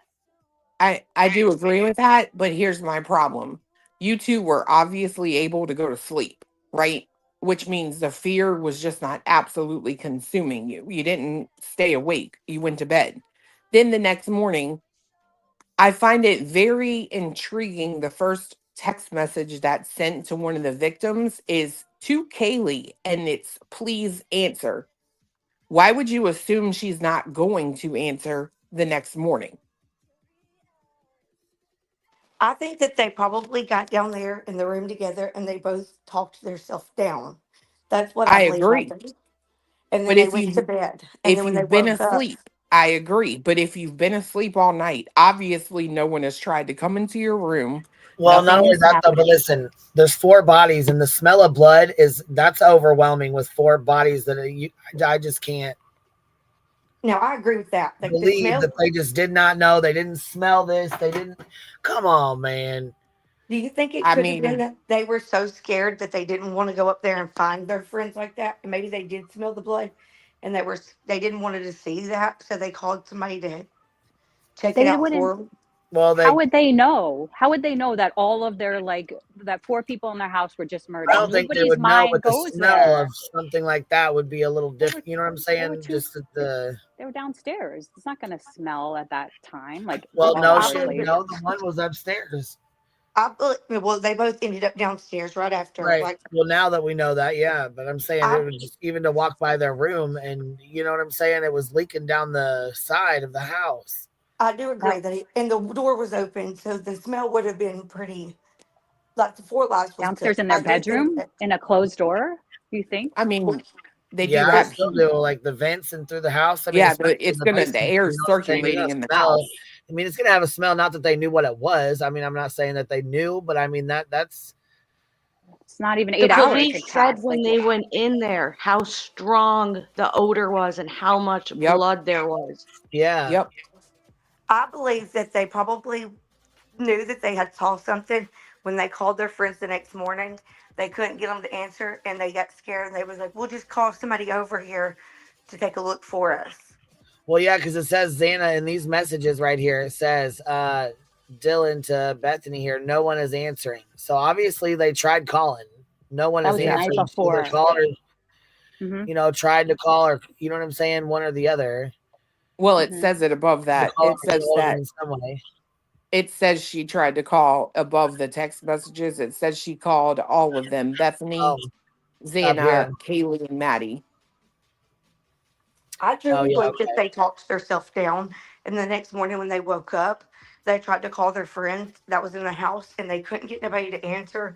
And then they was like, "Well, something, we saw that last night." And they started going through the replay in their head, and Well, they yeah, got because she themselves says, I'm scared. really confused right now. DM to Kaylee. What's going on? Bethany to Dylan. Yeah, dude, what the fuck? Bethany to It was Dylan. Santa loud. was wearing all black. And Dylan says, I'm freaking out right now. Dylan says here, no, it's like a ski mask almost. And Bethany said, shut the fuck up. Bethany said, actually. And Dylan says, like he had something over his head, a little in mouth. DM says to Bethany, BF, I'm not kidding. I'm so freaked out. Bethany said, so am I. And Dylan says here, my phone is going to die. Fuck. Bethany says, come to my room. And Bethany says, run down here. Yeah, that was that. When they heard all the noise, like she was like, Yeah. come down here. And then they were drinking. They probably like passed out after like convincing They could have been themselves. smoking or drinking. Who knows? Whatever. They Yeah. they probably like convinced But to themselves be it was okay. scared to The report it, noise stopped. call, I do very much think that there's a possibility that they second guess themselves, and the reason they called 911, I don't believe it was because they were involved. I just don't. I don't feel like that they would be that smart to be able to cover up their tracks that well, as some sorority girls that were in college, like Koberger, maybe because of his degree, but I don't think that they would. I believe that they truly are victims of circumstances that was so traumatic to them that their brain tried to understand what was going on, and they didn't know. And drugs could have been a part of what they had been doing that night. I don't think that they were drug selling, by no means. I think it could have been that they were high, drunk, confused, and then the circumstances just caused everything to be like, I don't know, so they just talked themselves out But of it then and fell asleep. you got to think it was 3 and 4 o'clock in the morning. So 4 hours is 8 a.m. You know what I'm saying? Noon that's 8 hours. You know what I'm saying? So by noon, that's. So if you can go to sleep Didn't and they then you're call the calmed brother over yourself there? down, why Go not? And your upstairs. friends aren't answering. Why not go upstairs and check on Right. them or call I'm sure them? they did Right. eventually. They did in the morning when they woke Somebody's up. got really bad feedback. Hold on. Is it you, Clue? Me? Yeah, is it you or was it Ellie maybe? I don't know. Somebody's got really bad feedback. Ellie's gone, so I don't know. Maybe it was her. I think that's one of my biggest problems, what she's talking about, right? If you've gone to sleep, like I said, you didn't hear anything else through the night, no one came into your room, what stops you from going out of your room the next morning? Like they didn't take a piss till 12 o'clock, But how do we know they didn't walk through their house? You know what I mean? Like, didn't they but say they're that there was, drunk? Well, there there's a was no blood bathroom. nowhere, right? Except the bedroom. So But that's my there's, point. If you can leave that room to go to the bathroom, you could leave that room to go upstairs. Yeah. I agree. Period. I think it is kind of bizarre that they didn't do that. But I don't know. I just feel like that maybe they just was so scared that they didn't want to find out what really happened by themselves. And I can say, I wouldn't want to see that myself. Like, I really wouldn't. I would never want to see my friends murdered. But the unconscious shit is bizarre to me. Like, how do you not, if her fingers were severed, like they said, how do you not, how do you think that she's just drunk and passed out? Like, that's a murder scene. That's not somebody being drunk and passed out. There's been 2 lives taken in that room. How do you not know that? But Like, you see what you said? How can they calm themselves down and they go to sleep, but then all of a sudden they wake back up and they're all frightened again? It doesn't make sense. If they are as frightened as they were when they woke up, then they should have called 911 when it first happened. Can't Right. be both ways. I agree. I understand. I do understand. Like, it is weird, but I try to, like, I just try to put myself in a position like that, like where I wouldn't know what to do, but I also wasn't. I was alone when when that shit happened to me, where people were in my home. Nobody was here. I was by myself, so I just stayed in my room because I didn't want to go in there in case somebody was still there, and I just didn't know it. But I feel like that when you smell blood, if y'all have ever smelled blood, I have because I cut my main I artery haven't. right It's there. awful. It's an awful smell. You know what it is. There's no Distinct question. smell. Yes. Even if you've never smelt it, the first time you smell it, it is, like it's just the instant kicks in and you know it's blood. That is why I do believe that they ended up knowing that there was something that went on because the smell would have been so strong that it would have knocked you out when you walked in the house. Not the decomposition, just the smell of blood itself would have been that bad. It was seeping up the side of the house, for God's sake. And I don't understand how it wasn't anywhere else in the house. I think that there was blood somewhere else because it doesn't make sense how you could murder somebody in one room and go to another one without leaving traces of blood from that person that you just murdered with the same knife. Like, it's not like he left the knife and then just walked downstairs. He took the same knife and murdered all 4 victims with it. There had to have been drips of blood through the house.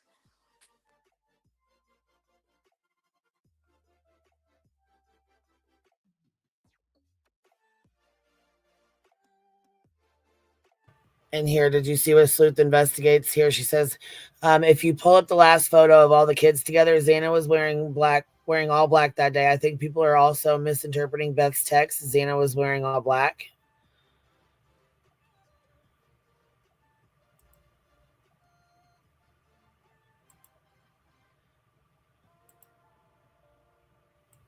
Here, let's play this real quick.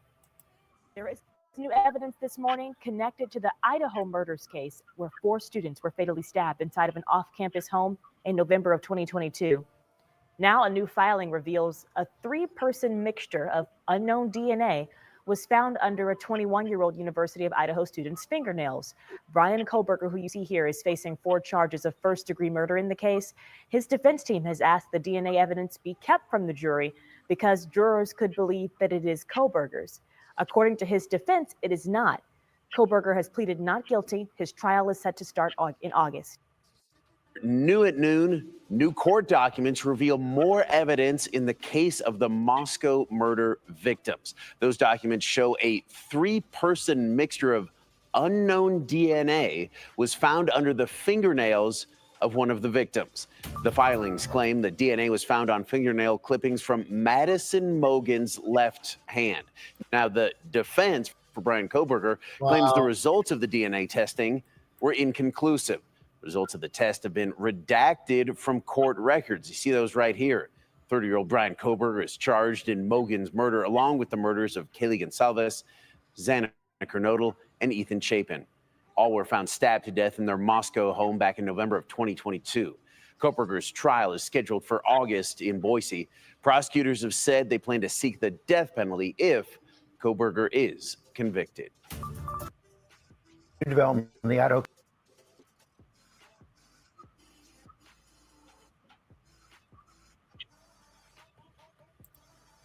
Now that one says it was under the fingernails of one victim.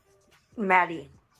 Yep. So, I mean, that kind of gives a little bit of an idea. Where the hell did Clue just go? She took off on us? Come back, Cluminati. Oh, yeah. She said she got ahead of that.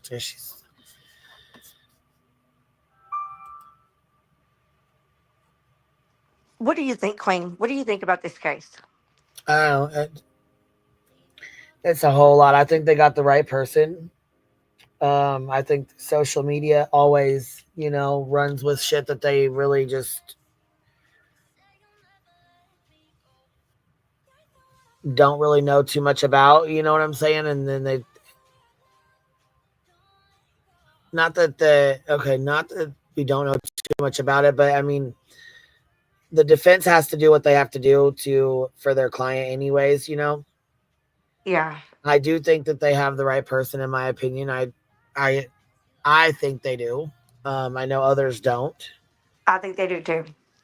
And I truly I know believe some people are upset about the DNA and the way that they got it and how they got it and things like that. But I guess I don't really see an issue with it. Do you think that? Why do you think the reason is the girls didn't call 911? Well, it just depends, honestly. I mean, we weren't there that night, so we don't really know what all took place. I mean, other than what's been said by Dylan, you know. I think there's more to it. I don't think we're ever going to find out 100% what happened.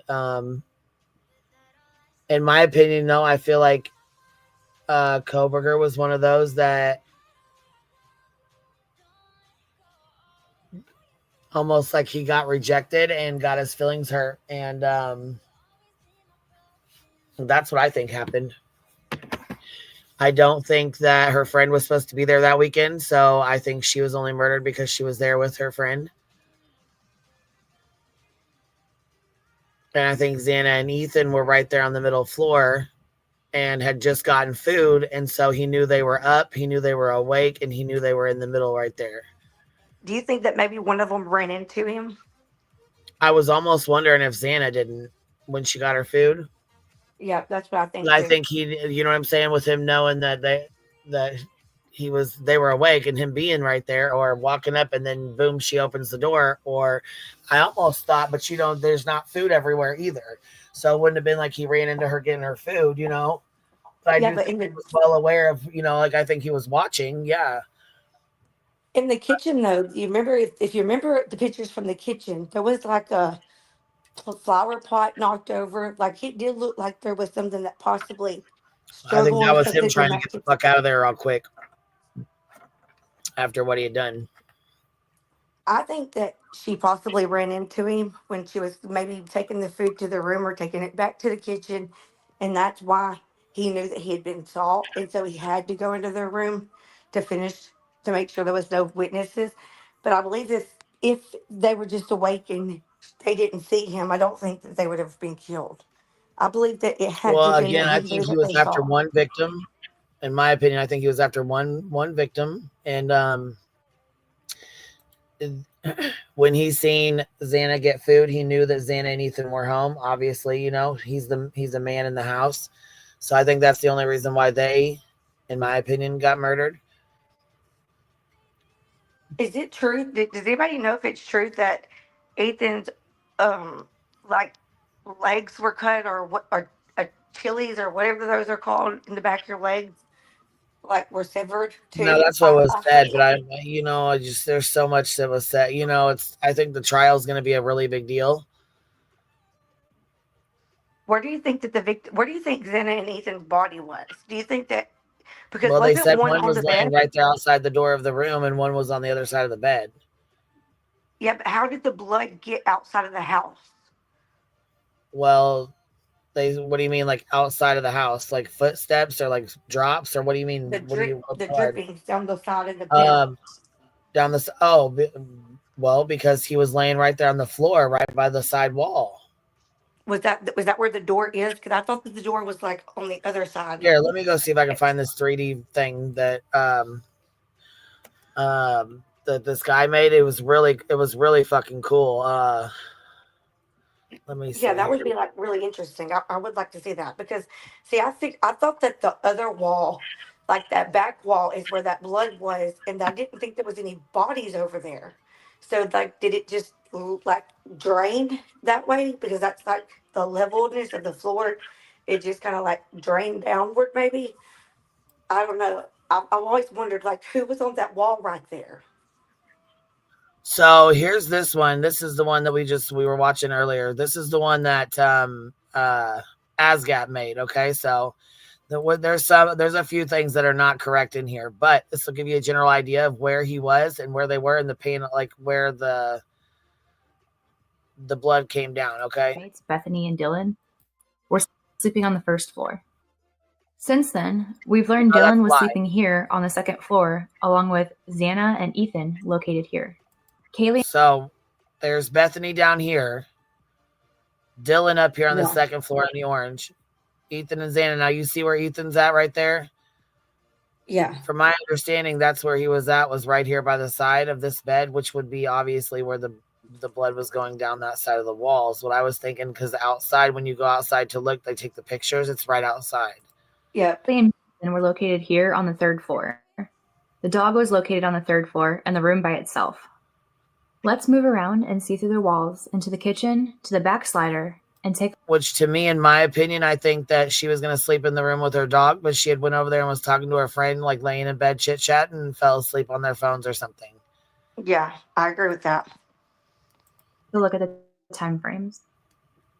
At 4:04 a.m., the suspect can be seen trying to park his car. At 4:09, approximately 5 minutes later, he enters the house through the back slider. See? At 4:18, he leaves the house after committing. In 8 fucking minutes, he took 4 lives in 8 minutes. You know what I'm saying? In the span of 8 minutes.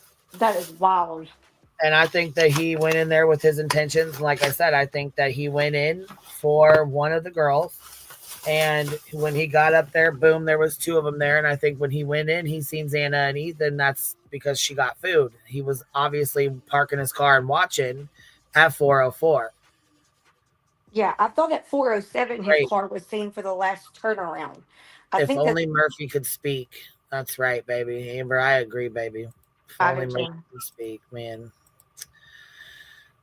But anyways, I thought at 4:04 his car was seen, and then at 4:07 it was seen making its last turn.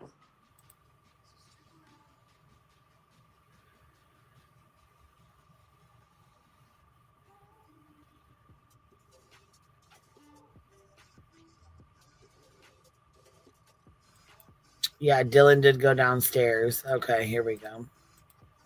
The crimes. At 4:20, he's caught on camera driving away at a high rate of speed. All of this only took 9 minutes. Let's watch what that looks like. The suspect enters through the back sliding door. He pauses at the stairs to look around to make sure no one's up. He then turns and goes upstairs. The first bedroom he stops at and opens the door, he sees no one there. He continues to the next bedroom. Which, boom, went up and went straight to her room. Yep. And that's why I believe he went up and went straight to her room, because she was the target. But because her friend was there and stayed, you know, that's what I think. And I think that, you know what I'm saying? She had just got a new car and they were hanging out. I think they were laying in bed playing on their phones. I think they fell asleep. He went in, went upstairs. You know what I mean? Well, it said that he went to Kaylee's room first and no one was there. And then he went on the night. So I'm obviously on the opposite side. So yeah. Have you seen Gray Hughes's walkthrough Let's of the go. house? You know what? There's a couple of them. Let's go pull that one up. We'll finish watching this and pull Gray's up. Okay, yeah. It's Gray. He's got a really good one. And anybody's welcome to come up here. Anybody's welcome to come up and join the conversation. If you don't agree, that's fine. You don't have to agree. It's okay. Here's the link. Here we know what happens. Downstairs, Dylan is sleeping. The noise from upstairs wakes her up. She thinks it's Kaylee playing with her dog. She gets up and goes to the door and looks out. She sees nothing there. The suspect then continues down the stairs about 3 minutes later.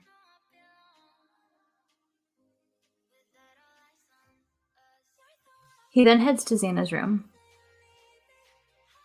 Outside, there's a security camera picking up some whimpering, cries, and a thud at 4:17. We've learned that Xana was found on the floor, which might explain the thud. Dylan again hears something and looks outside her door. She sees the suspect. He walks right past her and leaves. All right, let's go pull up Gray Hughes. I gotta smoke him if you got him. I'm getting stressed out here. We gotta smoke. This is stressful, I agree. But you know what though? It's a good conversation and it's something different and it's something refreshing. You know what Yep, I mean? I agree. So I'm cool with that. You know, I think we all need to change of scenery here or there, you know, here and there. 29 a.m. Now here's the other one. This is the other one that she did. And I'll go pull up Gray's Approaching too. the house, Now he look, noticed the lights are on. it's got my little deal on there, but this is, see, it says Queen Bee, but it's Azgat. Now listen, I put it in the description too. Azgat, AZGET. She is very, very good at doing these. Actually, she went viral with the presidential when he was shot at. Yeah. She did one of those. She did one of these, and it went viral. So she did real. She does an amazing job on these. So no, this is not my work. I did not do this. Asgat did this. She deserves all the credit. She is really, really good at these. So I agree. it's This got is my little cool. sticker down there, but it ain't my work. All right, here we go. This hinders his plan, and he now has to rethink things. He continues on to the back where he sees even more lights on. From the affidavit, we know he drove by the house 3 times in less than 5 minutes, probably trying to figure out what to do next. He finally decides to leave the area for a little while and observes the lights are on one last time in front as he drives off. Cameras show him leaving the neighborhood and exiting on Walenta Drive in this direction. It's uncertain which way he went from this point here, but we know that he is seen here at this location at 3:45 a.m., caught on a gas station security camera. Wondering if this could truly be a 2015 Elantra, I downloaded a known image of one with a similar angle of view.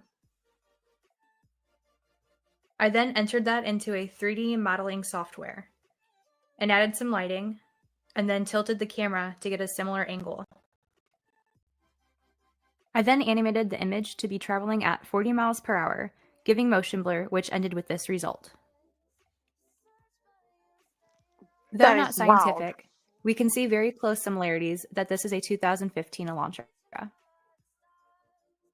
Back to the map. We see the suspect re-enters the neighborhood at 4:04 a.m.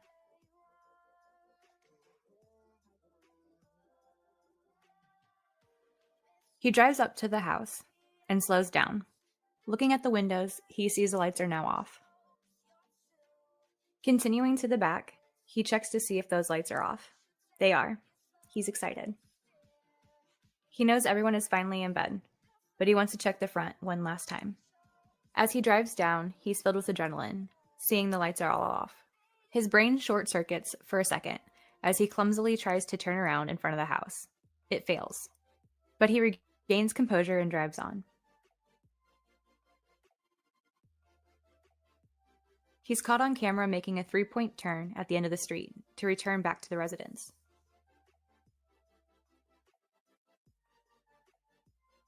He does his final drive to the back of the house.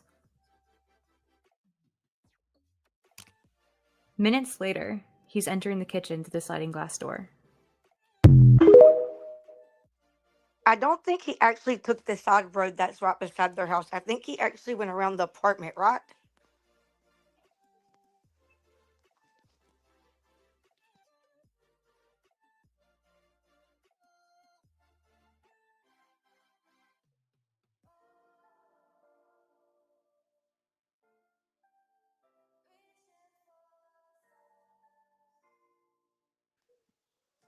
And leave a comment at the end and let me know what you think. Today's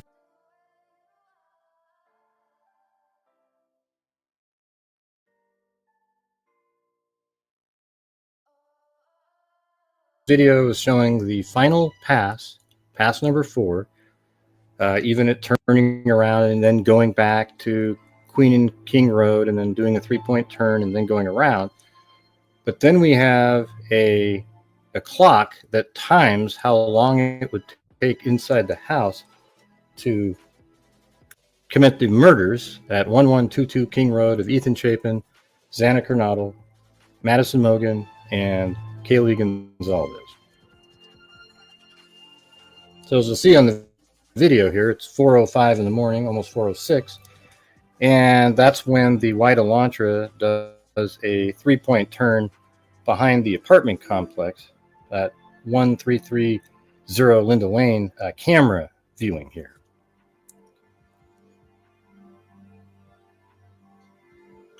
That isn't the 3-point turn, by the way, that is mentioned on the probable cause. Now, right in this area, I think there's a lot more time taken that the White Elantra tried to park or turn. I think it was sitting there doing something. Now, what camera, how do we know that it did that? How does law enforcement know that it did that? Is there another camera, or is it the audio on the 1112 King Road surveillance camera that picks up the audio and sound? Okay, this is a little bit, so it's probably a little bit boring for me, but if you guys want to watch it, we can watch it. This is where he times out like the 9 minutes, I believe. But there was another one where he did like this, like he did like a right like this. Yeah, he's got a bunch of them from this past week. Yeah, this one right here is like, it's like one like this. That's the one I was looking for, where he goes through the house. You know what I'm saying? Like, I can't sit there and listen to his whole spiel about the stuff, but let me go try to find this other one where he does like the 3D image or whatever of it. It's like a 3D animation Idaho 4 thing that he does. I mean, it's pretty cool. So, no, you've been out 3 times, Duke. You're not going out again. No, no.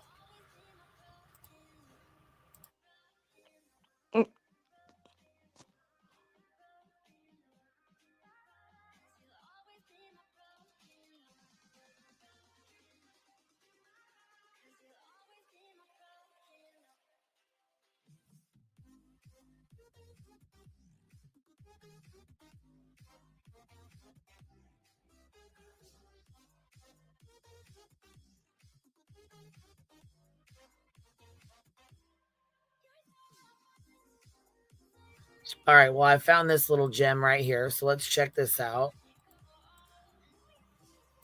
Again, I know somebody said they're having a spaz in the chat. Tuesday, come up here. It's not even about being a conspiracy theorist, it's just irrational. Well, come on up, come chit chat with us. Crack that link.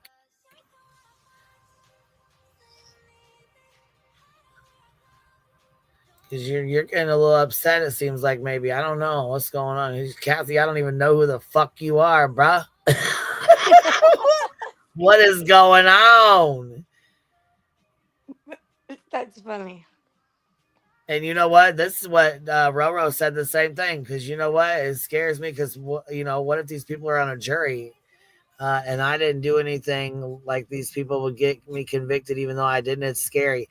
Shit, I don't know. Are you trying to say Koberger is not innocent, or he's innocent, he's not guilty? What you trying to say?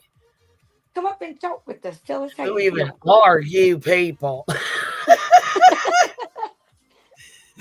Oh my God, that's too funny. Hold on. There's nobody to live together. There's the whole entire chat basically saying the same thing besides me and another couple of people. Well, that's what I said. I mean, it's not an echo chamber. I mean, there's a lot of people that do agree, but you know, I mean, you're welcome to think however you want to think. You don't have to, you know. Queen allows all of us to believe how we feel. She doesn't make Yes, us it's feel all one way. good, man.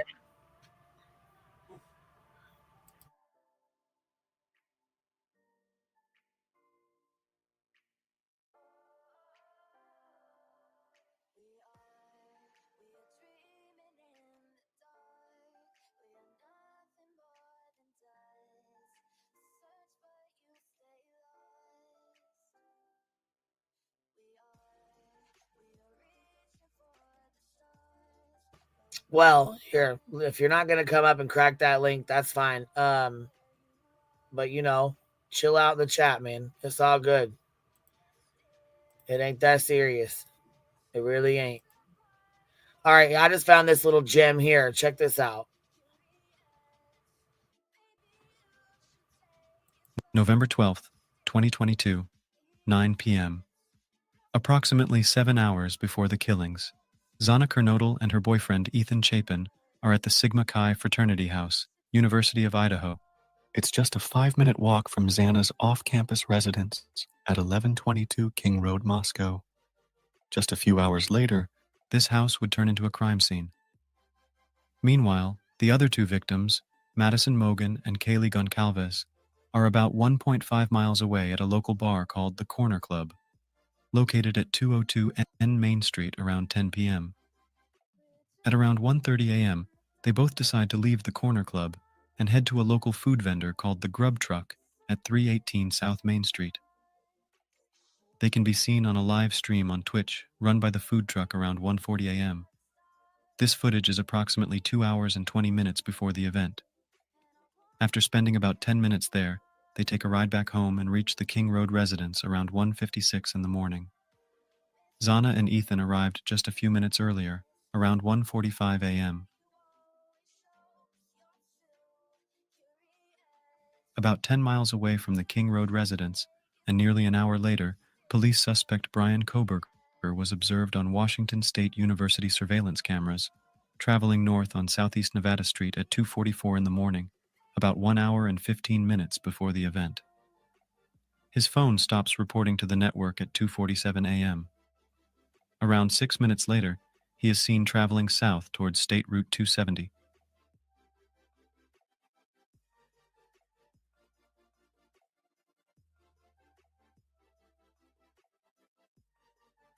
He is then spotted on the 700 block of Indian Hills Drive in Moscow at approximately 3:26 a.m., nearly 40 minutes before the event.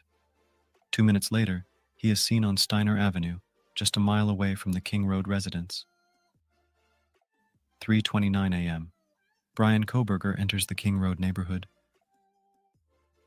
but he does not enter the King Road residence until around 4:04 a.m. Instead, he makes 3 initial passes around the King Road residence and then leaves via Walenta Drive. It's uncertain where he went from this point, but a car similar to the suspect's car is spotted by the mobile gas station camera around 3:45 a.m. Although the police collected footage from the gas station, but there is no mention of such footage in the affidavit released by the authorities. 4 a.m., back at the King Road residence, just minutes before being killed, Zana Kernodle receives a DoorDash delivery. 4:04 a.m. 4 minutes later, Brian Koberger enters the King Road neighborhood for the 4th time. He turns east onto Queen Road, but upon failing to... For the 4th time. I feel like he was definitely, scoping the neighborhood, scoping the area, for sure.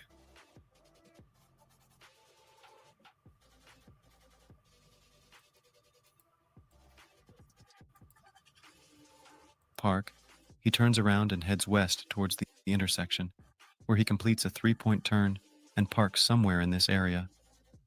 Around this time, the suspect enters the King Road residence through a ground-level sliding door on the second floor.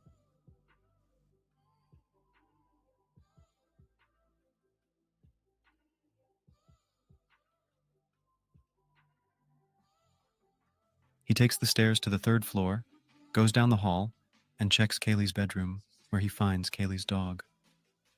The surviving roommate, Dylan Mortensen, on the 2nd floor, is awoken by what sounds like Kaylee Goncalves playing with her dog on the 3rd floor.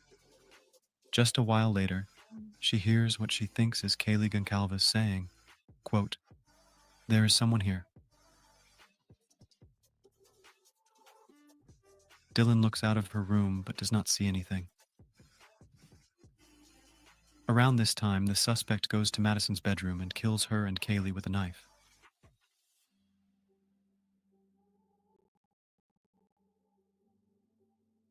– 4:12 a.m. At this moment, Zana Kernodle is possibly awake, as her cell phone records show she was using TikTok around the same time. The suspect goes downstairs and enters Zana's bedroom. Around this moment, Dylan Mortensen hears crying coming from Zana Kernodle's room. She also hears a male voice saying something to the effect of, quote, "It's okay. I'm going to help you." Dylan opens her door for the 2nd time but does not see anything. 4:17 a.m. A security camera less than 50 feet away from the west wall of Kernodle's bedroom picks up distorted audio of what sounds like a whimper, followed by a loud thud. Zana and Ethan are most likely killed around this time.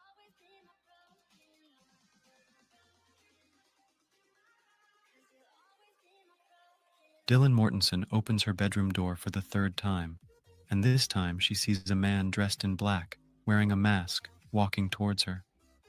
She stands frozen in shock as he walks past her and leaves through the kitchen's sliding window. After seeing this man, she locks herself in her room. She does not recognize the man, but later describes him as tall, around 5'10", not very muscular, and with bushy eyebrows. However, she does not call the police at that time. 4:20 a.m. The suspect goes back to his car and leaves the crime scene at a high rate of speed via Walenta Drive. But this is not the end of his journey. Approximately 3 hours and 30 minutes after getting back to his residence, Steptoe Village Apartments, Kohberger goes to the crime scene again. According to cell phone records, at 9 a.m. on the very same day, Kohberger leaves his apartment. 12 minutes later, he is back at the King Road residence. His phone utilizes the cellular resources that provide coverage to the King Road residence for another 9 minutes before he returns to his place at 9:32 a.m. Sometime later in the morning, the two surviving roommates call friends to the home, thinking that one of their roommates has probably passed out and isn't waking up. Eventually, they call the police, nearly 8 hours after the event. 11:58 a.m. Police respond to the 911 call reporting an unconscious person and soon find the bodies of 4 students stabbed to death. On a bed next to Madison Mogan, police find a leather knife sheath with a single source of DNA. That DNA is run through the law enforcement database, but no matches are found. Investigators then turn to genetic genealogy to acquire a family tree with the help of the FBI. Meanwhile, investigators continue to search for leads. They find a suspicious white Hyundai Elantra caught on camera around the crime scene at the time of the event. On November 25th, police ask other law enforcement agencies to look out for white Hyundai Elantras. 4 days later, on November 29th, Washington State University police researches any white Elantras registered on the campus and find a 2015 white Elantra registered to Brian Kohberger. 30 minutes later, a WSU officer finds a 2015 Elantra at 1630 NE Valley Road. Upon running the plates, he comes up with driver's license information showing Brian Kohberger, a 6-foot, 185-pound white male with bushy eyebrows. This description closely matches the description given by the surviving roommate, Dylan Mortensen, who saw him walking past her, leaving the crime scene. Meanwhile, by using genetic genealogy, the FBI comes up with the same suspect, Brian Kohberger, a 28-year-old criminology graduate and a PhD student at Washington State University. To test the DNA, police recover trash from Kohberger's family in Pennsylvania on December 27th. The very next day, the Idaho State Laboratory identifies a male who cannot be excluded as the father of the person whose DNA was found on the knife sheath. On December 30th, the day of the arrest, the FBI and Pennsylvania State Police arrest Brian Kohberger in Pennsylvania.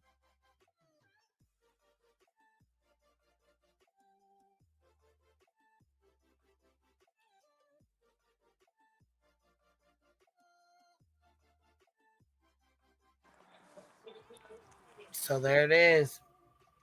Yep.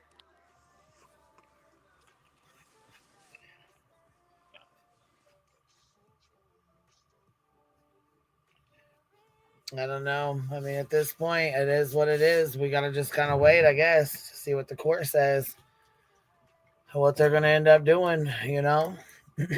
I agree. It's wild. It's sad. I just hope that they get justice no matter who the person is that did it.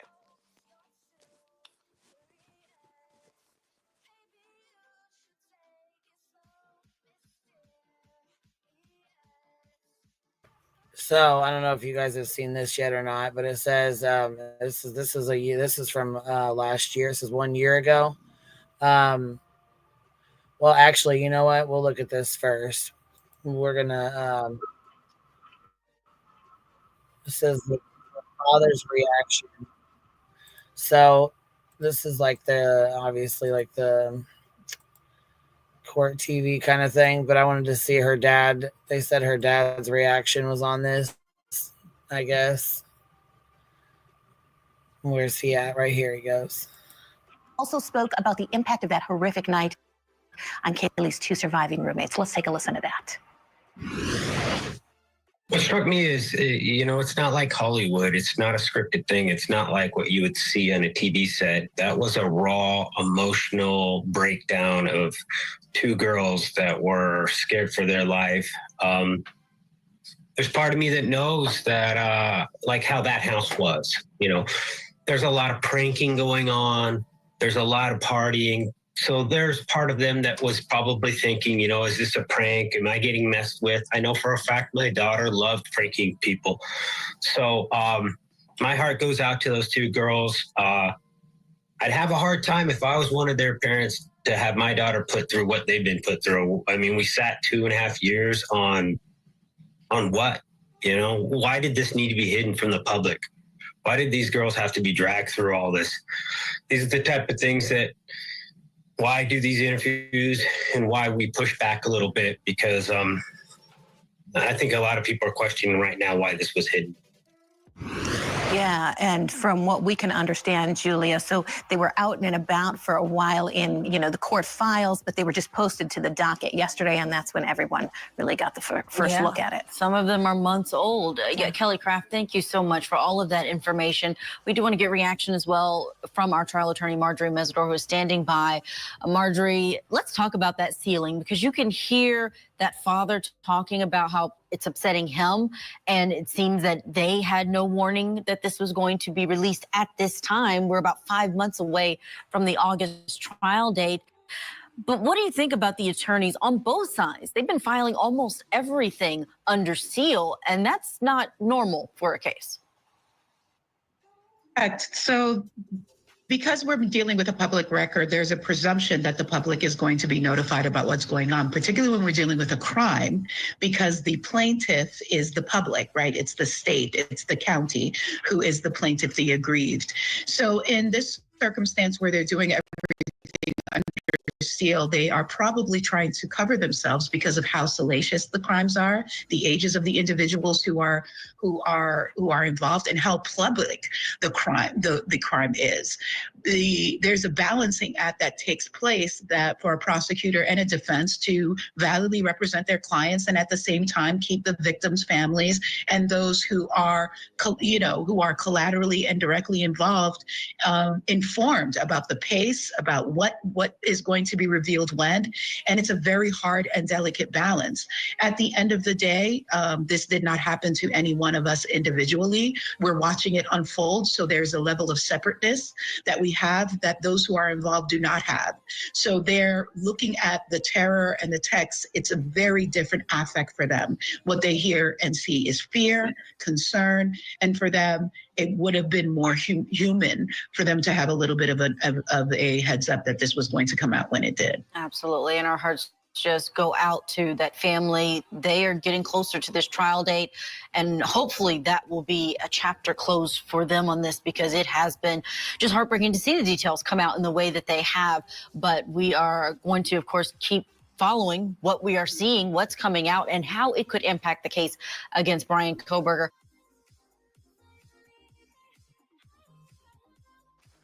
I feel like that they should have told the families that those were going to be released. I feel like they should keep the families updated at everything that they're going to do. Well, I mean, to a point, yeah, but I know that at one point they had to stop sharing stuff with Kaylee's dad because he kept repeating it and putting it all out in the public, remember? Oh, yeah, I do remember that. Yeah, so they had to stop telling him stuff because of that reason. But I do feel like if they were going to put this out, that they should have been informed, or at least had a heads up, not wake up to this bullshit and they're, because I'm sure their phones were going the fuck off as soon as this dropped, Man,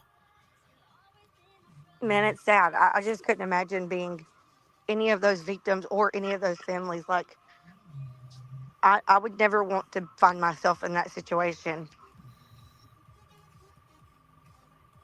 Absolutely not. Absolutely not. It's awful. It is. It's tragic. It is. It's awful. And then to have the entire fucking, world talking about your child, talking about your daughter, saying some of the worst things, that just, yep. And having to hear things like that about your child, it just sucks, it just sucks all the way around. Not only are you losing your baby, but then you got to hear about the bullshit on top of it, because it's a high priority case. What's up, Cap? What you doing, baby? Hey, what's up? What's No, I think I think that they don't share with, like, Steve Gonzalez has, like, gone out and done so many interviews and, like, right. He's shared pushing things that he us by shouldn't have sharing shared. stuff. Right. Right. Like, he's, like, you know, reaches out to the media a lot. So, or the media, or he says yes when the media reaches out to him. So I feel like that's kind of why they just, Right. you know, sealed it up, locked it up. Like, no more. We're not giving you guys any more information, you know? Yeah, if what But, you can see, if it comes out, you'll see when it comes out, kind of thing. right. Right. Yeah. Which really sucks because I'm sure they're like, I'm sure their phones probably got blown up, you know, with all this. Did you know this happened? Did you see this? Right. Oh my God. Can you imagine? No. I'm sure all the time, you know? What is this? Samantha was saying in the chat that there's a combination of DNA under the fingernails. Yeah, like they said there's three. Okay, so this is what I was having a hard time understanding. Where'd Ellie come back? I just was getting ready to pull you up here, baby. Sorry, I just clicked over on the screen and seen Ellie was sitting here next to you, and I was going to pull her up, and she dipped out. So there's a combination, I guess, of 3 different DNAs underneath of or 3 DNA. I'm not even sure, to be honest with you. There's so much going on with it that Alabama Mama, do you know what they're talking about with the 3 DNAs? You want to I explain do. it, Cap? Okay. I heard that Kodo in the chat. She said that either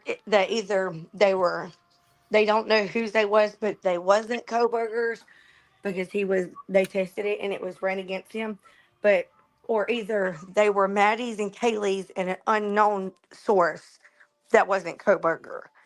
I'm not really sure which one it is. I don't know if it's 3 unknown, but they know that it's not Coburger's DNA, or if it's 3 that they know of that's Maddie's and Kaylee's, and the third one is unknown source that's not Coburger's. It's kind of like that. It's like either it's Maddie's and 2 identified, or Maddie's and Kaylee's, or Maddie's and Kaylee's and like an unidentified, because it's like it's inconclusive. They can't. It's mixed together. They know that Maddie's is in there, but they can't determine. That's why they can't exclude him. But that's why it's inconclusive. Like they want to have this word, I guess, because it's a defense. They want to say he's excluded, but he's not actually excluded. It's inconclusive. They cannot. It's not 0, and it's not enough of a threshold to like be met to be conclusive. So it's inconclusive. Do you get it? It's not 0 though. That makes sense. That makes sense. Yeah, she knows that. She is more better at explaining it than I am. Yeah, it's not exculpatory, which people are wanting it to be at all. It's just they can't. Because I guess it was mixed. There's not enough. They're not able to. But they had 2 different. Like they had an independent lab, like for the defense, and both of them tested it. Do you know what I mean? Like there was 2 different sets of testing done on it. Okay. It's just semantics. It's the defense trying to get out there that this possibly is definitely not him, where there is a tiny possibility that it can be, because it's inconclusive. It's not 0. That's how I look at it. I have like a more of a scientific way to look at these things though, so I'm different than some people just think yes or no.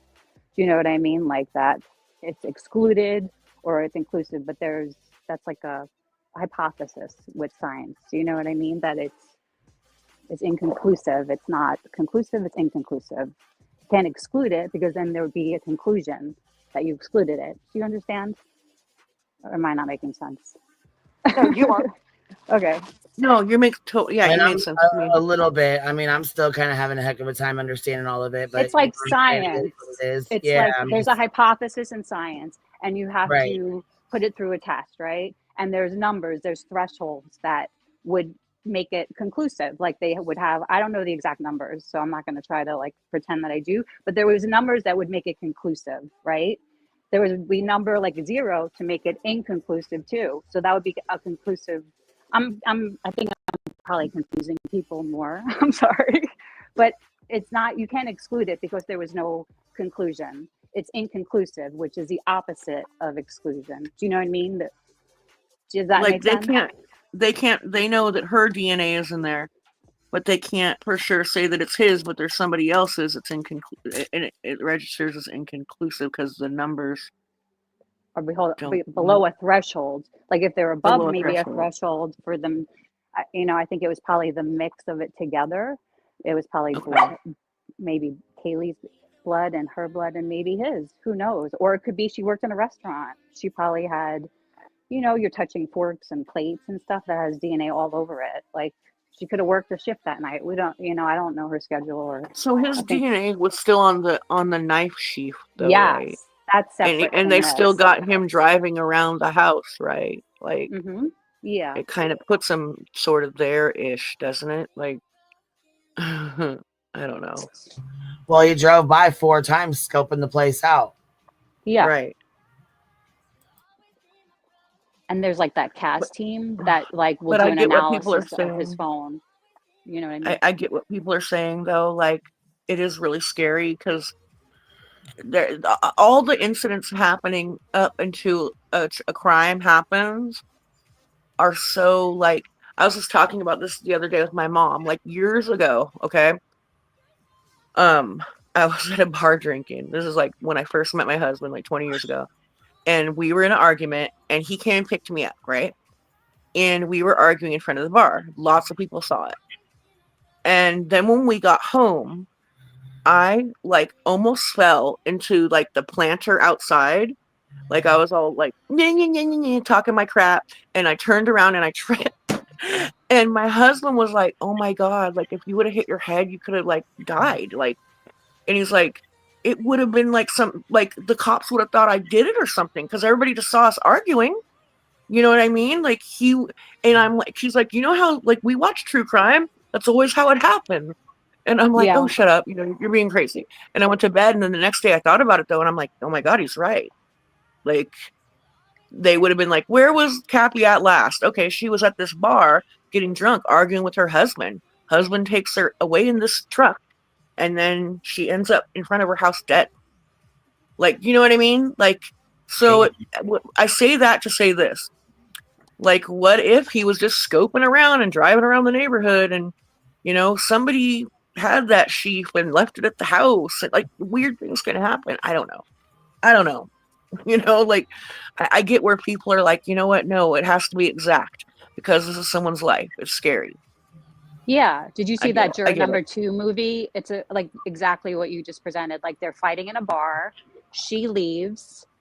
He runs after her. There's a big, like, this is the beginning of the movie, so I'm not ruining it. And like, there's a whole like tussle with them. They're fighting. She goes down the road and ends up getting like hit by a car, possibly.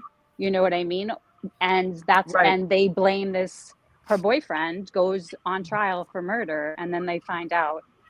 I don't want to ruin it, but it's like exactly that. Like you just don't know. Right. You know what I mean? Like it. Of course, it pointed to him, but ultimately it didn't. Right. Ultimately things came out that it looked like that, but it wasn't.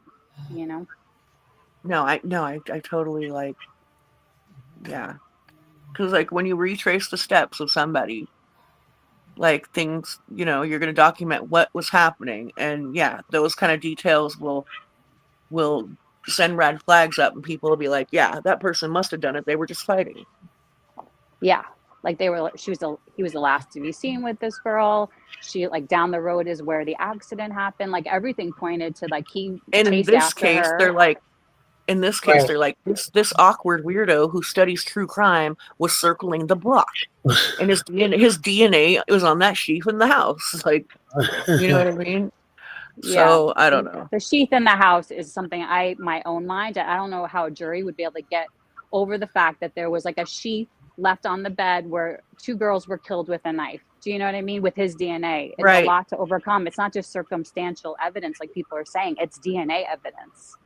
Yeah, it's not circumstantial in the least. That's DNA evidence.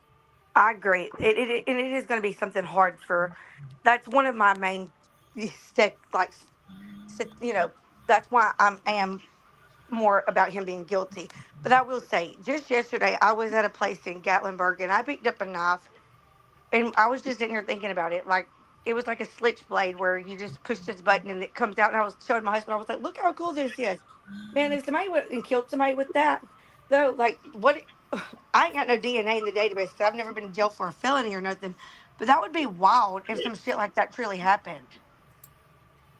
Like, how do we know that it wasn't just him looking at a knife somewhere and he just, like anywhere? Because men like knives, and somehow, some way, it did pick up his DNA, and the person that was holding it wore gloves. You know what I mean? And it wasn't him.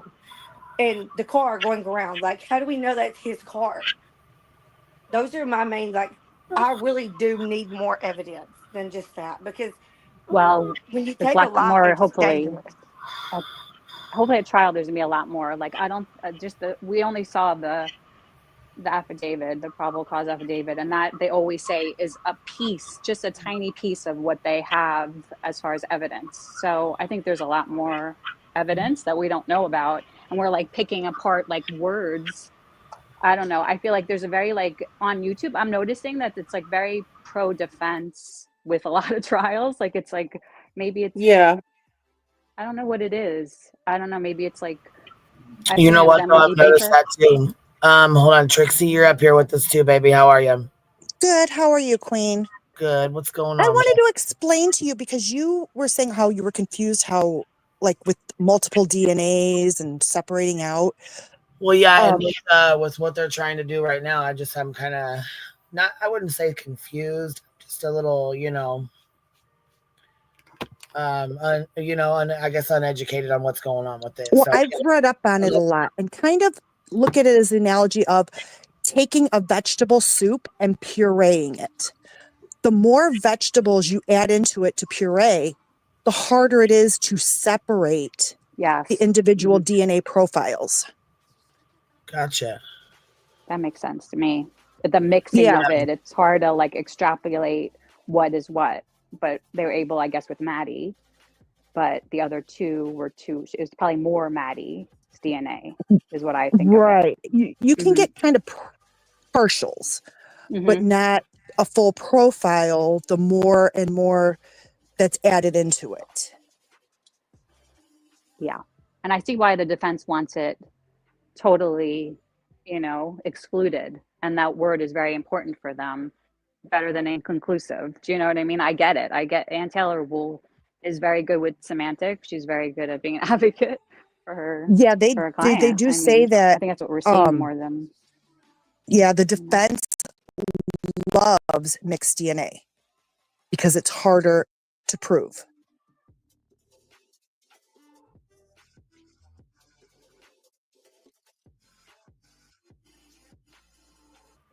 Well, that's interesting. As far as like the DNA goes, how are they going to get it thrown out? That's what I want to know. Why are they trying to get that thrown out?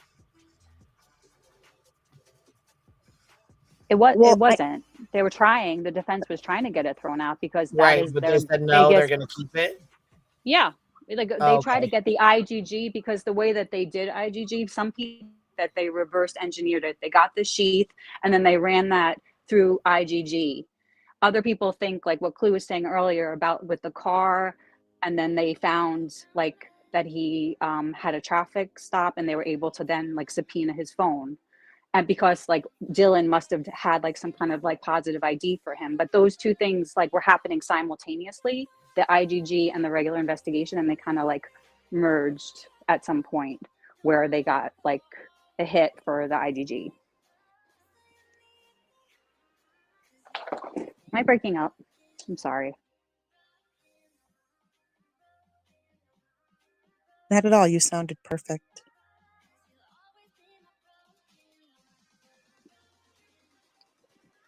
I'm having like issues on. So what do you think about these messages with the girls? Why do you think it took them so long after these after the text messages here with to get to call? I personally think that they could never imagine that their whole house was murdered. Like your mind doesn't go there. Maybe you're scared. There was like a very active, like, I don't know if people have lived in college. It's like loud. There was like Xana was getting like food at like 4 a.m. There was people in and out of there all the time. They probably just was like, oh, that must have been like you know, Kaylee playing a joke, or I mean, your mind does that. I don't see why people thought that they had to call 911. Like, your mind convinces you not to, especially they had those incidents where the police were called out. They didn't want to be like that, like, you know, person to they might have thought that, like, I don't want to like call the cops out here. My roommates are gonna like be so annoyed if it ends up being nothing, because you think it's nothing. You don't think your whole house was murdered. You don't go there. It just doesn't happen unless you have a very active imagination. Do you know what I mean? No, and at first I was kind of critical of the situation. Like, okay, she saw X, Y, and Z and heard X, Y, and Z, got scared. Why wouldn't she call 911? But then I put myself in the 19-year-old mind, party house mind set, and that's the last thing you want to do is call the cops. Like, you're like, oh gosh, I'm kind of scared, but you know, people are probably just tripping and being dumb. I'm just gonna pass out. Like, you know, I don't know. Like, I get You it. convince yourself it's okay, even if you're scared at the moment. Like, they're saying, oh, she was scared. Yeah, but you have defense mechanisms in your brain that work for you. Clue brought up a good point too, is that obviously the fear didn't take hold of her because she went to sleep. Yeah. So she talked herself out of it. Exactly. She had to. And then we're like Monday morning quarterbacking it. I hate to use that stupid fucking term, but it's true. Nobody would have expected there to be the entire house killed. Like, you just don't think that, especially it's like a lot going on in that house. You're like, I think they were younger a little bit. I think Dylan, they were like not as old as, like, you know, I think when you moved upstairs, those were like the downstairs were like more for freshman, sophomore, you know, as you so they were like not even there as long, you know, they didn't want to be the freshman or sophomore to like call the cops. I'm just being honest. Like, I'm not saying, like, of course they should have now in retrospect, but it's just, you can't do that. Like, your mind does things that our rational minds now don't know about until you're in that situation. Yeah, and it was brought up, if they were men, would they be treated differently? And maybe, but I think that the lack of evidence excluded them pretty quickly, you know, like, or would have, you know, I mean, I don't think kind of like the girls, but they were scared enough not to go check on them, but they called them and they're probably like, oh, they're sleeping. You know, you just like, you choose the least like nefarious. So what was it that came out recently? It was like text messages saying what? I missed it. It was text messages between like Dylan and Bethany. Dylan was on the second floor and she was scared. Mm-hmm. She saw somebody like maybe with like a mask with like bushy eyebrows, and like Bethany said, run down. Yeah, she's like, run down to, she's like, come down and be with me. So she ran down to like the first level. There's 3 levels in this place. She ran down to the first level to be with Bethany. Okay.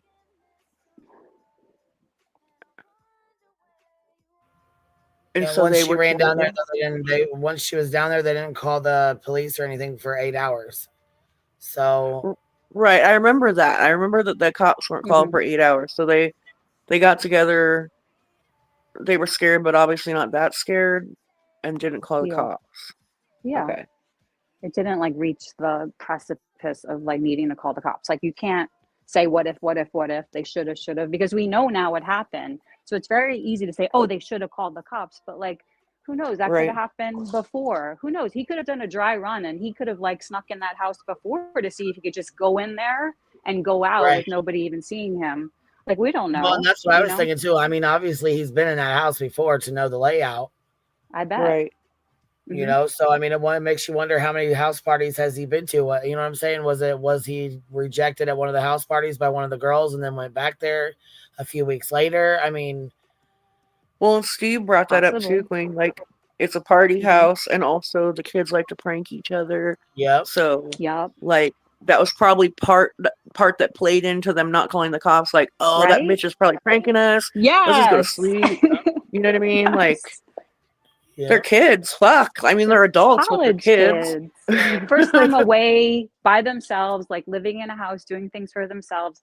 Like, they're not going to, I mean, yeah, in retrospect, of course they should have called 911. Like, thinking back, but you can't put yourself into these little minds of theirs to like say what they would do. Like, it's just, everybody's different. Every single person would do, you know, if it was two different girls, they might have called the cops that night. You just never know. It just, those two happened to like calm themselves down and went to sleep, and then they investigated it. They didn't think that all of their friends would be dead.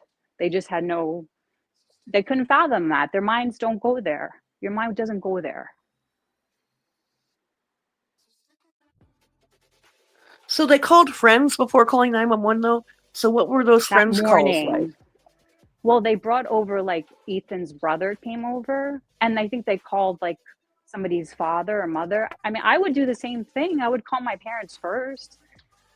You know, I don't know. Okay, but how much did And they then they know call 911 when that part happened though? Like, they went over to her, and I guess they tried to move her, and there was like, she wasn't, they thought she was passed out. They saw Xana on the floor wasn't there in blood front of the everywhere though? door. She was like laying down, so it could have been all pulled underneath her. If there was like a slope, it could have like all been pulled, like, you know how it like fell out of it was dripping out of the house. There could have been a slant. Yeah. We looked in, I remember like 2 years ago when we went over this, we looked in like at Zillow reports, and we saw that there was like an extension put on that house, and probably shoddy extension. Remember? Right. So that's why, if it was Yeah. like sloped even a little bit for 8 hours, it's just like the law of movement, like that blood would do what it did, you know, if there's a can't get slant, past that. a slope. That is one of my main things. That I can't get past that. Like, I have seen blood before.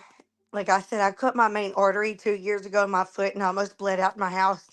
And even with the blood just pulling to one place, there was blood everywhere, all through my house, just from cutting my foot wide open. There's no way that they walked Well, into that room. you were moving around in your house you were moving. They probably died instantly. And then the blood was underneath, like, I think the blood was underneath Xana, and maybe they couldn't even get into the door. Ethan was on the bed. Yeah, but I don't her think fingers were did they severed. go upstairs?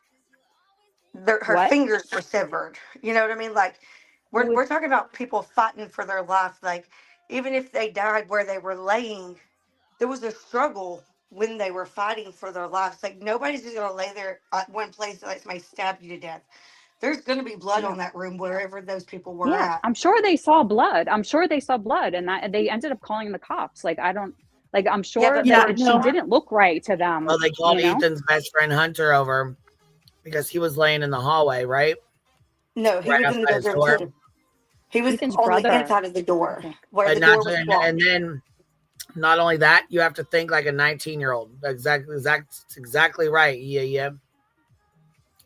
I mean, I agree, but I feel like that her fingers were severed. Like, it wouldn't have been a drunk person just passed out. Like, when you looked into that room, there's no way you couldn't tell a murder has took place.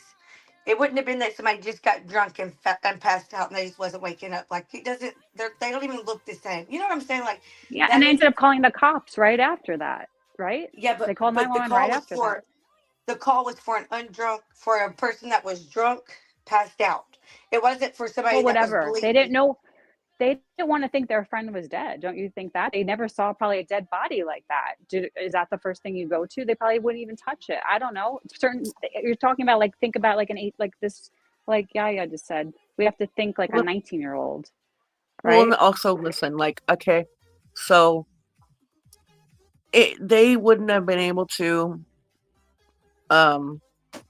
save their friend. Didn't they like find that out? Like, it wouldn't have mattered anyway or something. I don't know. Like, so they know that they didn't do it. It's kind of like a fight for no reason. Like, it's kind of just like a shame on you, dumb young adult, for not calling 911 in time. I don't know. Whatever. They call when they call. Well, I mean, honestly, I gotta kind of go with Ellie on this one, because you got to think. Okay, here, we'll set the scene here. It's a party house that, college kids go to. They drink. They party. They smoke weed. They probably get down with Molly. They probably hang out. You know what I'm saying? Fuck around. They party out. They party inside and outside. People come in and out all the time, nonstop. Guys, girls. You seen the FOIA when they got FOIA? The girls, they were playing music. The cops showed up. They wouldn't open the front door. They wouldn't come to the front, but then they went to the back. So I'm sure there was people probably in and out nonstop, day in, day out, morning, noon, night. You know what I mean? Like I'm sure when she heard that, but because she said it sounded like she was upstairs playing with her dog. Then she had messaged one of the girls upstairs and was like, "What the fuck?" So then she messaged the girl downstairs or whatever. They messaged with each other, and then she went down there. I can't say that she automatically knew her friends were going to be dead. That's not the first thing you go to when you think of like you're in a college dorm with kids that fucking party all night long. You know what I'm saying? Who do stupid shit, prank each other, drink, fuck, have kegers. I mean, fuck, they puke all over each other. They'll puke all themselves and be sitting in the fucking chair. You know what I mean? It's just like, it's the last place your mind would go. I would think it's the last place. You have so I can't really say. And don't get me wrong. I mean, the smell, the blood, the overwhelmingly blood. That does kind of shock me that they didn't smell that. But then again, even if they did, who the fuck? I mean, it could have been some grown ass man, college kid, puking his ass off. I mean, you know what I'm saying? You never really know. But Queen, let me ask you this. Okay, let's say that you're one of those girls. Okay, at 19. What would if well, I you mean, were I on the grew up phone? okay, and this is another thing. I grew up differently in a different neighborhood and around different folks where, you know what I'm saying? Yeah, the first thing you do is check to see if somebody's fucking dead. That's not, I mean, but I didn't grow up in a college kid as a college kid in a dorm room with college, you know what I'm saying? I didn't, you know what I'm saying? Yeah, I would definitely check them. I mean, that's a different circumstance, but when you're a young girl, you're not used to all that. You move in you go from a normal household to a college fraternity, you know what I'm saying? To a sorority house. It's a whole lot different. It's a whole fucking different ballgame. But you grew up not calling the cops too, though. Like I know you grew up like same way I kind of did, where we would call the police. No, you call right, and then they called his friend over. They couldn't get him out, so they called his friend. And then at that point, I think they found out obviously something was wrong with him, so they checked Xana. Something's wrong with her. Boom. You know what I'm saying? You're like, damn, what the fuck? They called Ethan's brother to come over, Ethan. So, I mean, I would do the same thing. Like, call, like, people you know to come help you. I'd be scared if I saw her, like, laying down like that. She felt fuck yeah, you'd heavy. Be scared. And the first thing you know, the cops are going to come over and be like, who did this? What's going on? Yeah. I mean, you already know. Right.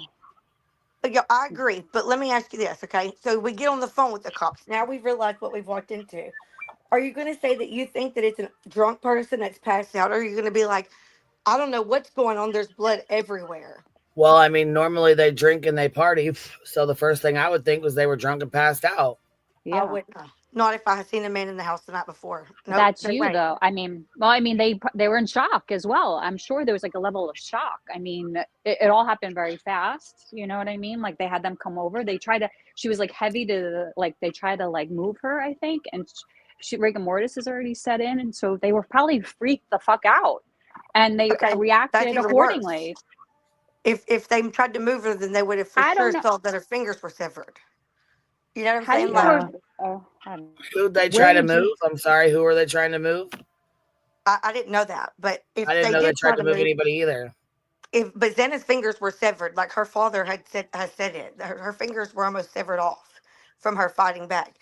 That's why I'm saying if they did try to move her, right then you would have known. Hold on, baby. Who tried to move who? If the people that found her tried to move her. Who? Xana. Oh, you're saying who moved her though? Do you know? I mean, I don't know. Oh, you're just saying if someone did. Yeah, they didn't move her. No, they didn't move her. But if she was like heavy, if they tried, like they would have known right away. But they probably just was like, oh my God, she's passed out. I think Ethan was blocking the fucking door anyway, so I don't think they could even get in there. She was blocking the door. She was blocking the door. She couldn't get into Ethan, who was on the bed. Okay. Mm-hmm. Then how did they see? No, are you sure? Because I'm pretty sure that they said they saw Xana first when they walked down the hallway. They had to. That's the first person you would see. She's on the floor in front of the door. I mean, right. That's just So like she was. I was gonna say I knew one of them was on the floor in front of the door. I just couldn't figure out which one it was. Because she was awake. She was getting like DoorDash at 4 a.m. from like Jack in the Box. Well, Body. So why do you keep saying her fingers were severed? Where is that coming from? I've never heard that either. Xana's dad said that. Body moving says it is a rumor though. I think Steve it is said that. No, Xana's dad Oh, said that Xana's her Xana's dad was ever even in this. I thought her mom was a drug addict and her dad wasn't involved. her dad did interviews with a few people, and he said Oh, that did he? that she fought back for her life. Like it's been said that she fought so bad that they almost cut her fingers off. That was from her own father's words. I watched the interview. Oh, okay. So her dad said she was fighting back and that she obviously had grabbed the knife, obviously, or something. And yeah, and that's sad. Like I don't think that these kids killed these people by no means. And when I say that, I he think said defensive wounds. Her dad said defensive wounds on her hands. yep. So he said severed or he said defensive wounds. He said that her fingers were almost severed off. We don't know that. That's like, remember, like Annie Elise was saying that, like, Yeah, because she said her dad said defensive wounds and that they were bad, but he never said they were severed. But I mean, bleeding out anyways, either way is gonna cause. I mean, it's gonna, you know what I'm saying? It's gonna cause blood to be all over.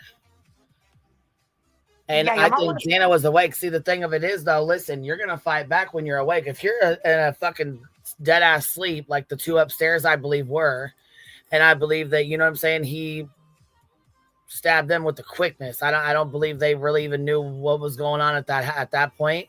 But when Xana, she was awake, she had got her food, she ate, she was on TikTok, she was awake to know that someone was coming after her. You know what I'm saying? And I believe she walked out the door to go and ran right into him. Bam. But she was awake. The other two girls were asleep. When I'm saying he said that they were almost severed, I'm not meaning that they were cut off. I'm meaning they were almost cut off. Like they were, and that was his wording. That's where I didn't even know what that word was until he said it. That would make was sense. his wording. If they, like, Kaylee, if he killed Kaylee first, she might have woken up, or the other way around. So it sounds yeah, like and I feel like Xana fought back because she was awake. She had just ate on her phone. She was awake for it. You know what I mean? So of course she's gonna put her hands up. She's gonna fight back. You know, her hands, I could see them. Yep. You know, her fingers being like that and stuff. You know what I mean? But with the other two girls being asleep and Ethan half passed out on the bed, you know what I mean? Because I mean they had been drinking, so well, I think Kaylee was awake too. Sure, he was probably fucking just chilling, you know.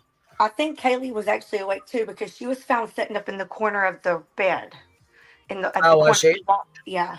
What? Sitting up? No. Yeah, like she was laying up down against, on the bed. No, What? that's not true. I never heard that. Maddie was on the bed. She was on the inside of the bed in that corner, setting up, like laid over. Like leaned up half against the, probably from the pillows being leaned up against the wall, huh? Yep. Like sitting up chatting. Well, that's what I said. They probably fell asleep talking on the phone or playing on their phones, chit-chatting, you know? I think that when one of them was murdered, I believe that if they were both asleep, one woke up and she tried to, more than likely, Kaylee was stuck on the inside of that bed, and that where that door is, she was trying to escape and there was no escaping. And so she probably fought back too. I mean, I guarantee you she did. I don't believe that these kids were just laying down and took somebody murdering them. You know what I mean? Like it doesn't make sense to me. Even if I was asleep, I would still try to wake up, try to like fight, try to protect myself at all costs, even if I was unconscious enough to do so. That's how If our you were body drinking works. as well, you know, they were drinking But I don't too, believe or like maybe it was. whatever. Like they were I don't half think that asleep. they It were was 4:00 in the screaming. morning. I mean, I agree, and I do how you think But feel they when you're said, okay, tired. so they said her family was in the back. Her dad said she was basically up in the corner, that she was trapped. Yeah, that's exactly what he said. See, and I don't think that these kids are involved. That's not what I say when I say I do think that some of the things are weird, but like I understand. I can take in that they're 19 and they're kids and they're scared. Like you don't know what you would do in that moment, and I can honestly say I agree with that. But I do believe that there would have been a chance that somebody could have been saved if they would have been able to be rational. But I don't know if rationality is really a thing in that moment. You know, I don't think that they went to sleep knowing that their best friends were murdered in the same house with them.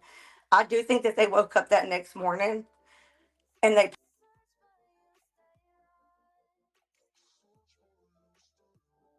She must have yeeted herself. Yeah, I was gonna say she must have yeeted herself. What's up, Cheesy? How you doing, babe? It's a cheesy Hi. weasy. I'm at the beach, so if you hear the ocean, I'm sorry. It's also spring break, so if there's any noise. Can you hear me okay? Yeah, you sound good. Okay. Yeah. Yep. Okay. Clear. Anyways, I kind of wanted to, I've been sitting here listening while I'm just down here, and um I I wanted to chime in a little bit because I mean, I love horror movies, right? These people lived through your worst horror movie. And when you're watching those horror movies, that's one of the reasons why I think they're so exciting is because we don't ever think that that's ever going to happen. I mean, I always say that that's kind of why I probably like zombie movies so much because I know that's never going to happen, right? Um, and I mean, these people lived through the worst horror movie that I could imagine, right? And I mean, they're like 19 years old, and I grew up in with my parents were married for 30 some years before my mom died. Um, I my family's pretty normal, I guess you'd say. We never had any problems until the next generation. I lived a pretty good life as a child. And I can't say, even though I was a horror movie buff, I couldn't say that I would have went right to that they were murdered. I mean, you, you go through life in a kind of in a protected bubble, I guess you'd say, when you're growing up. And it sounds like these kids kind of had a charmed life. And yeah, I think the last thing that they would think of was that these people were murdered, Right. And I remember a friend of mine sent me I don't know why, but sent me a picture of his brother one time in a body bag. And I remember when I opened up that picture, no warning, just sent me this picture text message. And I mean, I was an adult, well, I mean, in my late 20s, but um, I remember this feeling come over me like a out of body, like almost like a dream when I was looking at this picture. You know what I mean? Yes. So Yeah. I would imagine them kind of feeling like that when they're looking at their friends, Yep. kind of like it's a dream. This A isn't shock real, state. Yeah. Mm-hmm. Yep. I don't know. I picture that exactly that, truthfully. I thought maybe I'd be able to come up here and try to explain it better, but I don't know if I am really. No, you are. You Doing it. totally are. But yeah, and you almost feel like you're in a dream. I mean, I remember my grandma dying, and I saw her. That was my first experience with a dead body. And yeah, you're kind of like not yourself. You're just kind of like, yeah, in like this dream state because you can't believe what you're seeing. Right? Your body, your mind is like, It's this not. ain't right. I agree with that. And I want to be clear. I've seen some of the chat. I do not think that these kids harmed their friends. I'm not blaming them. I think that their thinking process was exactly what would happen in traumatic events like that. I can say what I would do or what I wouldn't do, but the truth is I can honestly say I don't know. I've been so scared that I didn't leave my room when I thought somebody was in my house. I have been in moments like that where you're traumatic and you just freeze. I'm not a fighter. I'm a freezer. That's how I do when I'm protecting myself. I do think that some of the things they did is questionable, but it's not that I'm questioning if they were innocent or not. I believe that they're victims, just like Maddie and Xana, Ethan and Kaylee. I believe that they're victims of a circumstance that none of them knew was going on. It's sad. It's I wouldn't wish it on anybody. So whenever I'm saying the things I'm saying, y'all please understand. I do not think that these kids did anything wrong. I feel like that they did what they thought was the best case. I don't believe that if they thought those people up there were harmed, more than likely they didn't go up there because they were scared, which I can understand. I wouldn't have wanted to go up there by myself either.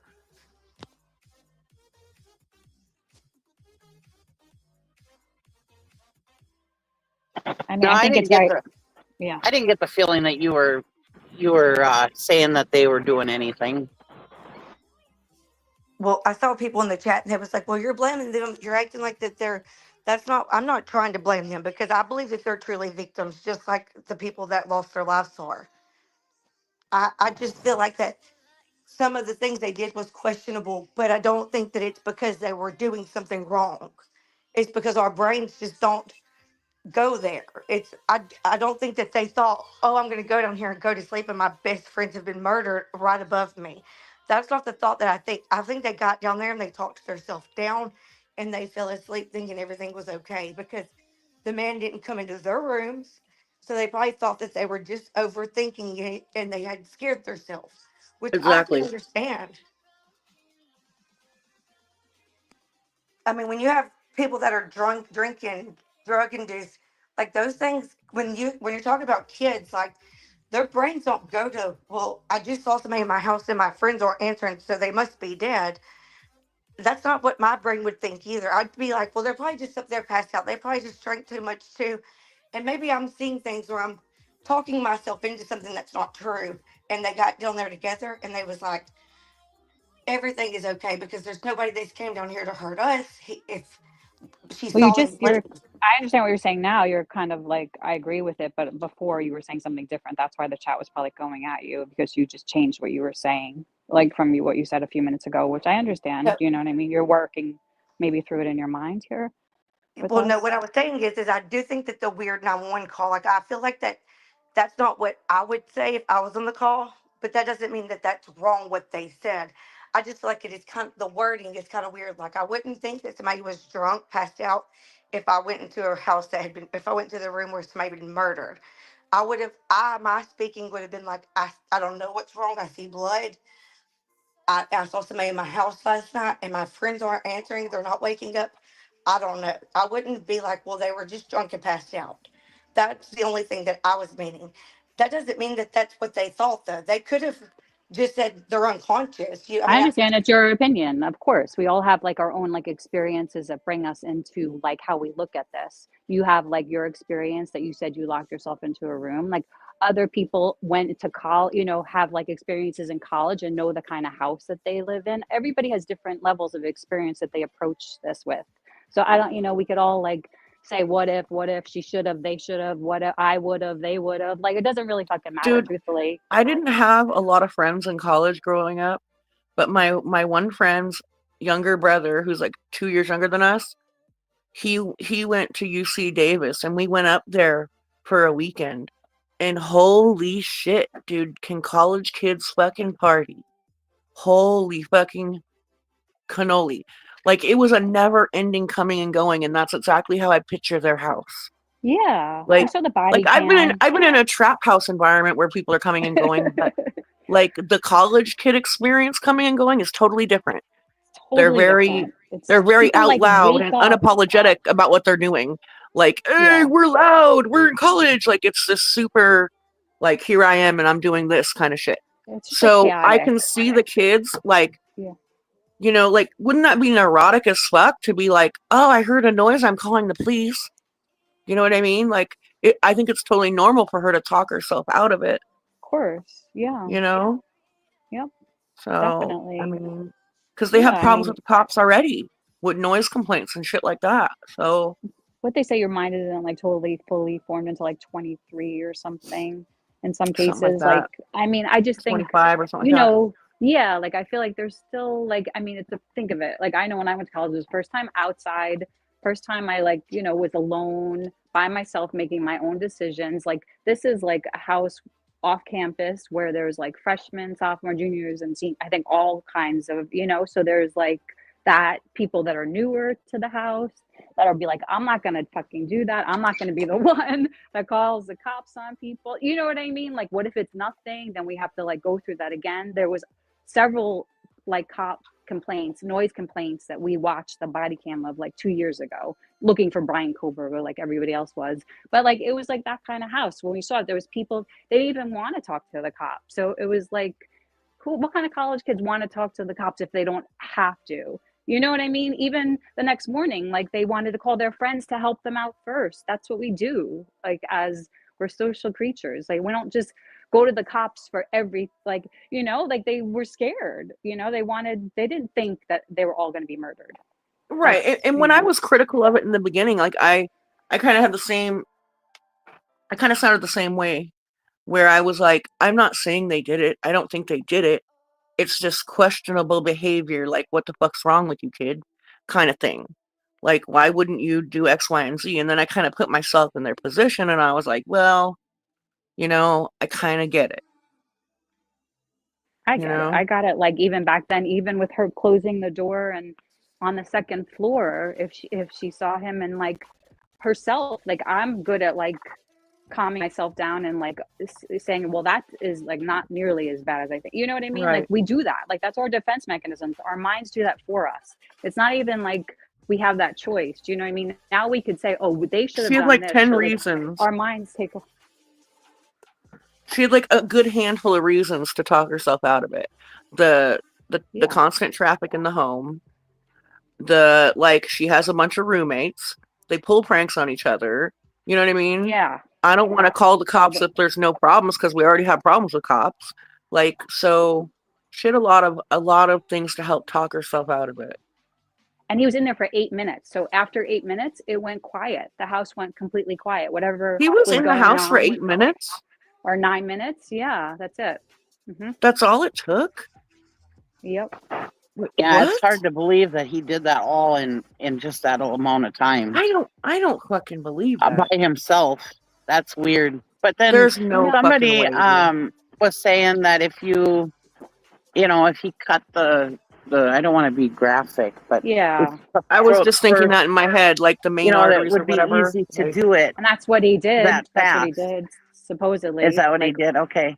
I mean, supposedly that's like they had to, right? That's had to happen that way. I'm sure he kind of studied that's the way to do it because then there would be a lot more screaming going on. Think about it, Yeah.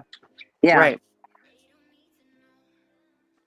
Well, I'm going to hop down and enjoy the beach. I'll talk to you guys later. I just wanted to hop up real quick and say hello. Have fun, Cheesy. Put on sunscreen. I don't know how to put this so that it's on the other camera. Otherwise, I'd show you the water. But anyways. All right. Have a good day, guys. Have a good day. Bye. Bye.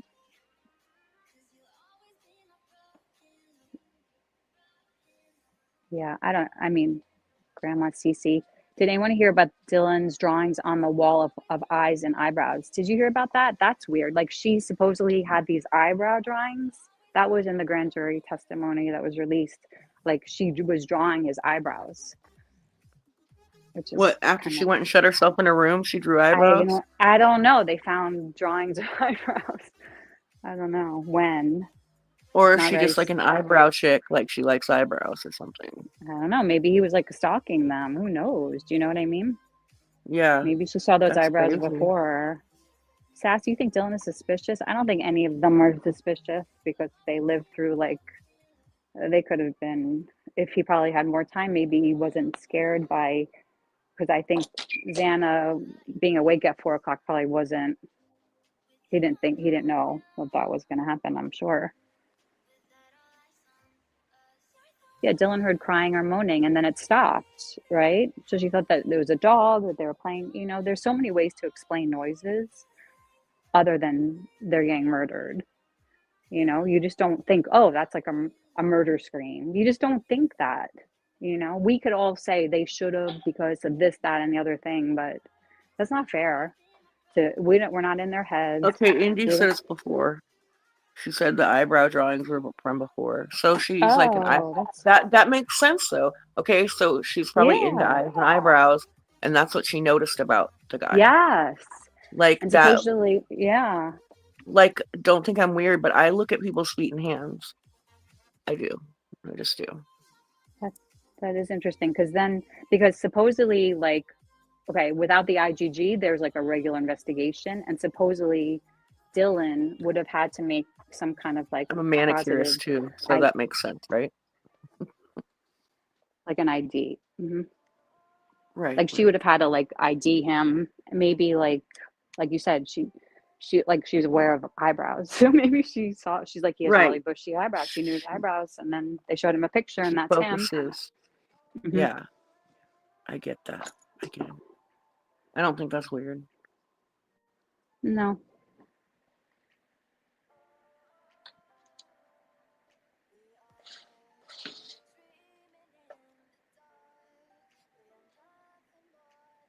So if it was your daughter, you would be totally okay with their actions? Yes. If it was my daughter, I would be okay with the actions of Dylan and Bethany. Yeah, they're victims too. I don't think you guys understand that. They just didn't get killed, but they're victims. Am I right? Am I missing something?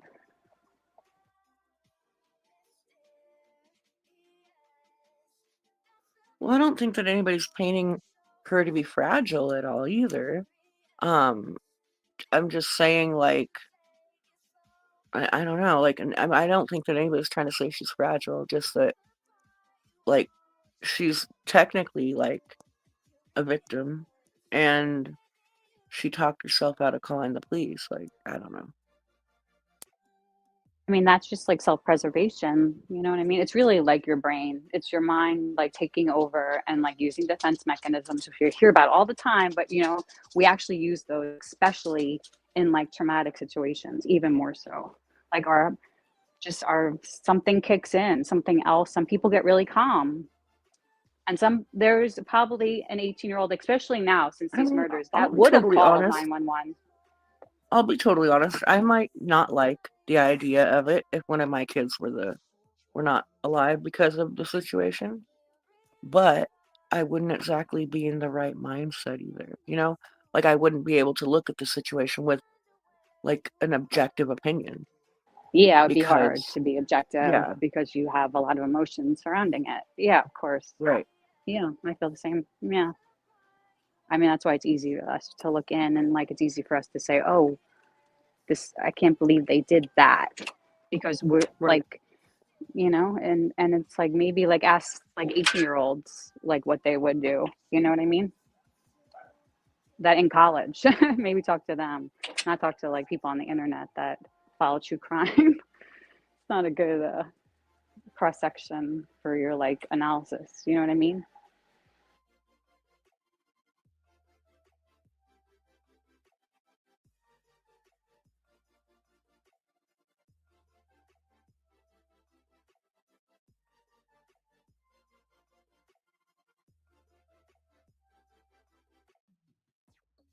Just Samantha, you're up here, baby. Hey guys. Okay, so like this is some of the problems I have with Dylan. Her statement had changed repeatedly over the course, like Clue was saying. And okay, say we go with the prank thing. So it's a prank, but you're so scared, but you think it's a prank, so then you calm yourself down, you get down there, go with Bethany, you wake up, you called your friends, they didn't answer. Now they're still not answering. Now you're hearing nothing.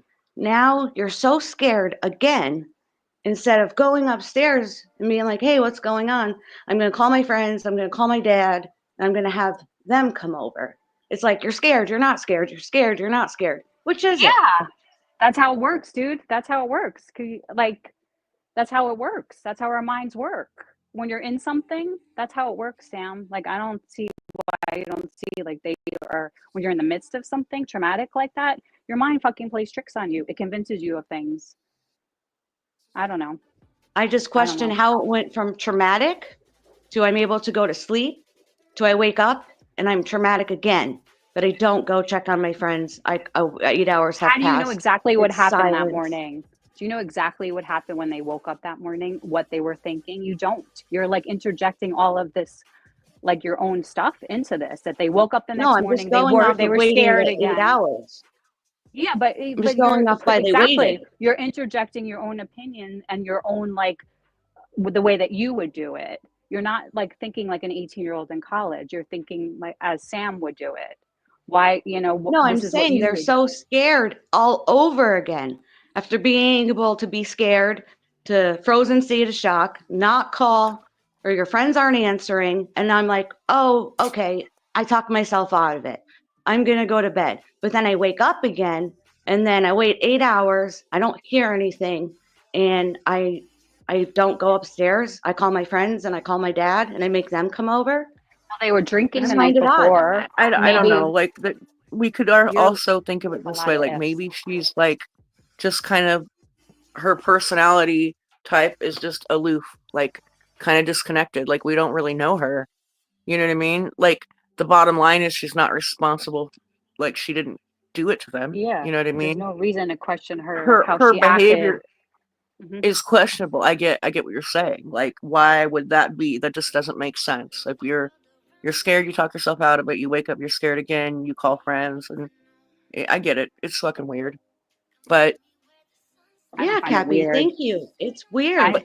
but at the same time, though, it's like I try to play in like all the factors of like her being younger, probably immature. Maybe she's not like super fucking in tune to her surroundings and doesn't have a whole lot of life experience. I don't know. I'm trying to figure out why she Just would do dissociating, that. just dissociating. Yeah, or She was dissociating in. maybe. That's all she did. Even from maybe the night before, you could like even falling asleep is dissociating, and then you wake up the next morning with a pit in your stomach. Like, what the fuck happened the night before? Yeah, you get like. Do you ever go to sleep anxious about something and you forget about it, and you wake up in the morning and you're anxious about that same thing again? Like, that's what sleep does. You know, like you forget about things when you fall asleep, especially if you're drinking. They passed out. They woke up in a probably, oh shit, what the fuck happened last night? Let's go investigate. Let's start calling people. Let's start figuring out what to do. When they woke up and couldn't get in touch with them, I don't know exactly, you know. I feel like people want you to be like, they did everything right. How dare you question what they've done? And in that case, are we not just saying, like, to every person in college right now, hey, if you get scared and you see a random person in the night in a ski mask, it's okay, go to bed. Like, I feel like that's what people want. And like I said, they think that we're shaming them. And it's so odd because we talk true crime, hypotheticals, what we would do, what we wouldn't do all the time. But for this case, people are just like taking it so personal. And like I said, in the documents, Bethany has changed what she said multiple times. So there's What reasons to documents from, question like it. you're saying, the grand jury? What documents did she change what she said from the PCA to the grand jury? Like, I don't She understand was why a you're all little of a sudden. drunk. She was really drunk. She She hasn't was even frozen state. testified You're yet. not letting me Exactly. finish, Ellie. You're yelling at me. I'm not. I'm just saying she hasn't even testified yet. I'm sorry. I thought I was breaking up. She was frozen in a state of shock. We originally were told that they were sleeping. Now we're finding out that she was awake, texting the whole time. She was a little drunk. Then she was very drunk. She seen a person in a ski mask with bushy eyebrows. Maybe she thought she seen a fireman. It's all over the place in the documents. Hey, Petty, what's up? Hey, I've just dropped you a link in the back. I'm not coming up. My opinion's way too controversial. But just Samantha, I believe everything you're saying and you're valid on what you're saying. But I don't Just so think you know. that's fair that like you're uncomfortable, Petty, to come on Queen's panel and to give your opinions. That's not fair. We're not an echo chamber, and I'm not speaking for you, Queen. If you feel it's uncomfortable or you don't want it, you'll tell her. Yeah, no, like I said, I mean, I think it's good that we have different opinions. I think it's good that we're not all sitting here just saying the same exact stuff. I don't Some people don't are see why having we a really hard time with it. and I still be don't okay. understand it. I've dropped you the link for the medical examiner just for the facts in it. And did she So testify for the grand jury? Because I thought she did. I think so, yeah. But this is just an interview that she's released about the victims without going into too much detail. Right, thank you for having me up. I'll see you later. Just Samantha, you're fine. Don't worry, darling. Bye, everyone. Love, we'll see you. Bye. Hey, Lady V, what's up? Hey, Lady V, what's up? Hey, Lady V, can you hear me? I was muted. I'm sorry. Yeah, that's okay. How are you, love? Hi. What's bad? Hi, everybody. How are you? Hi, Queen. Thanks for letting me up. I just want to say I agree with Samantha. You know, I feel like I feel like if you even question what she did, what Dylan did, you just get dogpiled. You know, I mean, I don't understand. If you're that scared and I understand you guys, but okay. So here's my take on it. You're saying it's all her ideas, her frame of mind, Samantha's, that it's her opinion. But it's also the rest of you's opinion as to what she was thinking as well. You understand what I'm saying? Correct. Yeah. You're hypothesizing everything that you believe she's thinking because she was this age, she was in college, and all of Correct. that. That is no different than what Samantha is saying. Yeah, I don't disagree.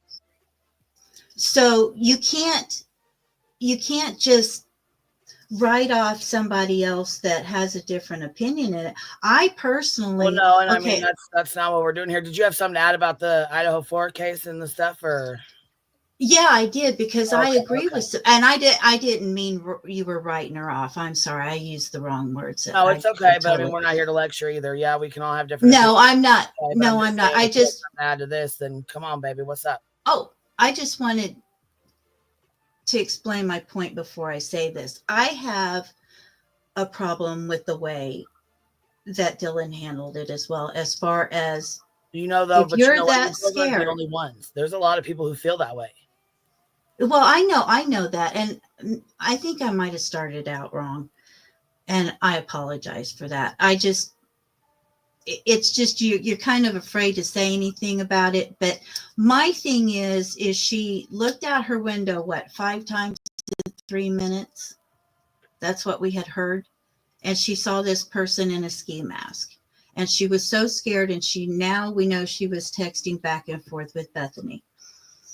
I just don't see how, and I understand the pranks and all that, but I don't see how that commotion upstairs could equate to Kaylee playing with her dog. It had to be more than that. There had to be. That's an assumption.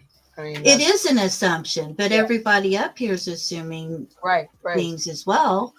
So I'm not saying you're wrong to assume that. I'm just saying it's an assumption. None of us really know. I mean, we don't know. Absolutely. How loud or how, you know what I'm saying? I make the assumption as well that it could have been loud. I'm not saying you're wrong in that. I'm just saying, like, we're assuming when it comes to how loud or not that it was. You know what I mean? Right. No, I totally agree. And I don't know how much that house echoed. Right. That's the thing. We don't know how thin the walls were and none of that. It does kind of look like it was, but I mean, we could be wrong too in that, or they could have been super thin and she could have heard it all, Right. Now, when we went to look at the house, I didn't see any carpet anyplace.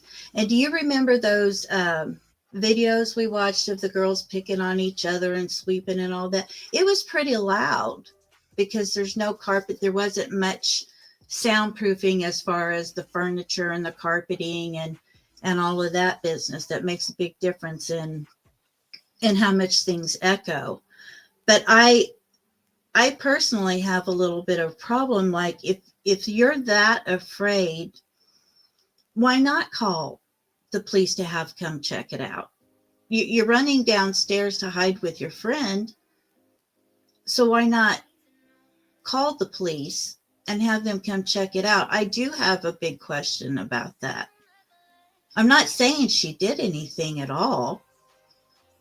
I'm just saying that I don't understand if you're that frightened, and I understand the shock phase, but she wasn't in shock phase enough not to text,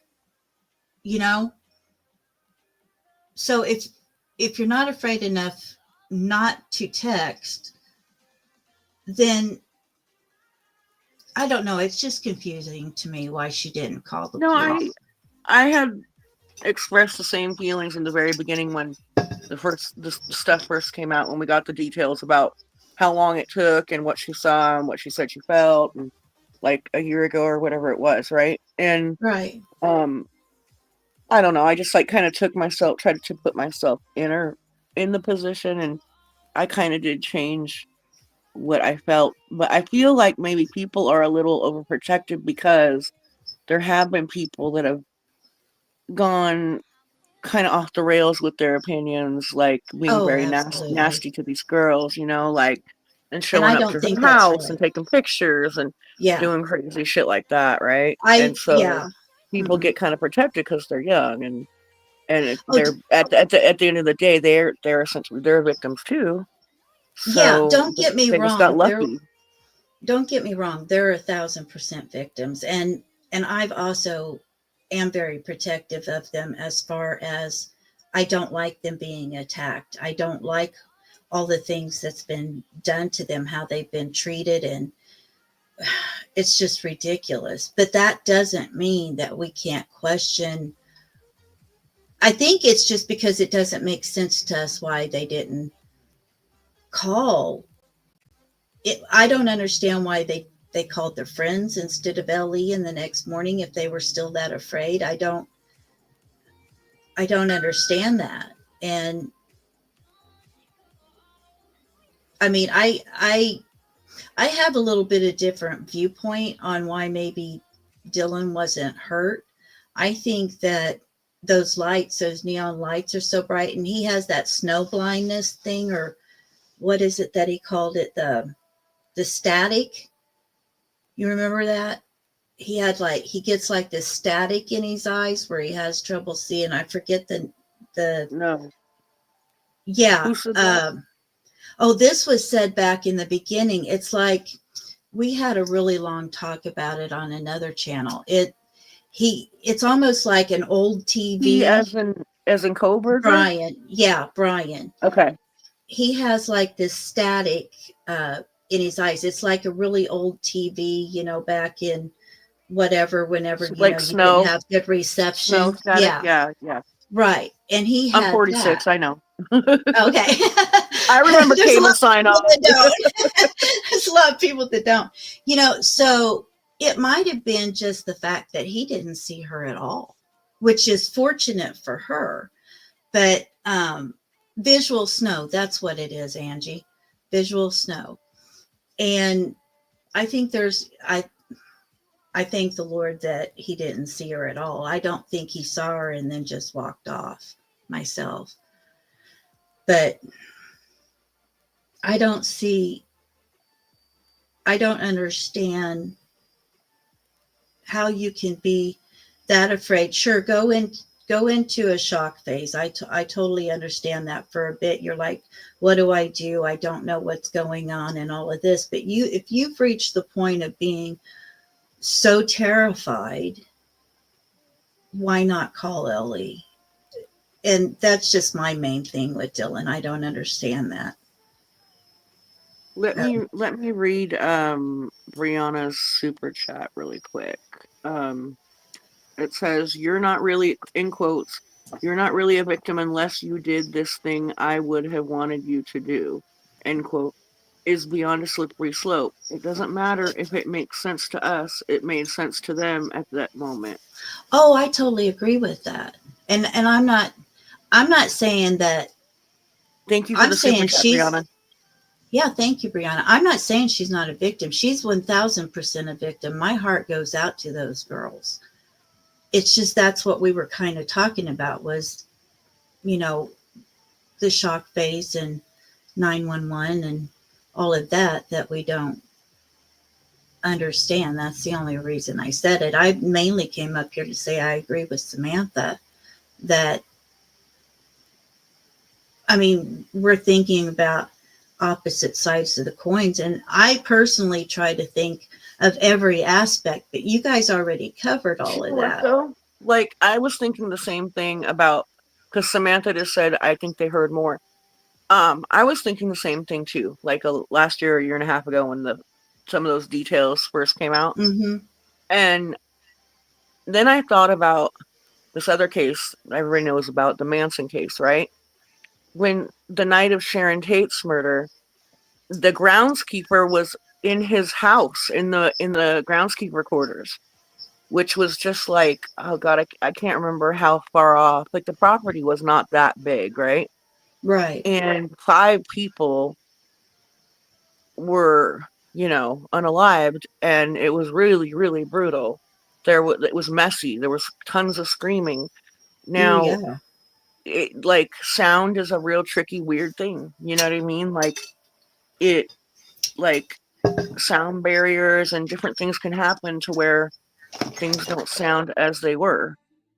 You know what I mean? Like, he thought he heard something in the night. I'm talking about the groundskeeper at the Manson thing, the Manson murder, but, I muted her yeah, because there's I way don't too know. much background noise.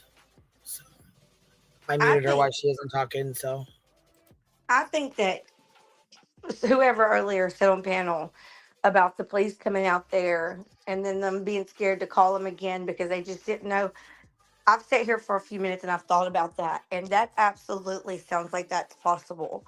That they had called the cops so much and had so many run-ins with them that they didn't want to make their friends mad just in case they were overthinking it, and maybe that's why they didn't call the cops when at 4 a.m. because they just didn't want to have to deal with it if it was nothing and then be embarrassed. And I've never been to a dorm. I've never went to college. I didn't go to college, so I don't know what those kind of mindsets are. But I can come to terms with that. Like, I do feel like that is a very big possibility. They had so much run-ins with the police that they didn't want to have to deal with it if it was nothing and they were overthinking stuff.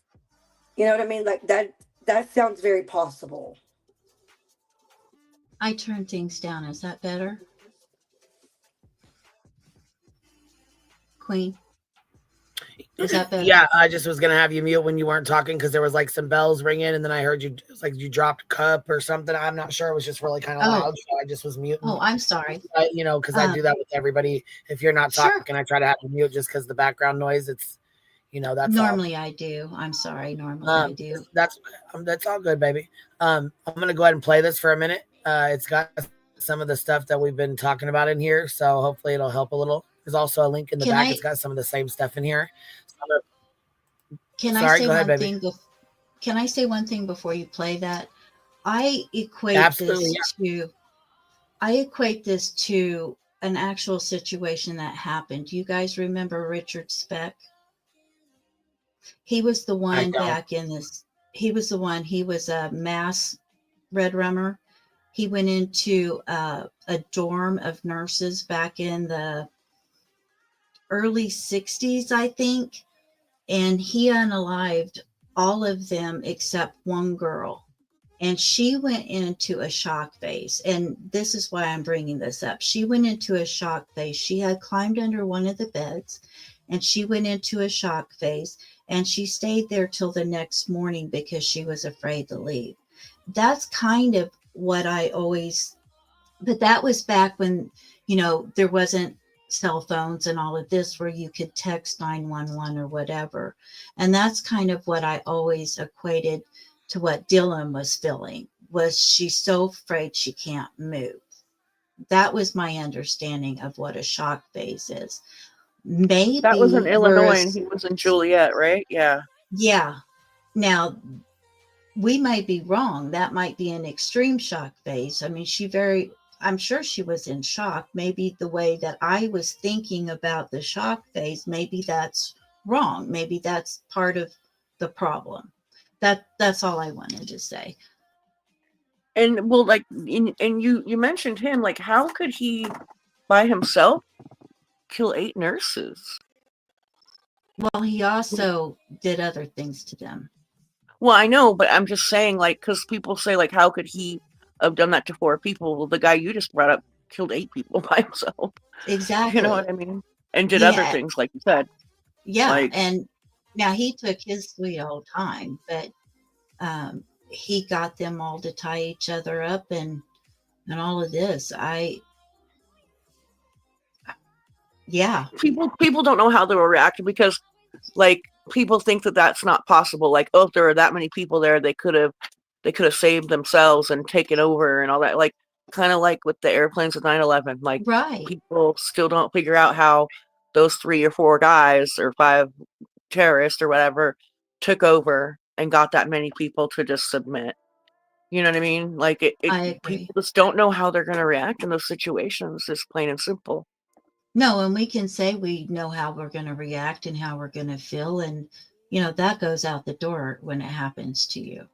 I can say that if somebody told me to be quiet or they were going to unalive me, I would scream and yell and fight and all of that. But you don't know what you're going to do. Like, who knows if that would really, you know, because in the split second, you might decide to do the opposite because you feel like that might save you, you know? Exactly. You're like reading the situation and reading the room and whatever, right?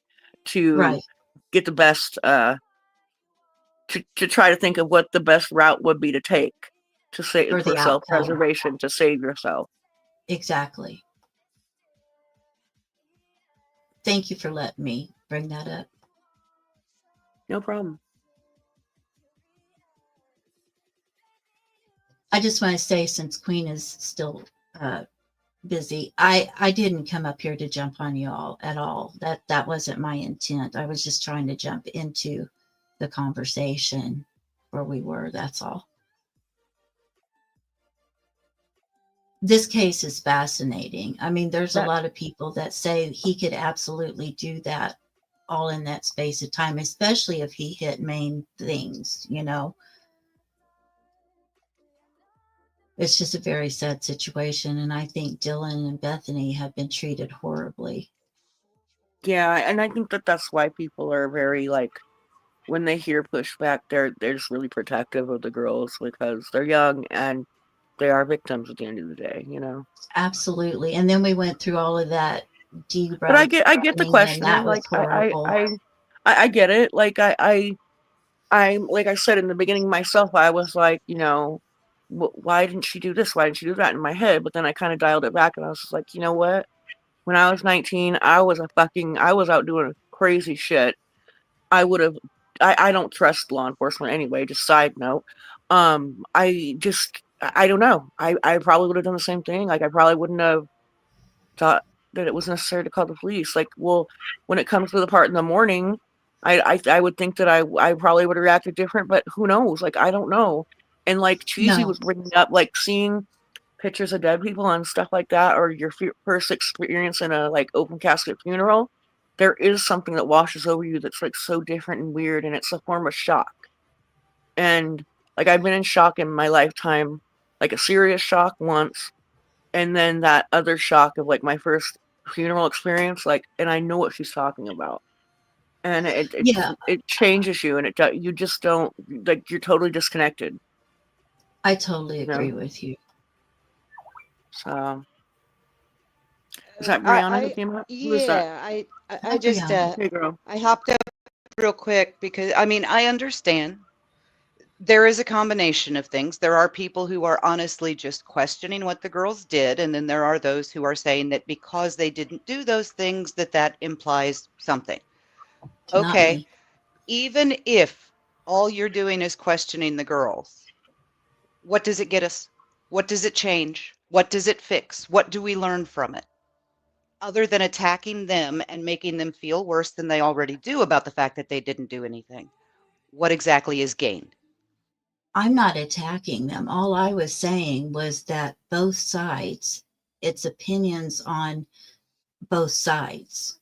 We don't know what she was experiencing. We'll never understand. Yes, and I absolutely wholeheartedly agree with that. But what is the point of even questioning the girl's behavior? Because it has nothing to do with what happened. What's the Those four point people of were still dead. They could not have saved them. Yeah, maybe they could have gotten Brian arrested a day earlier. But in the end, what is questioning Dylan and Bethany over and over and over again actually going to accomplish here? I'm really not questioning why she didn't call it. I said I don't understand why she called it. My point was that on both sides, it's just opinions. We don't know. If you're making excuses on one side and somebody jumps up and makes an opinion about the excuses on the other side, neither one of them makes sense to me because we absolutely will not know. I totally agree with what everybody's saying about being 19 and scared and it being a party house and jokes and pranks and all of that. I'm not at all questioning her. I just said I don't understand if you're that scared. I think you're missing the point of what I'm asking. Even if you do get to the answer of that and you find out why they were so scared,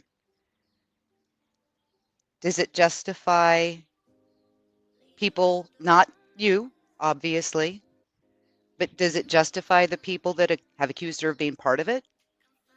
Does it No, justify the and it people that doesn't have just. said she's not a victim because she's not dead?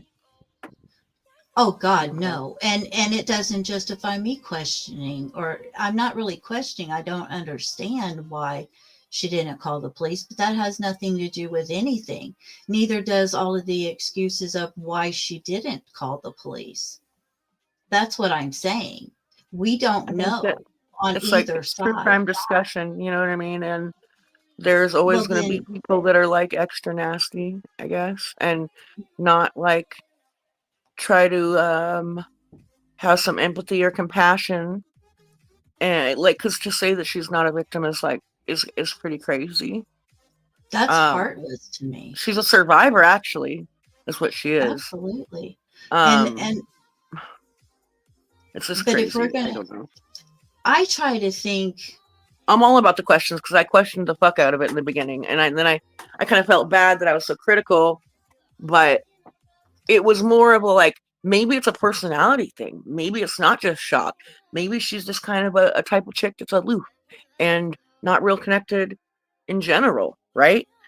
She's still a victim, still a Right, but survivor. what you just said is an opinion, and what Samantha said was an opinion, and I don't Correct. feel like she Right. was accusing anybody of anything. That was my point.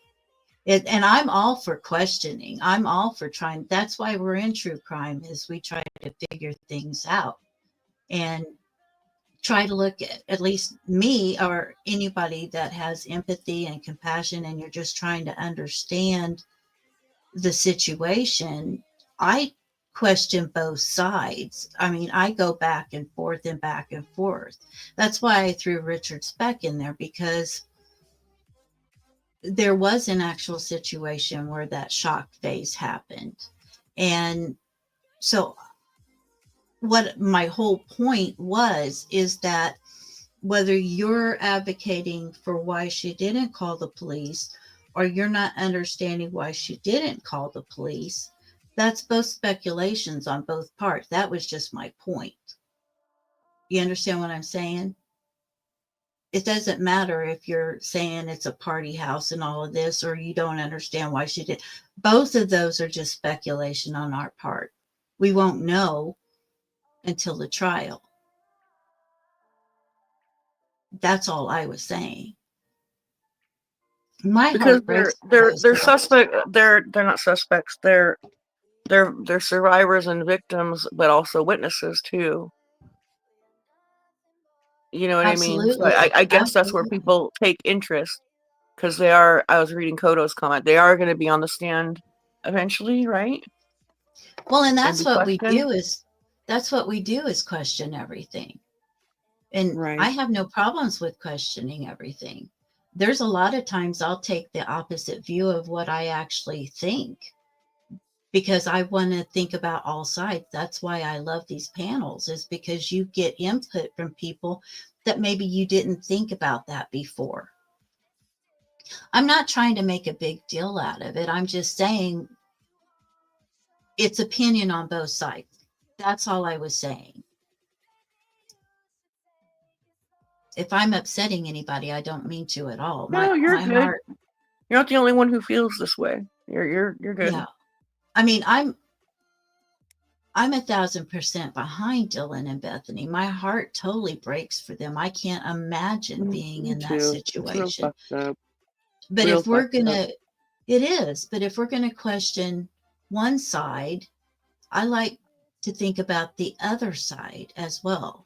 You know what I'm saying? And it, because of what happened at the very beginning of this case, where people were like, they have to have something to do with it, blah blah blah blah. No, I was never like that, ever. But there are people out there that are, and I think that's horrible, because I don't think those people think about things like what you all were saying about maybe why she didn't call, you know? Right. And I think it's good to hear all of that. So if anything, I was trying to add to the conversation of, it's okay to say this, because we're not the ones being vicious and cold-blooded and mean and saying they have anything to do with it. We just don't understand right. why you can be that scared and not call. And that's an opinion on our part, as well as the opinion of why she didn't. That's all I was saying. Right. But yeah, it is a basic human trait. We want to solve the problem. Absolutely. Anyway, I didn't mean to upset anybody. I wasn't jumping on anybody at all. No, you're good. You're good. You're good. Don't worry. This case fascinates me. You're good. He reminds me of several real high profile in the past cases. And honestly, I think if he hadn't have been caught, because I do believe he's guilty, and if he hadn't have been caught, I don't think he would have stopped.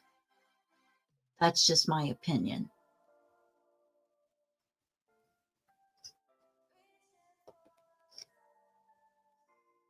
Sorry, I was really nervous when I got up here too. I was like, I didn't mean to interrupt, Queen. You're good. Cappy, I love hearing your viewpoints and B-Tims and thanks. all of that. You guys are wonderful at being able to go back and forth and, you know, think of all sides and without arguing and getting mad at each other, which right now in these streets is a rare thing. I often have unpopular opinions, and that's okay. You know? You do. I've watched long enough to know that you do. But, you know, sometimes we need to hear those opinions. I actually, I'm going to save it. Hey, Jen Rebel, you're up there. How are you? Sorry, I had myself muted. I just want to, 3 things that's kind of helped me through the why they didn't call is, 1, I went to a huge party school, huge, a long time ago, but I was a bartender. So for me to not get home between 2 and 4 was, or even later, would never have been weird to my roommates, and to not see me before noon because I was crashed out because I had worked all night also wouldn't have been weird to any of them if they did not, you know, if there was no communication or they didn't see me. We didn't have cell phones back then. But also I've lived in a house that was near train tracks, and you first move in, you hear the train all the time. You hear it in the middle of the night. You hear all the noises, but after living there for a couple months, you don't hear it anymore. Same thing like when I moved down here and lived close to the base and lived near the practice range, you know, people online every day now still say, what are these fireworks I'm hearing all night? Well, you're not, you're hearing practicing. But when you've lived here long enough, when you go, like when I would go back to my parents' house before they moved down here and spent the night, I had a hard time sleeping because I didn't hear, that noise wasn't there. So you get trained in your environment. So if they were in a huge party house and used to parties, you know, to 4 o'clock in the morning, people coming in and out and different noises, you can sleep through that because your mind gets used to what it's used to and it blocks that sound out. That's a very good thought. And then, I dated a drummer, and they were a very popular band where in the college town I was in when I was there. And it would not be odd for the band they opened up for or the band that opened up for them to all come and crash at the house. So if I got up to go to the bathroom in the middle of the night, if I was staying with my boyfriend, there's no telling who would be in the den. But it didn't ever scare me because I was used to getting up in the middle, getting up to go to the bathroom or to the kitchen or something, and there being like 5 strange men there or something. So it's what you get used to. And when you're that young and you haven't lived away from home, if you didn't come from an environment where you didn't call the cops, you could also have come from an environment where there was no need to call the cops, like in a protected environment to where the cops didn't come to your house because there was no need to come to. And then you get to a situation where you're in a party house, and if the cops come back, you're going to get in trouble for underage drinking, any party favors around the home, those kind of things. And they were probably more afraid of the authorities than they were, calling the cops. It was more scary to call the cops. Plus, in the text message, it said that they were freaking out. And in today's lingo, or at the time, is there a difference between freaking out and absolutely terrified and horrified? That's true. Putting together with what you were saying, with what I was saying about the dog,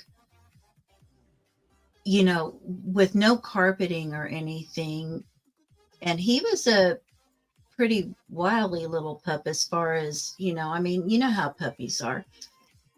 Putting that together with getting used to sounds, you know, you're probably right. Well, She because probably just thought they were scuffling up right, there and with we had a the dog dog. named Zildjian at the time, and if we weren't home because he was playing out of the, you know, in a different state or whatever, somebody always came and took care of him. It may not have been the same person every time, so Zildjian wouldn't have thought anything. A, if there was noise in the house, or B, if somebody else came to let him go roam around the yard and go to the bathroom. He would not have thought that. Now, if somebody comes in my house to let Rebel out that she doesn't know, that's a whole new story now. But I live a different lifestyle. I'm married and it's quiet. Right, I agree. But you made a really good point about getting used to sounds. I hadn't thought of it from that aspect. That's why I all love I was these coming up to say. discussions. I just think our mind trains us to ignore things or hear things. If something out of the ordinary, then, you know, you're going to think about it. Like right now, if a train were to come by my house, which it won't because there are no train tracks, I'd be like, what the hell's a train coming by my house? But when I had a house that was close to train tracks and I heard the train came through every night at 2 a.m., I slept straight through it because I couldn't hear it. Well, and I think people often forget, just like Leo said, college parties are a whole different life. That's a whole different world. Right. I mean, like I said, I went to a huge party school down here in the South. I mean, I partied. And I mean, you're going to frat parties, sorority parties, you're going to band parties, you're going out to local bars and stuff. I mean, it's just, that's what it is. And you almost, at that age, you're more trusting, I think, in people than, especially if you're used to it. If that was a party house and then you think, well, maybe their party favors around, I don't want to get somebody in trouble or whatever. I mean, there's 1,000 reasons why they wouldn't have called the cops. And if they had all been out drinking to about 4 a.m., to sleep till noon wouldn't have been ridiculously odd. Oh, absolutely not. Anyway, I'm going to jump down. Thank you for letting me say. Absolutely, jump baby. up here and say something. Sorry, I was a little nervous when I first jumped up, and I don't think I explained myself well. But I love hearing all the different opinions and everything on it. But I'm going to jump down. Thank you, and it was nice meeting you, ladies. And Queen, I'm going to jump down. I just thought about that while we were all talking about how, like, I've gotten used to sounds and places I've lived in, different schedules and those kind of things. And I think that's something good to point out. I mean, I think people don't, you know what I mean? We don't think about things like that. So. Right. Okay. I'm going to jump down. I'll talk to you later, love. All right, love. Hey, Stitching, how are you? I'm fine, but shit, I wanted somebody on panel that has an issue with Dylan and Bethany's reactions so that I can understand why.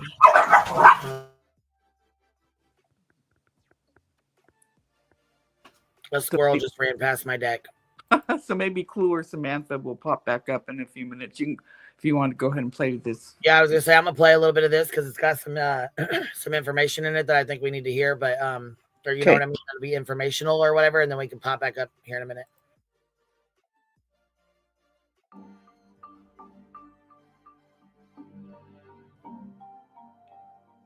Autopsies on the 4 students found each had multiple stab wounds. Some had defensive wounds, showing they fought with the attacker, and there was no sexual assault. County Coroner Kathy Mabbutt is describing the murders as personal. Were they found in beds?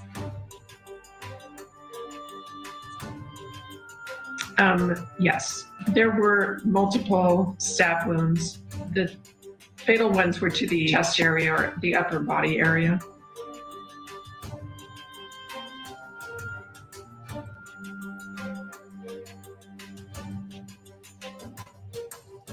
So Kaylee's injuries were significantly more brutal, but they were sleeping together in Maddie's room. So that helps put the puzzle together.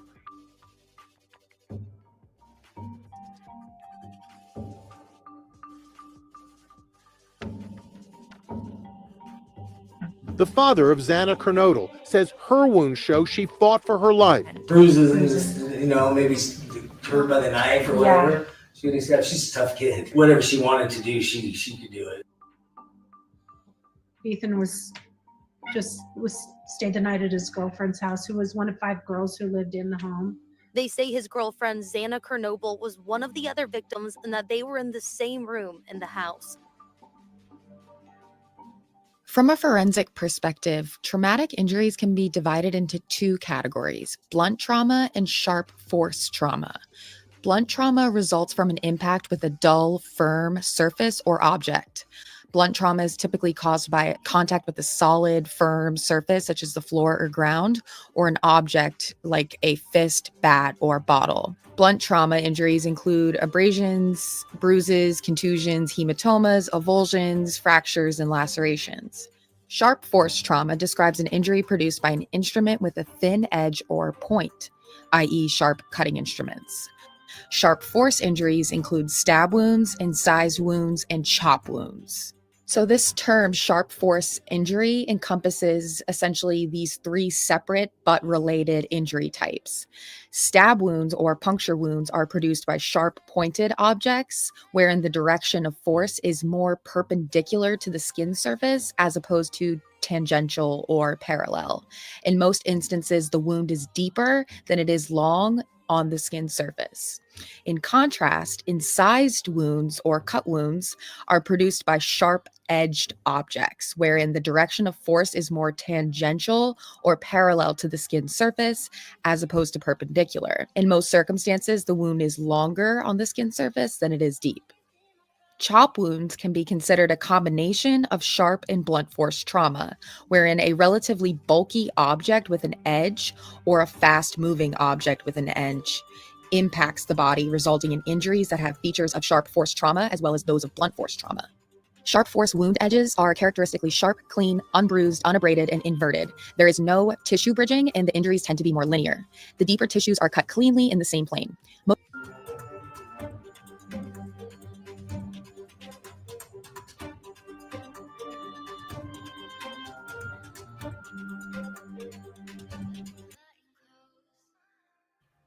Now, see, with him, I'm gonna tell you right now.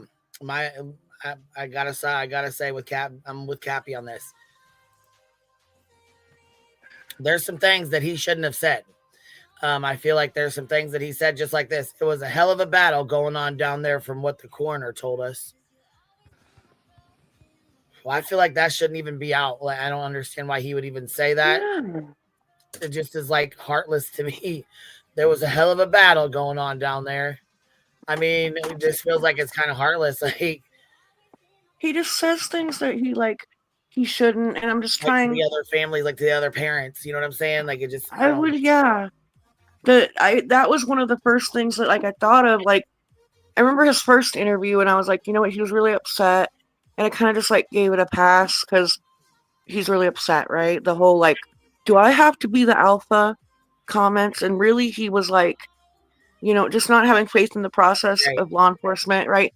And I get it, but there was a comment he made that during the interview with Olivia and Betty, where he made a comment about the other girl, the best friend Maddie, right? How her parents took them to Hawaii. And how it was domestic and not international. I was just like, what? That's kind of rude. I don't know. I just got a vibe. It doesn't take away from his tragedy. Right. His trauma. None of it.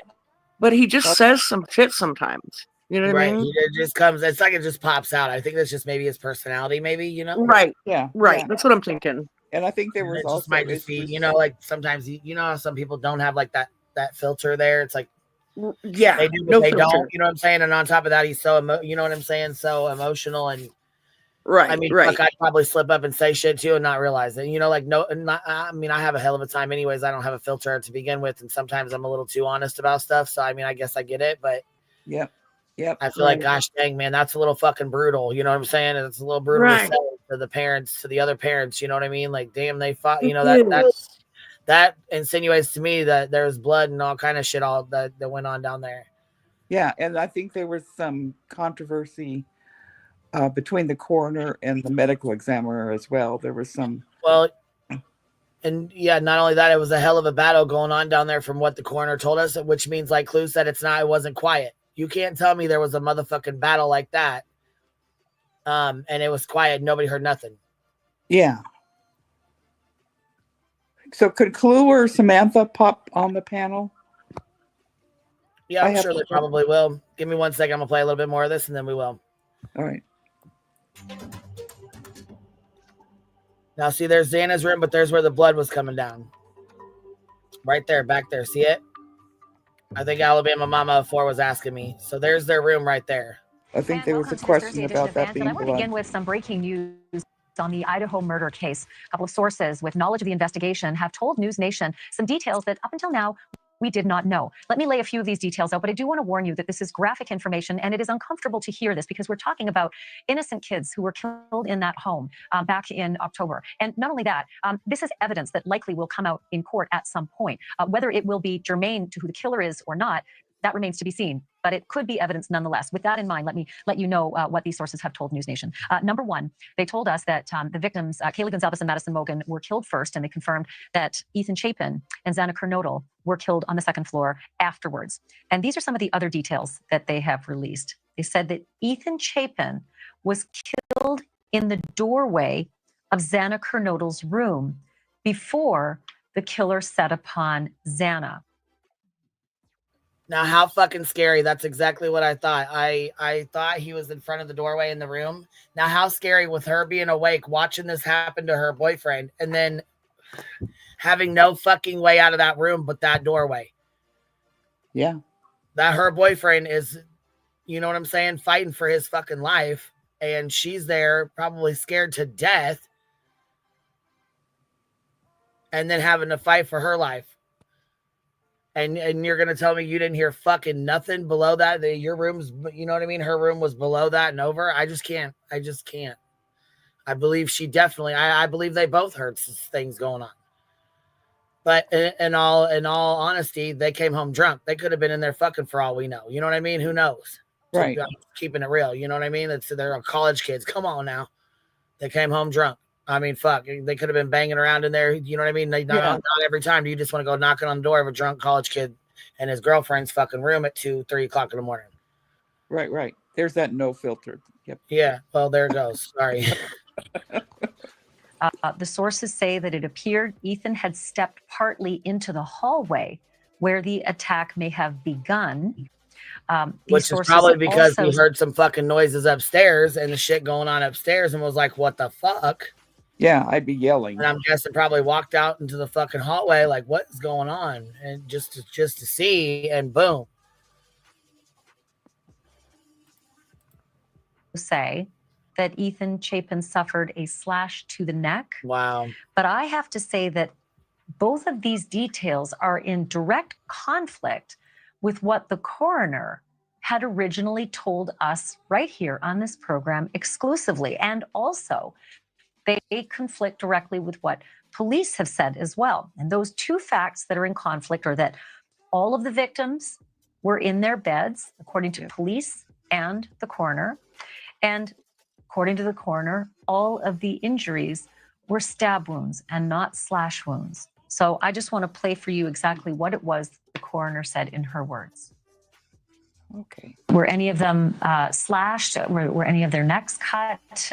Or were these all puncture wounds? Well, it was a pretty large knife, so it's really hard to call them puncture wounds. And they were definitely stabbings. Can you tell me, when you say that they might have been sleeping, were they found in beds? Yes.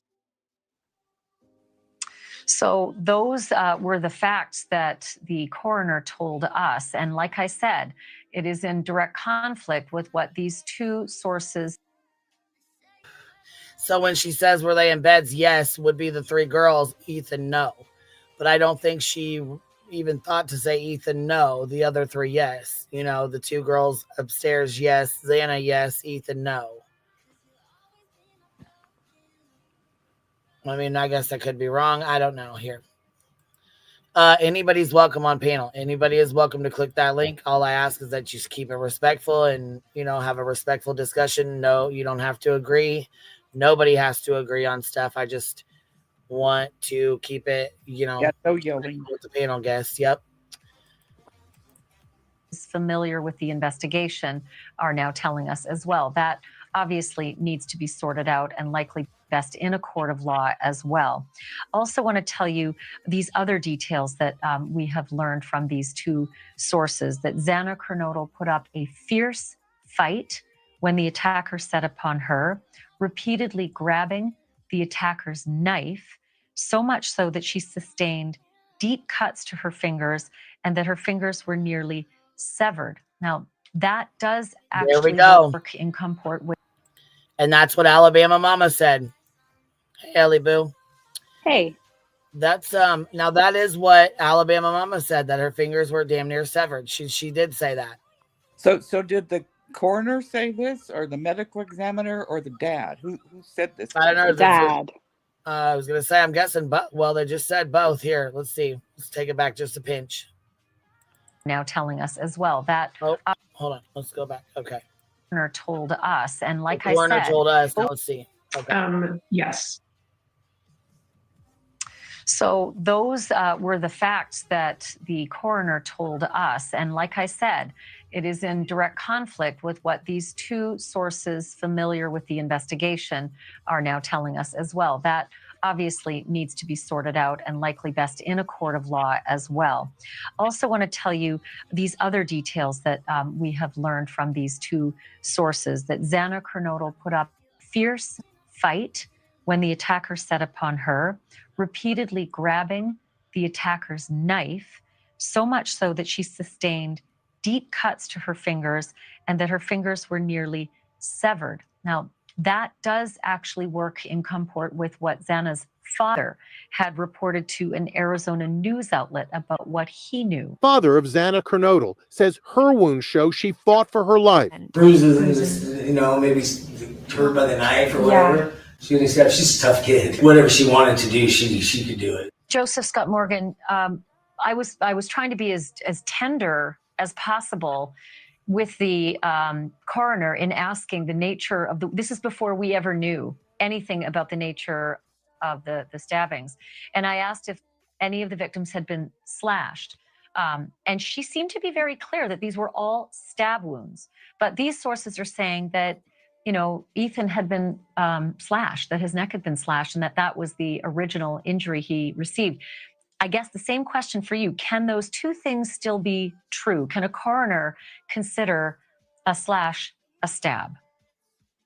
If her assessment was made merely by what she saw at the scene, I'd say, yeah, they could be true. Those 2 things could be true. Well, I'll stop you right there. I asked her that. I said, were you present for the autopsies? And she said, yes. No, I said at the scene. If she made that assessment at the scene, just to be very blunt with you, these injuries are going to be encrusted with blood. It's hard to make that assessment at the scene. However, if she went to the post, this would have been easily visualized at that point in time. And not only is the injury to the neck a slash, allegedly, according to this person, but these injuries that you're talking about on the hands, these are going to be incised wounds as well. Not necessarily slashes, but this is as a result of grabbing hold of the blade and pulling it through the hand. These are not stab wounds. I can tell you that definitively based upon my experience. So yeah, there probably are some stab wounds, but that information is, you need more clarity here as to what she's saying. And that's, I guess at the end of the day, it's not really the point. I would draw into question what kind of exam was conducted on site at the scene. I've always wondered, when did she actually get access to the bodies, and how much exposure did she have to the remains that she would have had to have traveled to Spokane to view those posts because that's where they were done. Okay, so there's obviously a lot to unpack here. And of course, we're not going to.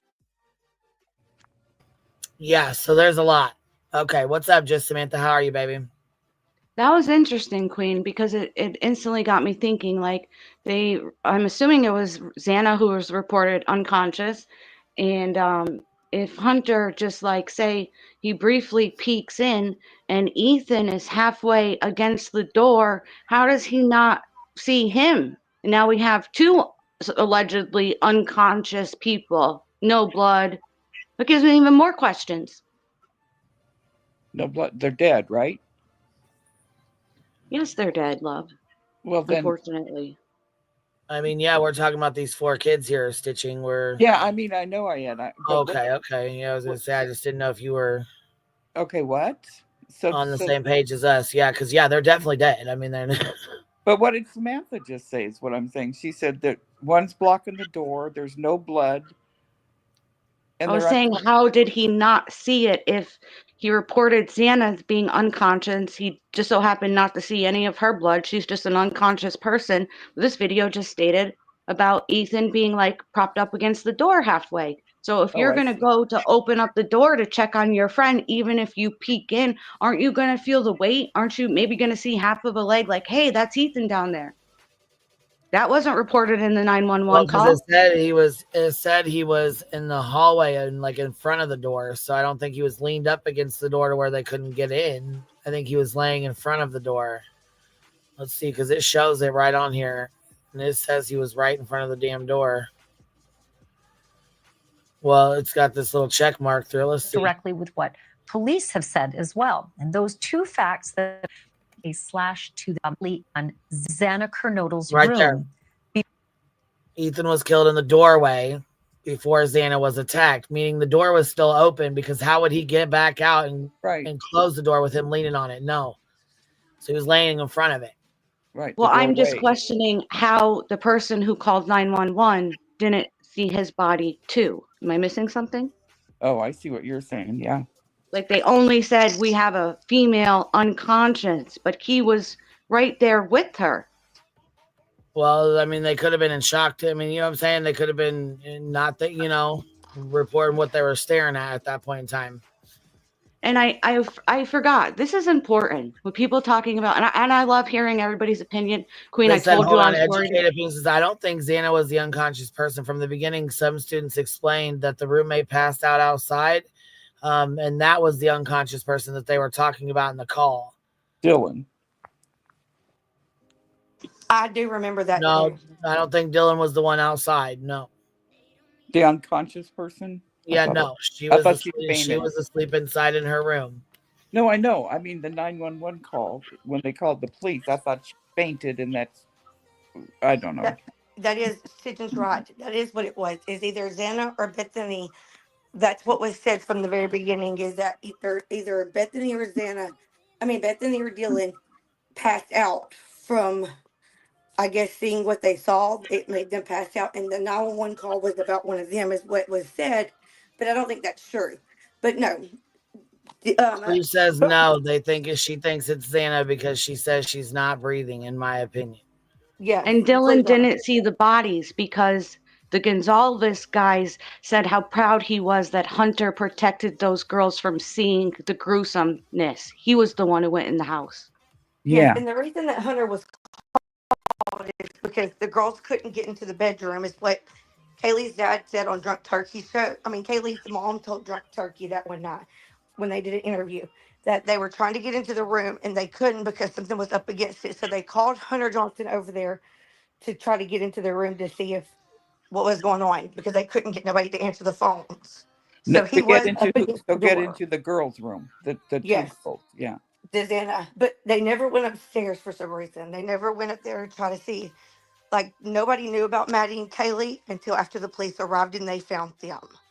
Oh. But Hunter Johnson pushed the door open with Ethan's body up against it. That's why I was wondering, that's what I said earlier. Xana was not in the floor in front of the door. It was Ethan, and that's how I knew that, is because Kaylee's dad said that's what he was told by Hunter Johnson his own self. Is that when they went and got somebody to help them get into their room because somebody was against the doorway blocking it. This is what I wanted to say though, Queen. I think this is important because like I said, I think they heard more, and I completely forgot. In the PCA document, Dylan heard, which we would suspect would be Brian, say, "Shh, don't worry. I'm gonna help you." So she heard him. But Right. she didn't hear no screaming, no Xana fighting back, no Maddie fighting back. That's why I question things. And I want to like say, I am not victim shaming them.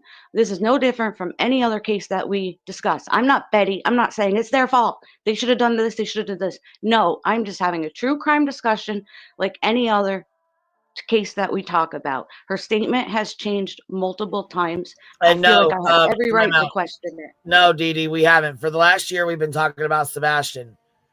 We have not talked about Idaho 4 for probably a year, maybe a year and a half. So no, we have absolutely, we are trying to go back and watch stuff and talk about stuff and discuss. If you want to come on up here, bring your ass on up here, baby. Come let us know. Clue, you come up here too. But It's an first of open all, panel, like I said. I mean, it's something different to talk about. We talk about the same bullshit, the green team and their fuck shit every goddamn day. So it's definitely it's better to talk about something different. However, no, we didn't read no screen transcripts. No, we didn't study this. No, we have no idea. I mean, I think some people did, but not Yeah, there's a everybody. couple of people that have. They just, you know what I'm saying? But I mean, not, we got 1,200 people in here. Yeah.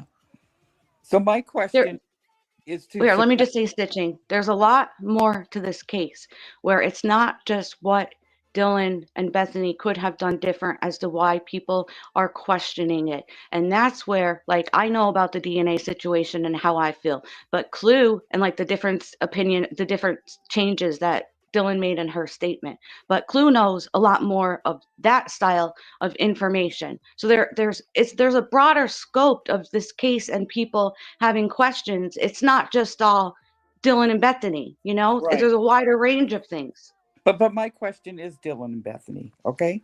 So I am wondering what are you saying, or what is the theory of Bethany and Dylan not calling 911, not doing anything? What is that saying? What is that saying? She changed her statement. She was sleeping. She's in a state of frozen shock. I just brought up the part about she actually did hear him speak. Multiple, she thought it's a fireman holding some part of a vacuum hose. Like there's all different things. And like I said, if you're scared, you're so scared that you're not going to call anybody then, okay, it's a party house. You're going to calm yourself down. Well, it seems to me it was the end of the night. They're all just ready to go to bed. You have a random stranger in a ski mask. I think that's going to stand out. Like I said, you're so scared. So then you calm yourself down, you go to sleep, but then you still wait 8 hours, call your dad, call your friends. And if you calmed yourself down and you don't hear anything upstairs, they're not answering their phone, then why not go and check? Which leads me to believe that you really were still scared and you knew in your gut something was wrong. And I truly believe they heard more. And that's just my opinion. Does that change anything? Am I blaming them? No. It's just my What more do you opinion. think they heard, though, Sam?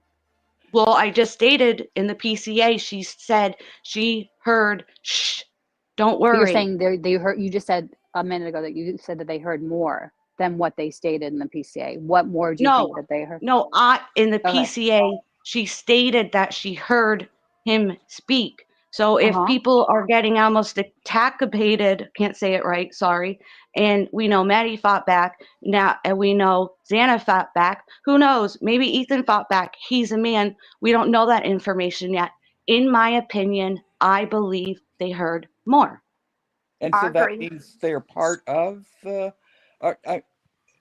Listen, I'm not blaming them. I don't think they're guilty. I don't think they're involved in this crime. I mean, even if they did hear more, they could have, you know, with her going into shock, or you know what I'm saying, you maybe she doesn't remember or recall hearing stuff like that, you know? I think that what she's saying is exactly how I feel too. I don't think that they're guilty of anything by no means.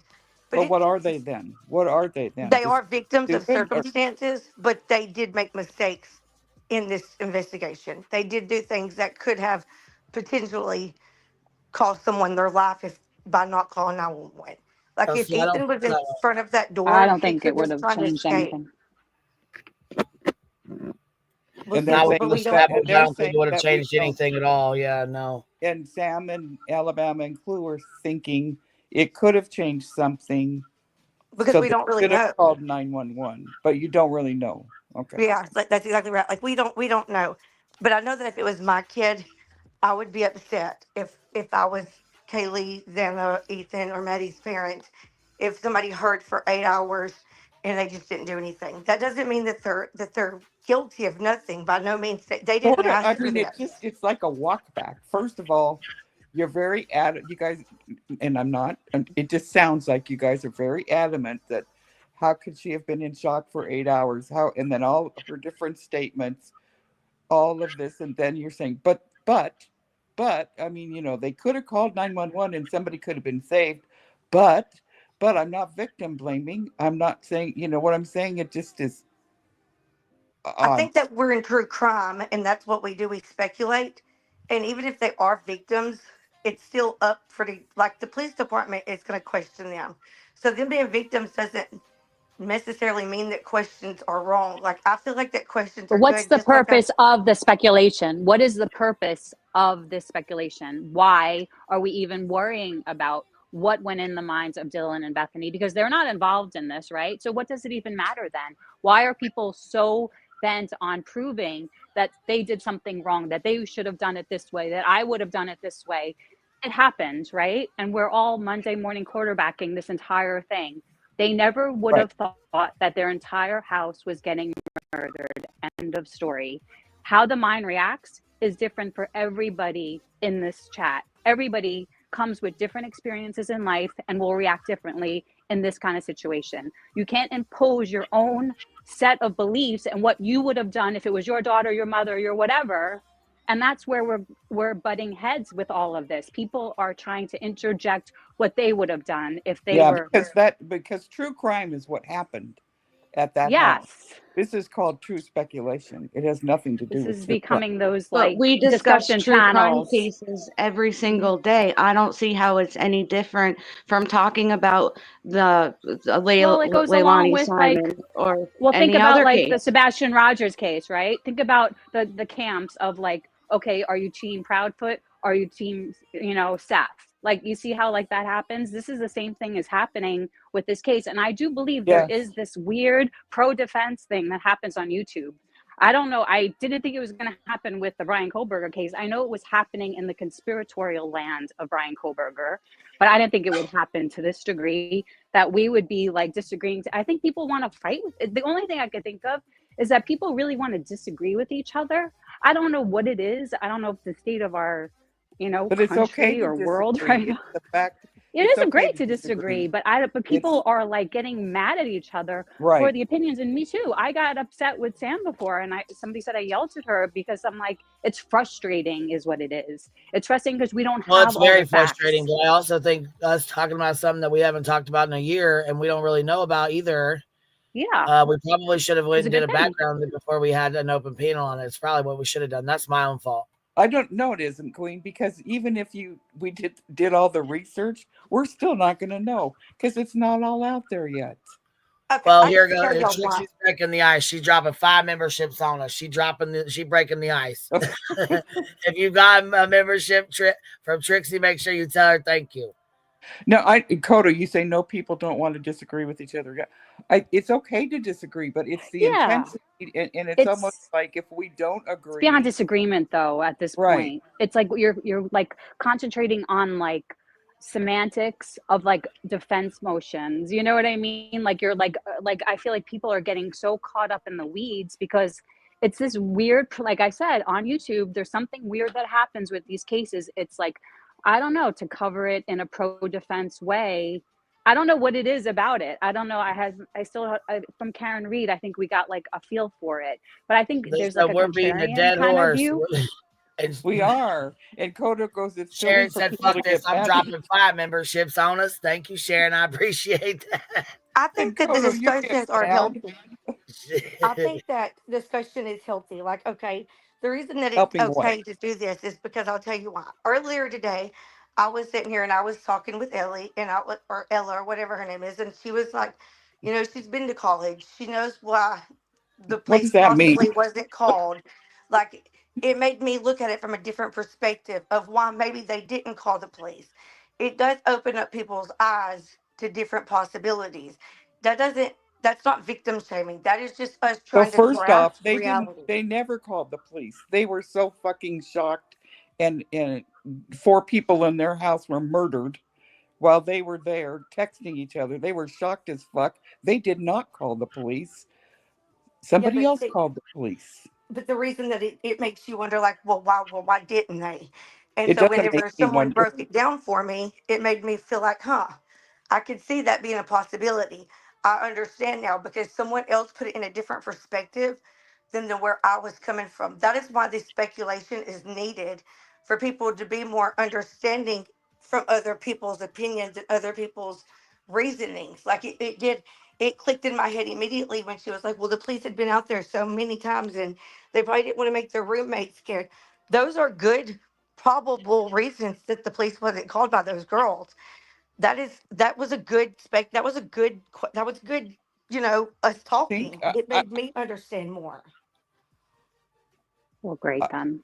I I do. agree. I'm looking at this case as as any other, just open discussions like we talk Yeah. any other time. Have questions. I'm not mad at anybody. I respect everybody else's opinion, and unfortunately, it is like if you question Dylan or Bethany, then automatically we're victim shaming, and that's not my goal. That I'm not trying to do that. Yeah, I know it's not your goal. That's why I questioned it, because I'm like, well, what's the goal then? What's the what I don't understand why it's questioned. Well, It's no Ange Carter different. dropped 5 memberships on us. Thank you, Ange Carter. I appreciate that. They said they're breaking the ice. They're tired of the conversation, obviously. Oh, sorry. I'd rather talk about this than watch a restaurant video 500 times of Sebastian and Katie eating. I'm gonna go, Queen. I'm gonna go to chat. Thank you. Thanks, I'm Sam. gonna keep my They're ass in tired of our chat. Bye, guys. They're tired of our discussion. I cut somebody off. I didn't mean to. If I cut I'd somebody say off. we probably need to go over and discuss some more, or go over some more stuff, so we know what the fuck we're talking. You know what I mean? So we have a little bit, so we know a little bit more. I guess we need like a refresher, maybe.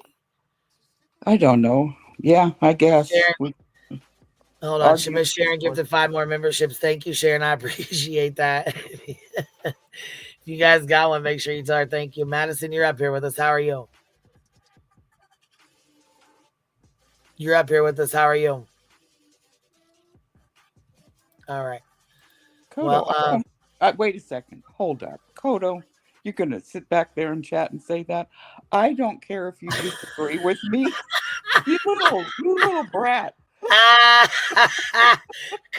don't want to change your somebody's mind. disagreeing with you. Is that what she said? Yeah, I'm not trying to change your mind. I'm trying to understand how minds work. Smoke them if you got them. You better fucking smoke them if you got them. You better fucking smoke them if you got them, gosh dang it, Kodo. Now look at you. You're getting a spanking. Kodo, you come up here.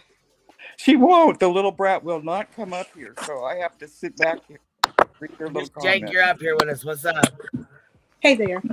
Hey, how are you, baby? I'm doing good. How are you? Hanging in there. What's going on? I'm just curious because I believe I've heard you say several times that this is not a true crime channel. It's really not. No, we kind of discussed the crime and drama around true crime, around the We true now crime, have it in our own. which is why we don't really know any details about this case like we're supposed to. We're having a hard time with this because we're really not a true crime channel. So, Yeah. Well, a lot of people on your panel are giving it's just a bad opinion on these 2 young girls who witnessed the most horrifying, or were part of the most horrifying thing they'll ever experience. And I just feel like it's wrong to do that. It's no different than the shade that's thrown around on the Sebastian Rogers case. Just my opinion. But if you're not a true crime channel, I don't understand the point of covering it. But if you're going into the true crime community or coverage, well, we've good always for you. covered cases anyways. I mean, like I said, more so the drama and the crama around them. But I mean, this is a channel that's an open panel. And it's an open channel. We discuss all kinds of things. Okay. Before the Sebastian Rogers case, we used to cover the Kylie Rodney stuff. We covered, Tragedy Pimps and Quentin Simon's case. You know what I'm saying? We cover all kinds of stuff. Yeah, or we speculate. But as far as you're having your opinion, that's totally, okay with me. I'm, you know what I mean? If that's how you feel, I have no problem with that, All right. Well, y'all have a great day. You as well, ma'am. Bye. Queen, I hope I did not make anybody mad. You didn't, baby. You're all right. It's all good. I mean, you probably made some people throw mad. glitter on and said, "Who even are you?" That probably made some people mad. I mean, oh well. Like that's not my intention. You know what I mean? Like I really am trying to respect these victims And too. hope for Stevie said, I think we need to all remember too that there was a gag order put on this and and it's an upcoming trial where things are going to come out. Well, there was no gag order put on us, so apparently we're just going to go down. No, we're saying like this case. That's why it wasn't talked about for so long, because you couldn't fucking get anything out of it. It was all sealed. It was a sealed fucking case. So how are we supposed to get anything out of here to talk about it? Yeah. When it's a sealed case, things are going to come out. The trial's coming up. It's going to start here in a few months. And we're definitely going to cover the drama and crama surrounding this case, because boy, I can tell you right now, there's going to be some. Yeah, I agree. Like, if it's already this wild before the trial, right, it's going to get worse. Seeker dropped 10 of them on us. I appreciate that, Seeker. If you guys got one, make sure you tell her thank you. I'm gonna tell you right now, there's gonna be a whole lot of drama and crama surrounding this case. For real, for real. Yeah. And I'm going to Boise Friday. So if you guys want to go to court and find out all the details for you and get all those papers so Kodo and Samantha could go over them, I'll do that for you. Do that. We're gonna make them a room in the Discord. Y'all have at it. Yes, let us know. No, because I love them. I just wanted to know the mindset. I wanted to know. I think it's just understanding, like trying to understand the reasoning behind certain actions that they did. You know what I mean? Like, and I believe that so many people have went after them for so long that people just try to protect them at all costs. But I feel like that it is overbearing protection when so people here's the mind. I am interrupting you. I'm sorry. I already got him because I'm smart. But hold on, I forgot. You know what? Let me tell you something too. Just Jake, there's no true crime channels around here. Brittany's not a true crime channel. Betty's not a true crime channel. Clue's not a true crime channel. Jay is not a true crime channel. Everybody talks about cases and drama and crama and bullshit and fuck shit, and you're not gonna find a true crime channel over in this area. We're the asshole armpit of YouTube. You ain't gonna find it over here. No. But you better go find somebody like Annie Elise or somebody like that for true crime. She's not true crime either. Stop yourself. She's not. So when we were doing cheesy, what you up to, babe? So the brain. Hey, trauma. I just wanted to say to the person that was just up here, and I respect her comment also, but we just like to discuss this stuff. We all have an interest in true crime, and we just like to discuss these things. We always tell people, do your own research. Don't listen to anything we have to say, But we try to be truthful about what we say also. Yeah, Grizzly True Crime. That's another one. Grizzly is a good one. She's a good true crime channel to follow. I can't hear anybody. Can we go back to my brain? Can we go back? Go back to your brain. Yeah, right. Let's go back to your brain. Let's go. Trauma and your brain. Okay. We're riding to your brain. You're talking over me. Oh. So, my husband had a heart attack. I did call 911. I didn't know my address, but somehow they did. They came, they took my husband to the hospital, they put me in the ambulance with him, and what did I grab? I grabbed a light bulb and one boot. So tell me about shock, trauma, and your brain and how people act. Why would you grab a light bulb? Right, you would question that, and I mean, you would. That's what I'm saying. I have no idea why I did. Dylan probably has no idea what she did. And You're just actually, stuck in that's that. why it's questioned. Like that, I'm sorry for cutting you off. That's the reason that people, like, I feel like the people are like freaking out because we question stuff. But I don't think that it's coming from a bad place. I honestly think it's just trying to understand, like trying to put ourselves in that place to wonder why those actions would be where they are. Because some of them are questionable. That doesn't mean that they've done anything wrong. It's just, well, would I react to that way? Just Yeah, like I she have probably, questioned Katie. she probably doesn't have an answer to why. Just like I don't have an answer to why I brought a light bulb and one shoe, one boot. I mean, she probably doesn't. But like I question. Katie was the last person seen with Sebastian, or she was in his home. Like I question her. I just feel like that it's normal in true crime to question things that we don't understand. If my brain can't grasp it, I talk to other people so that maybe they can help me wrap my head around it.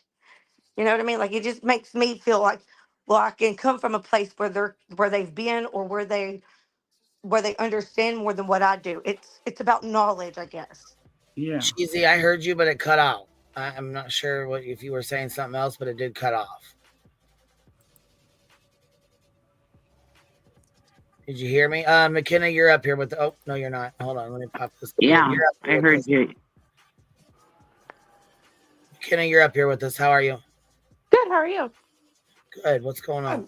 I just had one thing. I just wanted to say the reason why I don't think that they called is because I think that they thought that they were overreacting. Like, and do you know what I mean? They doubted themselves so much they had somebody else come over. Yeah, I could see that. I could definitely see that. They were scared. Yeah. Yeah. Well, They didn't. not scared. They thought that they were overreacting. Like, and a lot of people are conditioned to think that about themselves. They don't always call the police, or they don't know. They think that they're making a mountain out of a molehill. Do you see what I'm saying? Like making it into something it's not. Making it into something, like somebody just stopped or. Yeah, those poor girls. They don't know what they were thinking. They just don't. Because I still don't know what I'm thinking. Well, and that was my other thing. There's this book called The Gift of Fear, and it's from like the 90s, but it's really good. And it's about like how our gut instincts protect us from violent situations. And even if you don't know what's going on, uh, people just like, for some reason, will turn away from a situation, even if they don't intellectually know what's going on or why, they'll still turn away. Yeah. And it's just brain protection. Yeah. Yeah, but it's called The Gift of Fear. It's really good.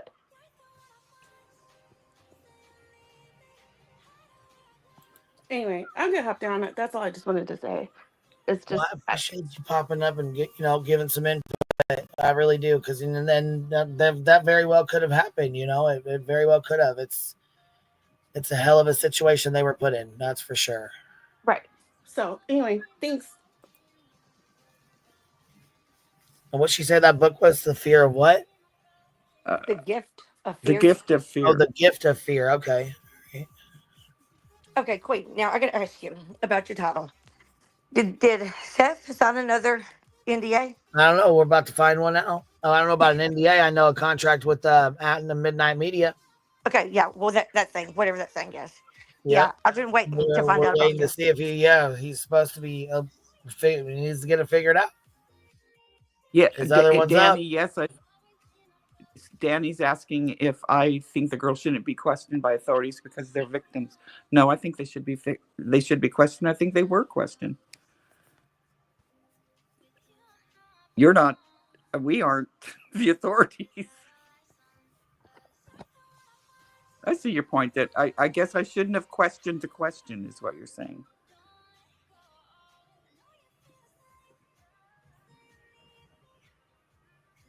I mean, what kind of you got to think.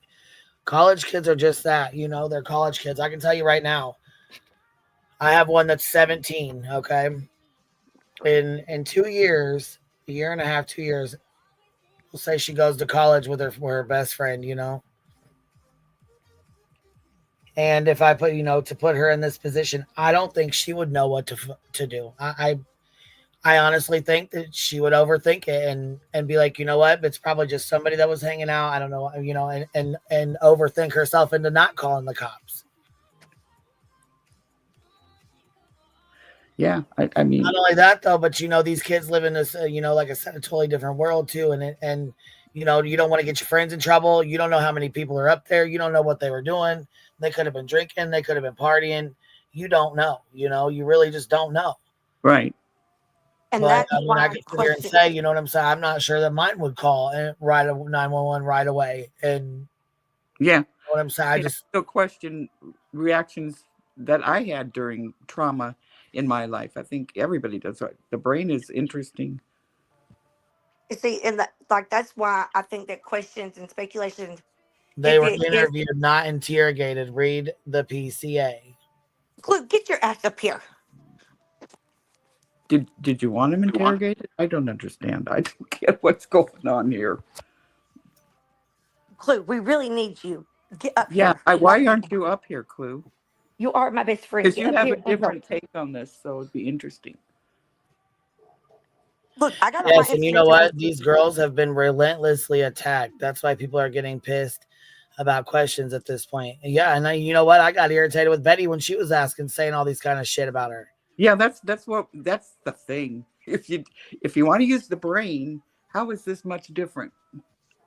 Hey, I blame Clue for all my information. I got it from her. What up, Clue? What's up? What's happening? So, this is where I sit with this, right? They were not interrogated. The PCA tells us that, right? And I'm sorry, but I think there should be a certain level of an interrogation, right? Same with Katie, right? You should interrogate that person because what it seems like the mentality is if something tragic happens in a house where someone is, they're automatically like a victim, and it's never possible that they're more than that. Right. Does Well, that make usually, sense? yes, because if you're in a home and 4 people are murdered, I would think the police would interrogate those that weren't, because they got to figure out what happened. So you're saying they didn't interrogate them; they just interviewed them. That's what the PCA says. They were interviewed on multiple occasions. She's right. It did say that.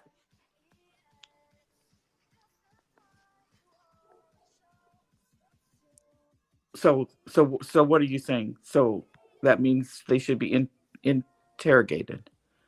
Well, I will say with all of this stuff coming out, right? More things coming out.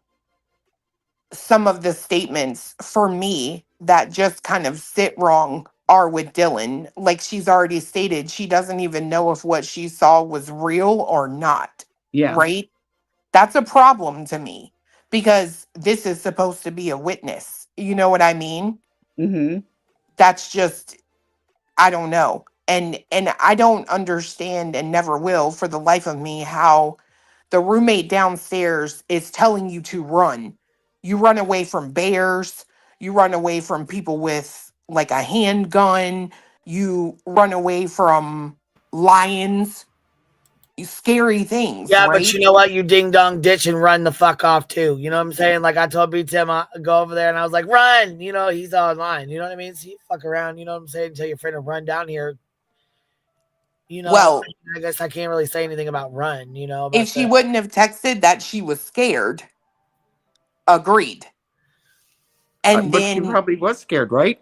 I I mean, agree, but I kind of fall a little short when I hear that you're scared, but you aren't calling the police. but I think it's only in movies where people run to the danger. You know what I'm saying? They go running, like they hear a sound and they go running to it, and then they get slaughtered. But what I'm saying is, you wouldn't have heard run if they didn't realize that something was very wrong in that house. Period. What are you running from then? Why do you need to run? Sit in your room, go to Because they're sleep. scared. They're scared. They want to be Exactly. together. Yeah. And when you're scared, you typically call the police, especially after you've seen some random man, not just seen, but heard a voice she did not recognize. Yeah. Like, I am absolutely going to sit here and question. I'm going to do that. Mm-hmm. Yeah. I mean, It is I'm, questionable. Like that doesn't mean that we're victim blaming them. Some of their stuff that they did doesn't really make sense. But I was, like that doesn't mean that we're saying that they were wrong. It's just trying to understand and grasp what they were going through in that moment. Like I said, I've been to where I was so scared that I didn't call the law. I just stayed in my room until my husband got off work. But I also didn't like I don't know. I can understand in one way, but I feel like her leaving her room that night that morning, period. It doesn't matter why she left. If she left at all, she should have there was something that should have kicked in like instantly, like something is wrong. yeah. And when Yes, she Kodo. called the friends and I'm they just. didn't answer. I am just assuming that, Kodo. I am. Many of you guys would run towards the sound. That's good. Bitch, I am not running by no sound. No, I'm I, running away. I'm Actually, I'm freezing right where grabbing I'm a at. light bulb and a boot. That's what I'm doing. Grabbing a light bulb and a boot. It's funny that you said that. Because that's what happened when my husband died. When he died right in front of me, I'm just sitting here like, you're not dead. So tell me your brain isn't. I mean, good thing people didn't question me. They could have, I guess. And I think, oh, sorry, go ahead, babe. I think my problem is with a couple of things with it, right? I think, in all fairness, I think it may be something that should be looked at in the future when there are surviving people of a situation that, in all fairness, until you have a suspect, should be considered somewhat suspicious, right? Until they're vetted and proven to not be involved. And I think it's one of those situations where maybe these records should not be made public because people are going to have questions. And those people, if they're uninvolved, they're obviously going to be affected by all, the world asking questions. Right. Because But the their big, DNA's everywhere in that house. Those victims or the Dylan and Bethany, their DNA's all over in that house. But perhaps the interview was the vet. Maybe interviewing them well, was for, enough. for me, the problem comes in when we're shown a PCA that makes one statement. And then 2.5 years later, we get more information that kind of contradicts the PCA. At a minimum, it absolutely declares the documents that have been released lately absolutely declare that law enforcement took some liberties Yep. with the statements of the witnesses. Yep. And when you get that on top of everything else, I think it creates problems where it does become a situation where it's hard not to look at the people that survived the situation as suspicious because the way the police force documented things and released things, it looks suspect. But I think ultimately for me, the suspicion lies on law enforcement in this situation because I don't understand what gave them the right to take liberties to build a case. I don't understand what gave them the right to say one thing in open court and say something completely different in a motion that they just filed in terms of how they came to Brian Koberger's name. I personally don't have any doubt that he couldn't have done it. I have zero doubt he could have done it, but I don't know that he did it. And I haven't seen anything yet that gives me any indication that they've built a case against him that will stand up in court. I bet. See, my What's the thing is PCA? a probable cause affidavit. My thing is if those, I try to put myself in somebody else's shoes. If those were my children that was in that house, an interview would not be enough for me. Like I would expect for somebody that didn't call cops for 8 hours to be interrogated. Well, That is I had put that. this in the chat earlier. Even Steve Gonzalez was a little sideways. I remember him talking about them texting during the act, right? And I get this whole like frozen shock phase or whatever, but literally 3 minutes after the PCA says he has left the area, you're able to find people's numbers in your phone, call 4 of them, and then you're able to text. That's not a frozen shock phase to me. It's just not. So what are you saying? Are they part of it? What are they just what ditzy or what? What are you saying there?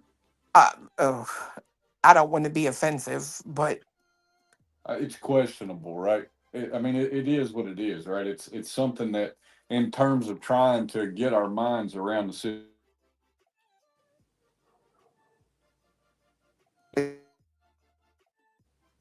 Clue, you're breaking up. I know I got a call. That was my bad. Go ahead. It's just in terms of trying to understand the situation and visualize it, right? It's really hard to be able to do that, especially when you see these text messages, because one of the first things that came to my mind with it is, what's the relevancy for Bethany to say Xana was wearing all black? I don't understand that. And I think when I step back and look at it, I think that's a problem for them to make public, because it does create question about why is that even relevant in your back and forth? And that in turn creates suspicion. But at the end of the day, I look back at where the suspicion ultimately lies for me, and it's with law enforcement and the job that they did that's documented and presented to us. I just don't see it. I don't see how they had a case built. If nothing else, it could. If nothing else about talking about it, maybe it could help somebody one day change the law where it doesn't happen again. Where what doesn't happen again? People But get something wrong? What doesn't happen again? where if there's if there's two victims in a home that have not called police for 8 hours, they should absolutely be interrogated. If it was a man, it would. Oh yeah, they'd have been held for the maximum 72 hours. 100%. I have no doubt about that in my mind. None.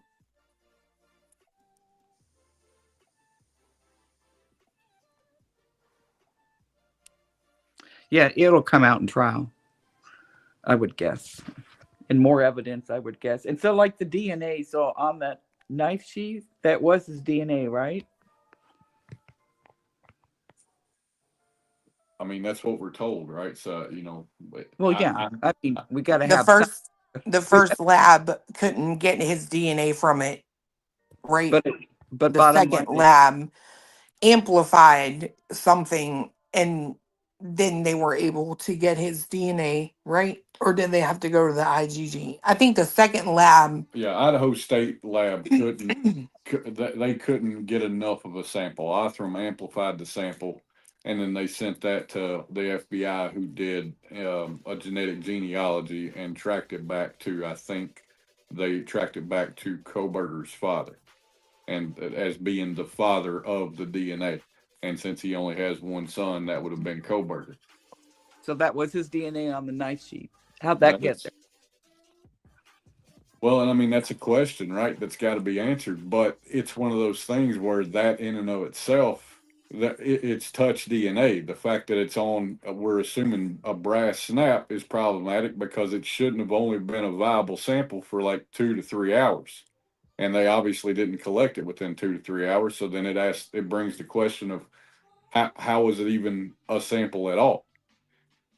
And then the other question is, just because it was there, does that mean he was there? Because that's my biggest issue, is It's touch DNA. Right. They've yet to show me how he is there. And I mean, maybe they will at trial, they'll have more, but there's just been nothing that clearly shows Brian Koberger in that house. Or that he even knew anybody that was in the house. Or that, but then that's so odd then that his even touch DNA was on that sheath that was under Maddie. And I won't argue that, right? It's something that I think is suspicious for sure. And it does implicate him, but convict him, I don't think it does. Without putting him in that house, it's just not something that I could say is convictable. Right. So he should walk, right? I mean, I don't think, based on what we have right now, I couldn't convict him, because I think justice isn't just convicting somebody, it's getting the right person. Right. But we have to, again, I'm going to assume, Kodo, we have to assume law enforcement has more evidence. Yes, we do. Because otherwise, he should walk. What Kodo said, right? It proves that something he's touched before, right? Doesn't prove he was in the house at the time. Do I think he was? I do. I do Yeah. think that he had some part of this, but I am also not convinced that he was alone. That's how I feel too. I believe that he was. I believe that he did do this, but I don't think he done it alone. And if he did, that's wild because it was Yeah, 8 minutes to take four alone. lives. Ted Bundy did it alone. You could do things alone. Yeah, but in the time But frame. when Ted Bundy did this in the sorority house, he was caught. Yeah, but he did it alone. He And didn't. I'm just He going to got point caught out, from, I'm just going to from point out being. if you didn't read what I put in the comments, the roommates of those sorority sisters called 911. Yeah, yeah. But he got caught. I think speeding or a light out or something. He didn't get caught at the scene. 8 minutes is a long time to sit in silence. Yeah, so we actually did this. We timed fiance running all over the house for 8 minutes, and he told me he went in the den first. First, he walked out to the car, then came in the house, and then went into the den. And he was like, "Tell me when it's been 2 minutes." And I'm sitting here looking at my phone, right? And all of a sudden, he asked me, he was like, "Has it been 2 minutes yet?" And I'm like, "Nope." I mean, 8 minutes is a super long time. If you ever are bored or just have a minute, then literally like sit there and put an 8 minute timer on your phone. It's a long, long time. Yeah, a minute could be a long time if you But know. but Clue, is it really a long time to get out of your car, to walk down a hill, to walk into the residence, to go upstairs, look in the first room, which was Kaylee's, nobody's there, go into Maddie's, take two lives, one fought back for sure because she was in the corner up against the wall, then to walk back down the steps without everybody knowing that you've committed this mass murder, okay? Walk into Xana's room, kill a male that was bigger than you were, and then another female, and leave the residence, go back up the hill, get in your car and be seen on camera without leaving a trace of blood in the car and That's on you. that's the other thing that gets me so hard in this case. Like when you hear the DNA experts argue for the DNA being on the sheath, it's all we shed so and so skin cells a second and we're literally walking petri dishes, right? So Right. you mean to tell me that just like Gonzalez said, there was a hell of a battle going on there and he doesn't take home one shred of their petri dishes? Not one, not in the car, not in the house, not in his office, nothing. Yeah. Like, Kodo, he got caught walking down the alley. I thought he got pulled over. Is how he got caught. Bundy. I thought he walked there, but that was just me. I'll have to go back and look.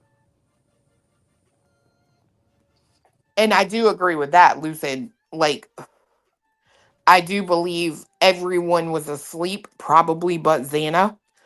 I think Xana was still awake. Ethan may have been, or he may have been woken up. Like, we know she was awake based on her cell phone records and the fact that she ordered food, right? Right. Mm-hmm. But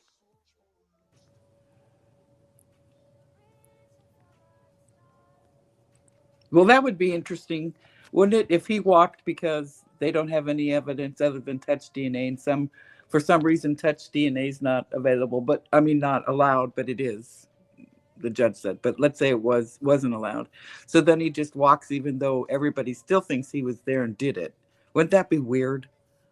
Well, and I mean, I think that's where I'm, I get pretty passionate about this one because I, for one, believe that it's completely likely he's the guy, just as much as I think it's completely likely he's not. But Right. ultimately, where the problem comes in for me is you've got 4 kids that are dead, you've got 4 families that are suffering because of it, and you have a law enforcement agency that, per what they've documented, rushed a job. And quite frankly, the way I see it, pinned it on the guy that may be the right guy, but by the law and how things are done, he should walk because Yeah. they have absolutely violated a lot of things with this.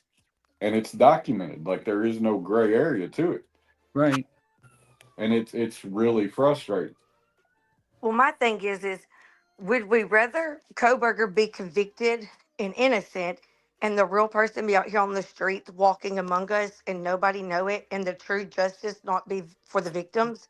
Like if he's not, if there's not proof, 100% fact that he done it, the death penalty is on the table in this case, which means his life has just a chance of being taken. Well, but he's It in has prison, to so be fact. But I don't. but regardless of his life being taken or not, right? Like whether he's guilty or innocent has nothing to do with the punishment that's associated with it. Did the state investigate the case and build a case against the right suspect? And I, based on what I've seen so far, I can't say that they did. I hope that they do have something that is just not being represented and put out to the public. But I have serious doubt that that's the case. Green Eyed Pie, you're up here with us. Petty AF, you're up here. Hey, Queen. Hi. Clue. Cletus.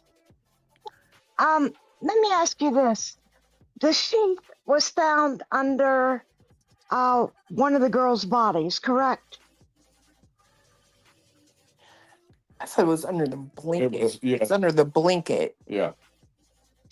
So my thinking is, how is it the scene was so bloody, but yet there's touch DNA on that little button?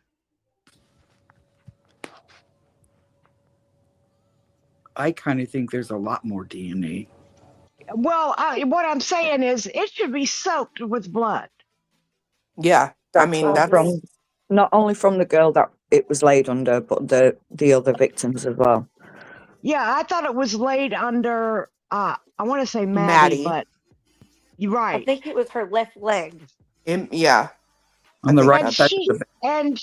and the scene, like I said, was very bloody. Maddie's blood would be all over that sheath. I think they said the only DNA on it was Koberger's. Was Brian's. Right. No, So the that only makes single no source. sense. Single source Yeah. DNA. Well, that doesn't So mean not mixed. So like if undoubtedly there would have been a mixture of Maddie Right. and Kaylee's blood on the sheath, but the only single source DNA was Brian's. That's just suspicious to me. You would think there would be a mix. Exactly. I'm with you on that because it's on the clasp and you've got to lift your thumb up on that clasp to open. Right, you have to lift the right. So the blood would be spreading into the stitching, it'd be spreading around the clasp, it'd go in the clasp. If it's under a severely stabbed victim, you'd think that the blood would be all over it.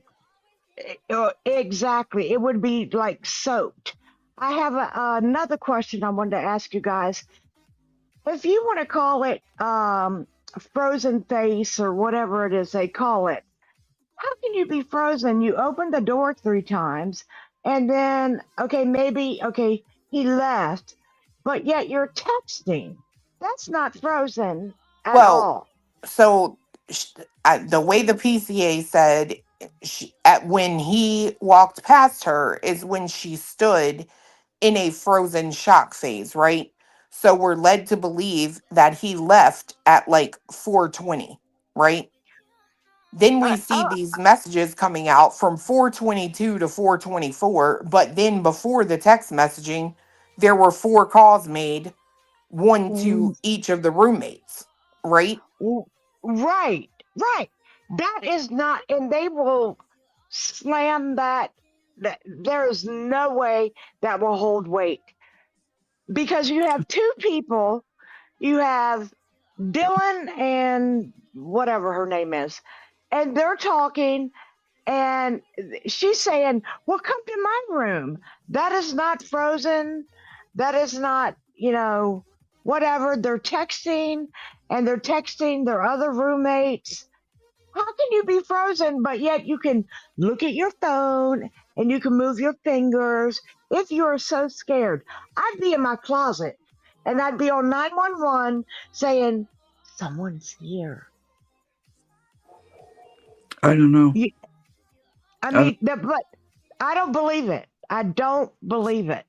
Yeah, I don't know. It says that they have entered all the evidence they are bringing, and it's all receipts from the stores. Yeah, that is true. The evidence that they are going to present, there is a list of it that's in record and it's publicly available now, and it doesn't give me much confidence that they have what they need to present a case that says he was at that house, that he even owned a knife, and that he, that he did this, and it's Right. And this is why I've jumped up, because I've got to ask you a question, They have Clear. all the evidence, all the blood, all the rest of the stuff and the only evidence they have on him is the touch DNA. No. Well, yes, but no. So yes, but no. my argument is clear as you're saying that they can't put him in the house and what have you, and the touch DNA. But if you read the PCA, and if you go back to Bill Thompson's words in the first or second hearing, Bill Thompson actually says we did not want to bring the DNA into effect when it came to the PCA. We didn't want to come in with the DNA evidence on the PCA. So the PCA that they have got, which is why they're arguing that it was illegal for him to search his room at the campus, was because the PCA was wrong. They didn't do that correctly, or it was illegal or something like that. But Bill Thompson himself said they were never going to bring the DNA into the PCA. That wasn't what they were going to use for the arrest warrant. What's your thoughts on that? And they weren't supposed to, right? Because anytime you utilize the FBI, right, doing the IGG, that's what he's talking about, doing the IGG. Because the FBI, I don't think for some reason it's not supposed to be known that they did it. Yeah. Exactly. It was just a So, tip. Right. yeah, so whatever But evidence then, they do have. but see, here's the problem. This is how I have such a problem with this case personally, because in the PCA, the probable cause affidavit, they say they learned of Koberger from the cop at West Washington State University, right? That was where his car was parked on campus at his dorm, wasn't it? Right. Or where, yeah. However, Bill Thompson has now come out and they're saying they did not know of Koberger until the DNA. It's 100% a 180 from what the PCA was saying, that they learned of him through those cops at the college, right? But Yeah. that's not true. No. If you're And saying that you learned about him through the DNA, like you know what I mean? It's I don't understand how you can make a statement in your PCA that's 100% BS and Yeah. it's still continue. Like, that's crazy to me. Yeah. And the car was the wrong year. It was Originally, the yes. wrong year, but there wasn't much difference, I believe, in the first No, car there's and the not. last car. So that can Look, be easy to mix up. isn't there The a car purchase for the also Nazis took from Amazon? a different turn. In a high bar. And did the judge allow the touch DNA? They did, but only because it wasn't supposed to be done on the probable cause affidavit. I don't know for sure if it was or wasn't used on there. Clue, didn't they shoot, yeah, okay, she's still here. Clue, didn't they say that there was a purchase from Amazon for the knife or the knife sheath? No. That was listed on the it was a transaction in the product code. I looked up the product code, or it's called an ASIN, I think, ASIN number, and it was a knife and knife sheath. A K-bar one. I thought I had remembered you going over that one time. Because see, that's where I started watching Clue is from this case. Like her and Cletus, they and Sarge really broke it down as much as understanding everything. Like I couldn't grasp my head around it either. That's why I said I wanted her up here, is because they have went over it so much in the past whenever all the stuff first came out, where it was understandable for people like me that didn't go to college, don't have a high school education, and it was unaware.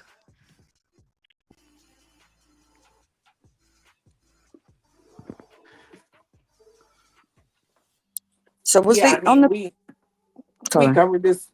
covered this case for like an entire year. I mean, every time a new doc dropped, we were like on it, comparing it, and I don't know. It's just I I really want to see what they bring out in trial. You know what I mean? I genuinely believe that he is guilty.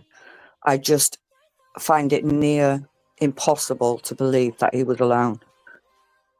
I really do, because he asked That's on, Coda, was anybody else arrested? Coda said his DNA was excluded from under her nails. I wish Queen would put that screenshot up. Yeah. Clue, look at back chat what Sarge said. Well, I even if you say all the yeah. evidence, and I'm hoping that there's going to be more, or it's going to be explained more in trial. I'm sure it's going to be appealed from here to the high heavens. Oh, absolutely. But that's I the Oh, don't, thing. for He sure. has. I and I think it don't is. think that I don't think the judge is worried about fighting with the FBI in court, Kodo. I don't believe in conspiracy theories, so there's that. I believe that Ted Bundy and Robert Speck, they all had time, whereas this one didn't have time. And I'm sorry, I can't give Koberger as much credit. Yeah, because I don't think it's possible for him to do it. He's a big gangly guy who just seems really. I mean, this is just from my own opinion, from seeing him enter the courts and what have you. I don't think that it is possible for him to have done it on his own. The only thing I don't know is what evidence they have behind the scenes, because I'm 100% positive they've got a lot more. Because if the DNA didn't come in on the PCA, the judge would have thrown that out when they tried to get the DNA dismissed. If you know what I mean. Yeah. So whatever's on, is it on the PCA, Clue? The only DNA reference on the PCA is when they The trash. Yeah, the trash DNA, where they basically matched it took like I think it was a water bottle, and it turned out the DNA on there was the father of the suspect. Yeah. So the actual touch DNA wasn't used on the probable cause. It was mentioned, but it was said they not to use it for an arrest. Okay. And I think that's why the defense are doing a good job in giving reasonable doubt at the minute, in my opinion. He's got a damn good defense attorney. And I genuinely think there's enough for appeals or what have you, but we don't know what's come out, what's going to come out in court. Well, I I am guess so we should. You guys eager. they said the evidence is all right there for us to see. There's nothing more, right? I think that's what Kodo said.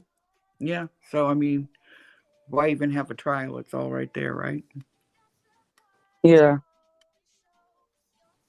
I don't know. It's one of those cases that's going to be one of the biggest cases there is. I just don't think it's possible, because I think they worked it out that the actual unalivings took 2 minutes and something seconds. He had 2 minutes and something seconds to do the actual slayings. So Which is why I did he think. stab them in the heart? Did he slice their throats? I don't know. When I saw the medical examiner or the coroner, I can't remember which one she was. When I saw her interview that she did, she said that all of them had defensive wounds on them. They all put up a fight. Whereas the news report that Queens just showed, the coroner never said that. She said they were all in bed. Oh, wait, But if we have know all that the evidence, all of it, what does the medical examiner's report say? I actually don't know. Oh, I The thought we fir- have. the person that went to the house, I'm pretty sure, maybe the coroner, she said at the very beginning, the very first press conference that she released, she said that they were all asleep.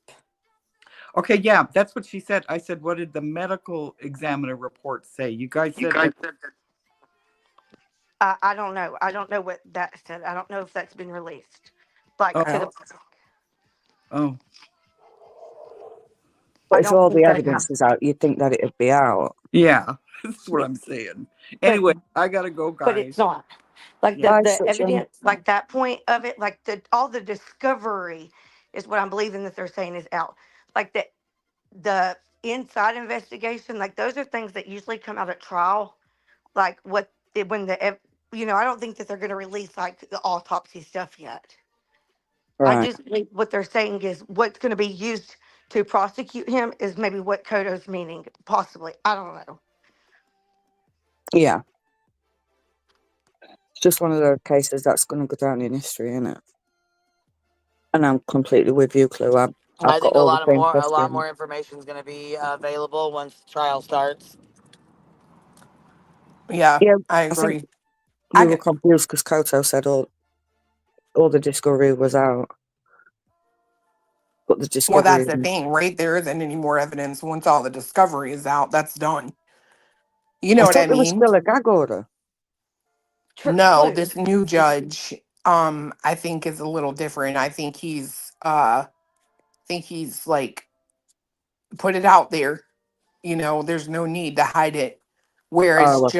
Judge was very keep everything hush hush, don't put stuff out. Yeah. Anyway, Okay. I Clue. gotta drop down, guys. Huh? Before you Bye, do, Clue. the evidence, like the autopsy and stuff, that wouldn't be out yet, would it? Probably not. But they could still use it like at trial. They just Yeah, they haven't can. released it. Yeah. Okay. So like Now, that's like the defense already has that stuff, I'm sure, right? But I don't think that that's something that they'll put out to the public. okay. Yeah. That's what I was thinking. And that is true that Ethan had two autopsies, which has always been like weird to me. You know what I mean? Yeah. One of them were private, weren't Yeah, I think probably his parents had one done. they? Yeah. Like a private one. Yeah. Yeah. I But he forgot was the that. only one that had the private one. I'm with Bayou, right? Like I wonder why, because well, and it is weird the way they word it in even in the PCA, right? They were able to tell that Maddie, Kaylee, and Xana had stab wounds, right? They were like visible stab wounds. Yeah. But then with Ethan, they had to have the medical examiner look at him and she determined they were stab wounds or something like that, right? And so Yeah. Well, because from my understanding, it was like a slice up or something like that. It wasn't like just like a stab wound. It was more like a slice, from what I was told. yeah, So where's it which coming is from that his Achilles were done? oh, that was a rumor in the beginning. Oh, okay. I'd not heard that one. Yeah, I heard that too. But I didn't know, like I had never heard Clue like confirm it or not, but I did, that was the rumor. Shit, there was so many rumors going around. Like there was rumors that people went into the house under the ground and the people was Oh in my god. airplanes. Girl, Like that's like the one a secret house, a secret room in the house. that was Like wild. yeah, they're like that little door in that room. That's to a secret room. I don't know. Like Didn't someone even say something about parachuting onto the they deck? did. Yeah. Do Hmm. you remember that Ridiculous. girl was like, she said, I could hear them screaming and her earphones were broke. Oh, the one that she was like, you can hear the metal from the manhole cover sliding across the concrete. And then literally you listen to all this. And then she says, my dog chewed up my headphones. Girl, I Yeah. was done. That fucking did it. I'm like, So I funny. bet you do hear that metal scraping sound. Probably that thing banging against your eardrum. Jesus Christ. I remember when Clue went over there, she was stripping her ball. She was like, what the hell? A central scrutinizer. I don't know. I can't. It was a lot of stuff that went around with this case. But I also, too, one other rumor is I think what Petty said when she came up here about him saying, was anyone else arrested? Yeah. That's also a rumor. We don't know that he actually said that. I could have got that wrong. I thought he had that That's on the right. body cam. That's right. His attorney came out and debunked that. Said that he never said that to him. Oh, fair enough. I thought it was on a body cam, so that's my bad. But he did say he was going to be exonerated. Yeah. Yeah, his attorney did say that. He's eager to be exonerated. Yeah. How'd your doctor go? Good. That's why I got to get off here. I got to go get my medicine. I know, and I got stuff I got to get done too. We've been on here 6.5 hours, and it was a hell of a discussion, though. I appreciate you guys being here. Thank you, girls. Thank you for Thank having All me you. up, right. Blaine. Bye, everybody. Clue, Bye, go live Clue. later. Catch y'all on the flip Bye, side. Alabama. I'll Okay. be back on here later. We'll do a Okay. Monday night because we never did get to talk about it. And I wanted to talk to you, Clue, when you get a chance. Okay. Bye, all. Bye. Bye, Bye. Petty. Bye, y'all. Bye, Petty. Bye, Alabama Mama. Thank you. Bye, Clue. I appreciate you. Bye, girl. Thank you guys for being here. I appreciate everybody being here, and thank you guys for, asking questions and hanging in there with us. I know things were a little crazy, but I appreciate everybody, joining the conversation and just talking about something different was nice, for a change. So I appreciate you guys. I'll catch you on the flip side. Thank you guys for being here, and I'll see y'all later tonight. Bye, everybody. QB out.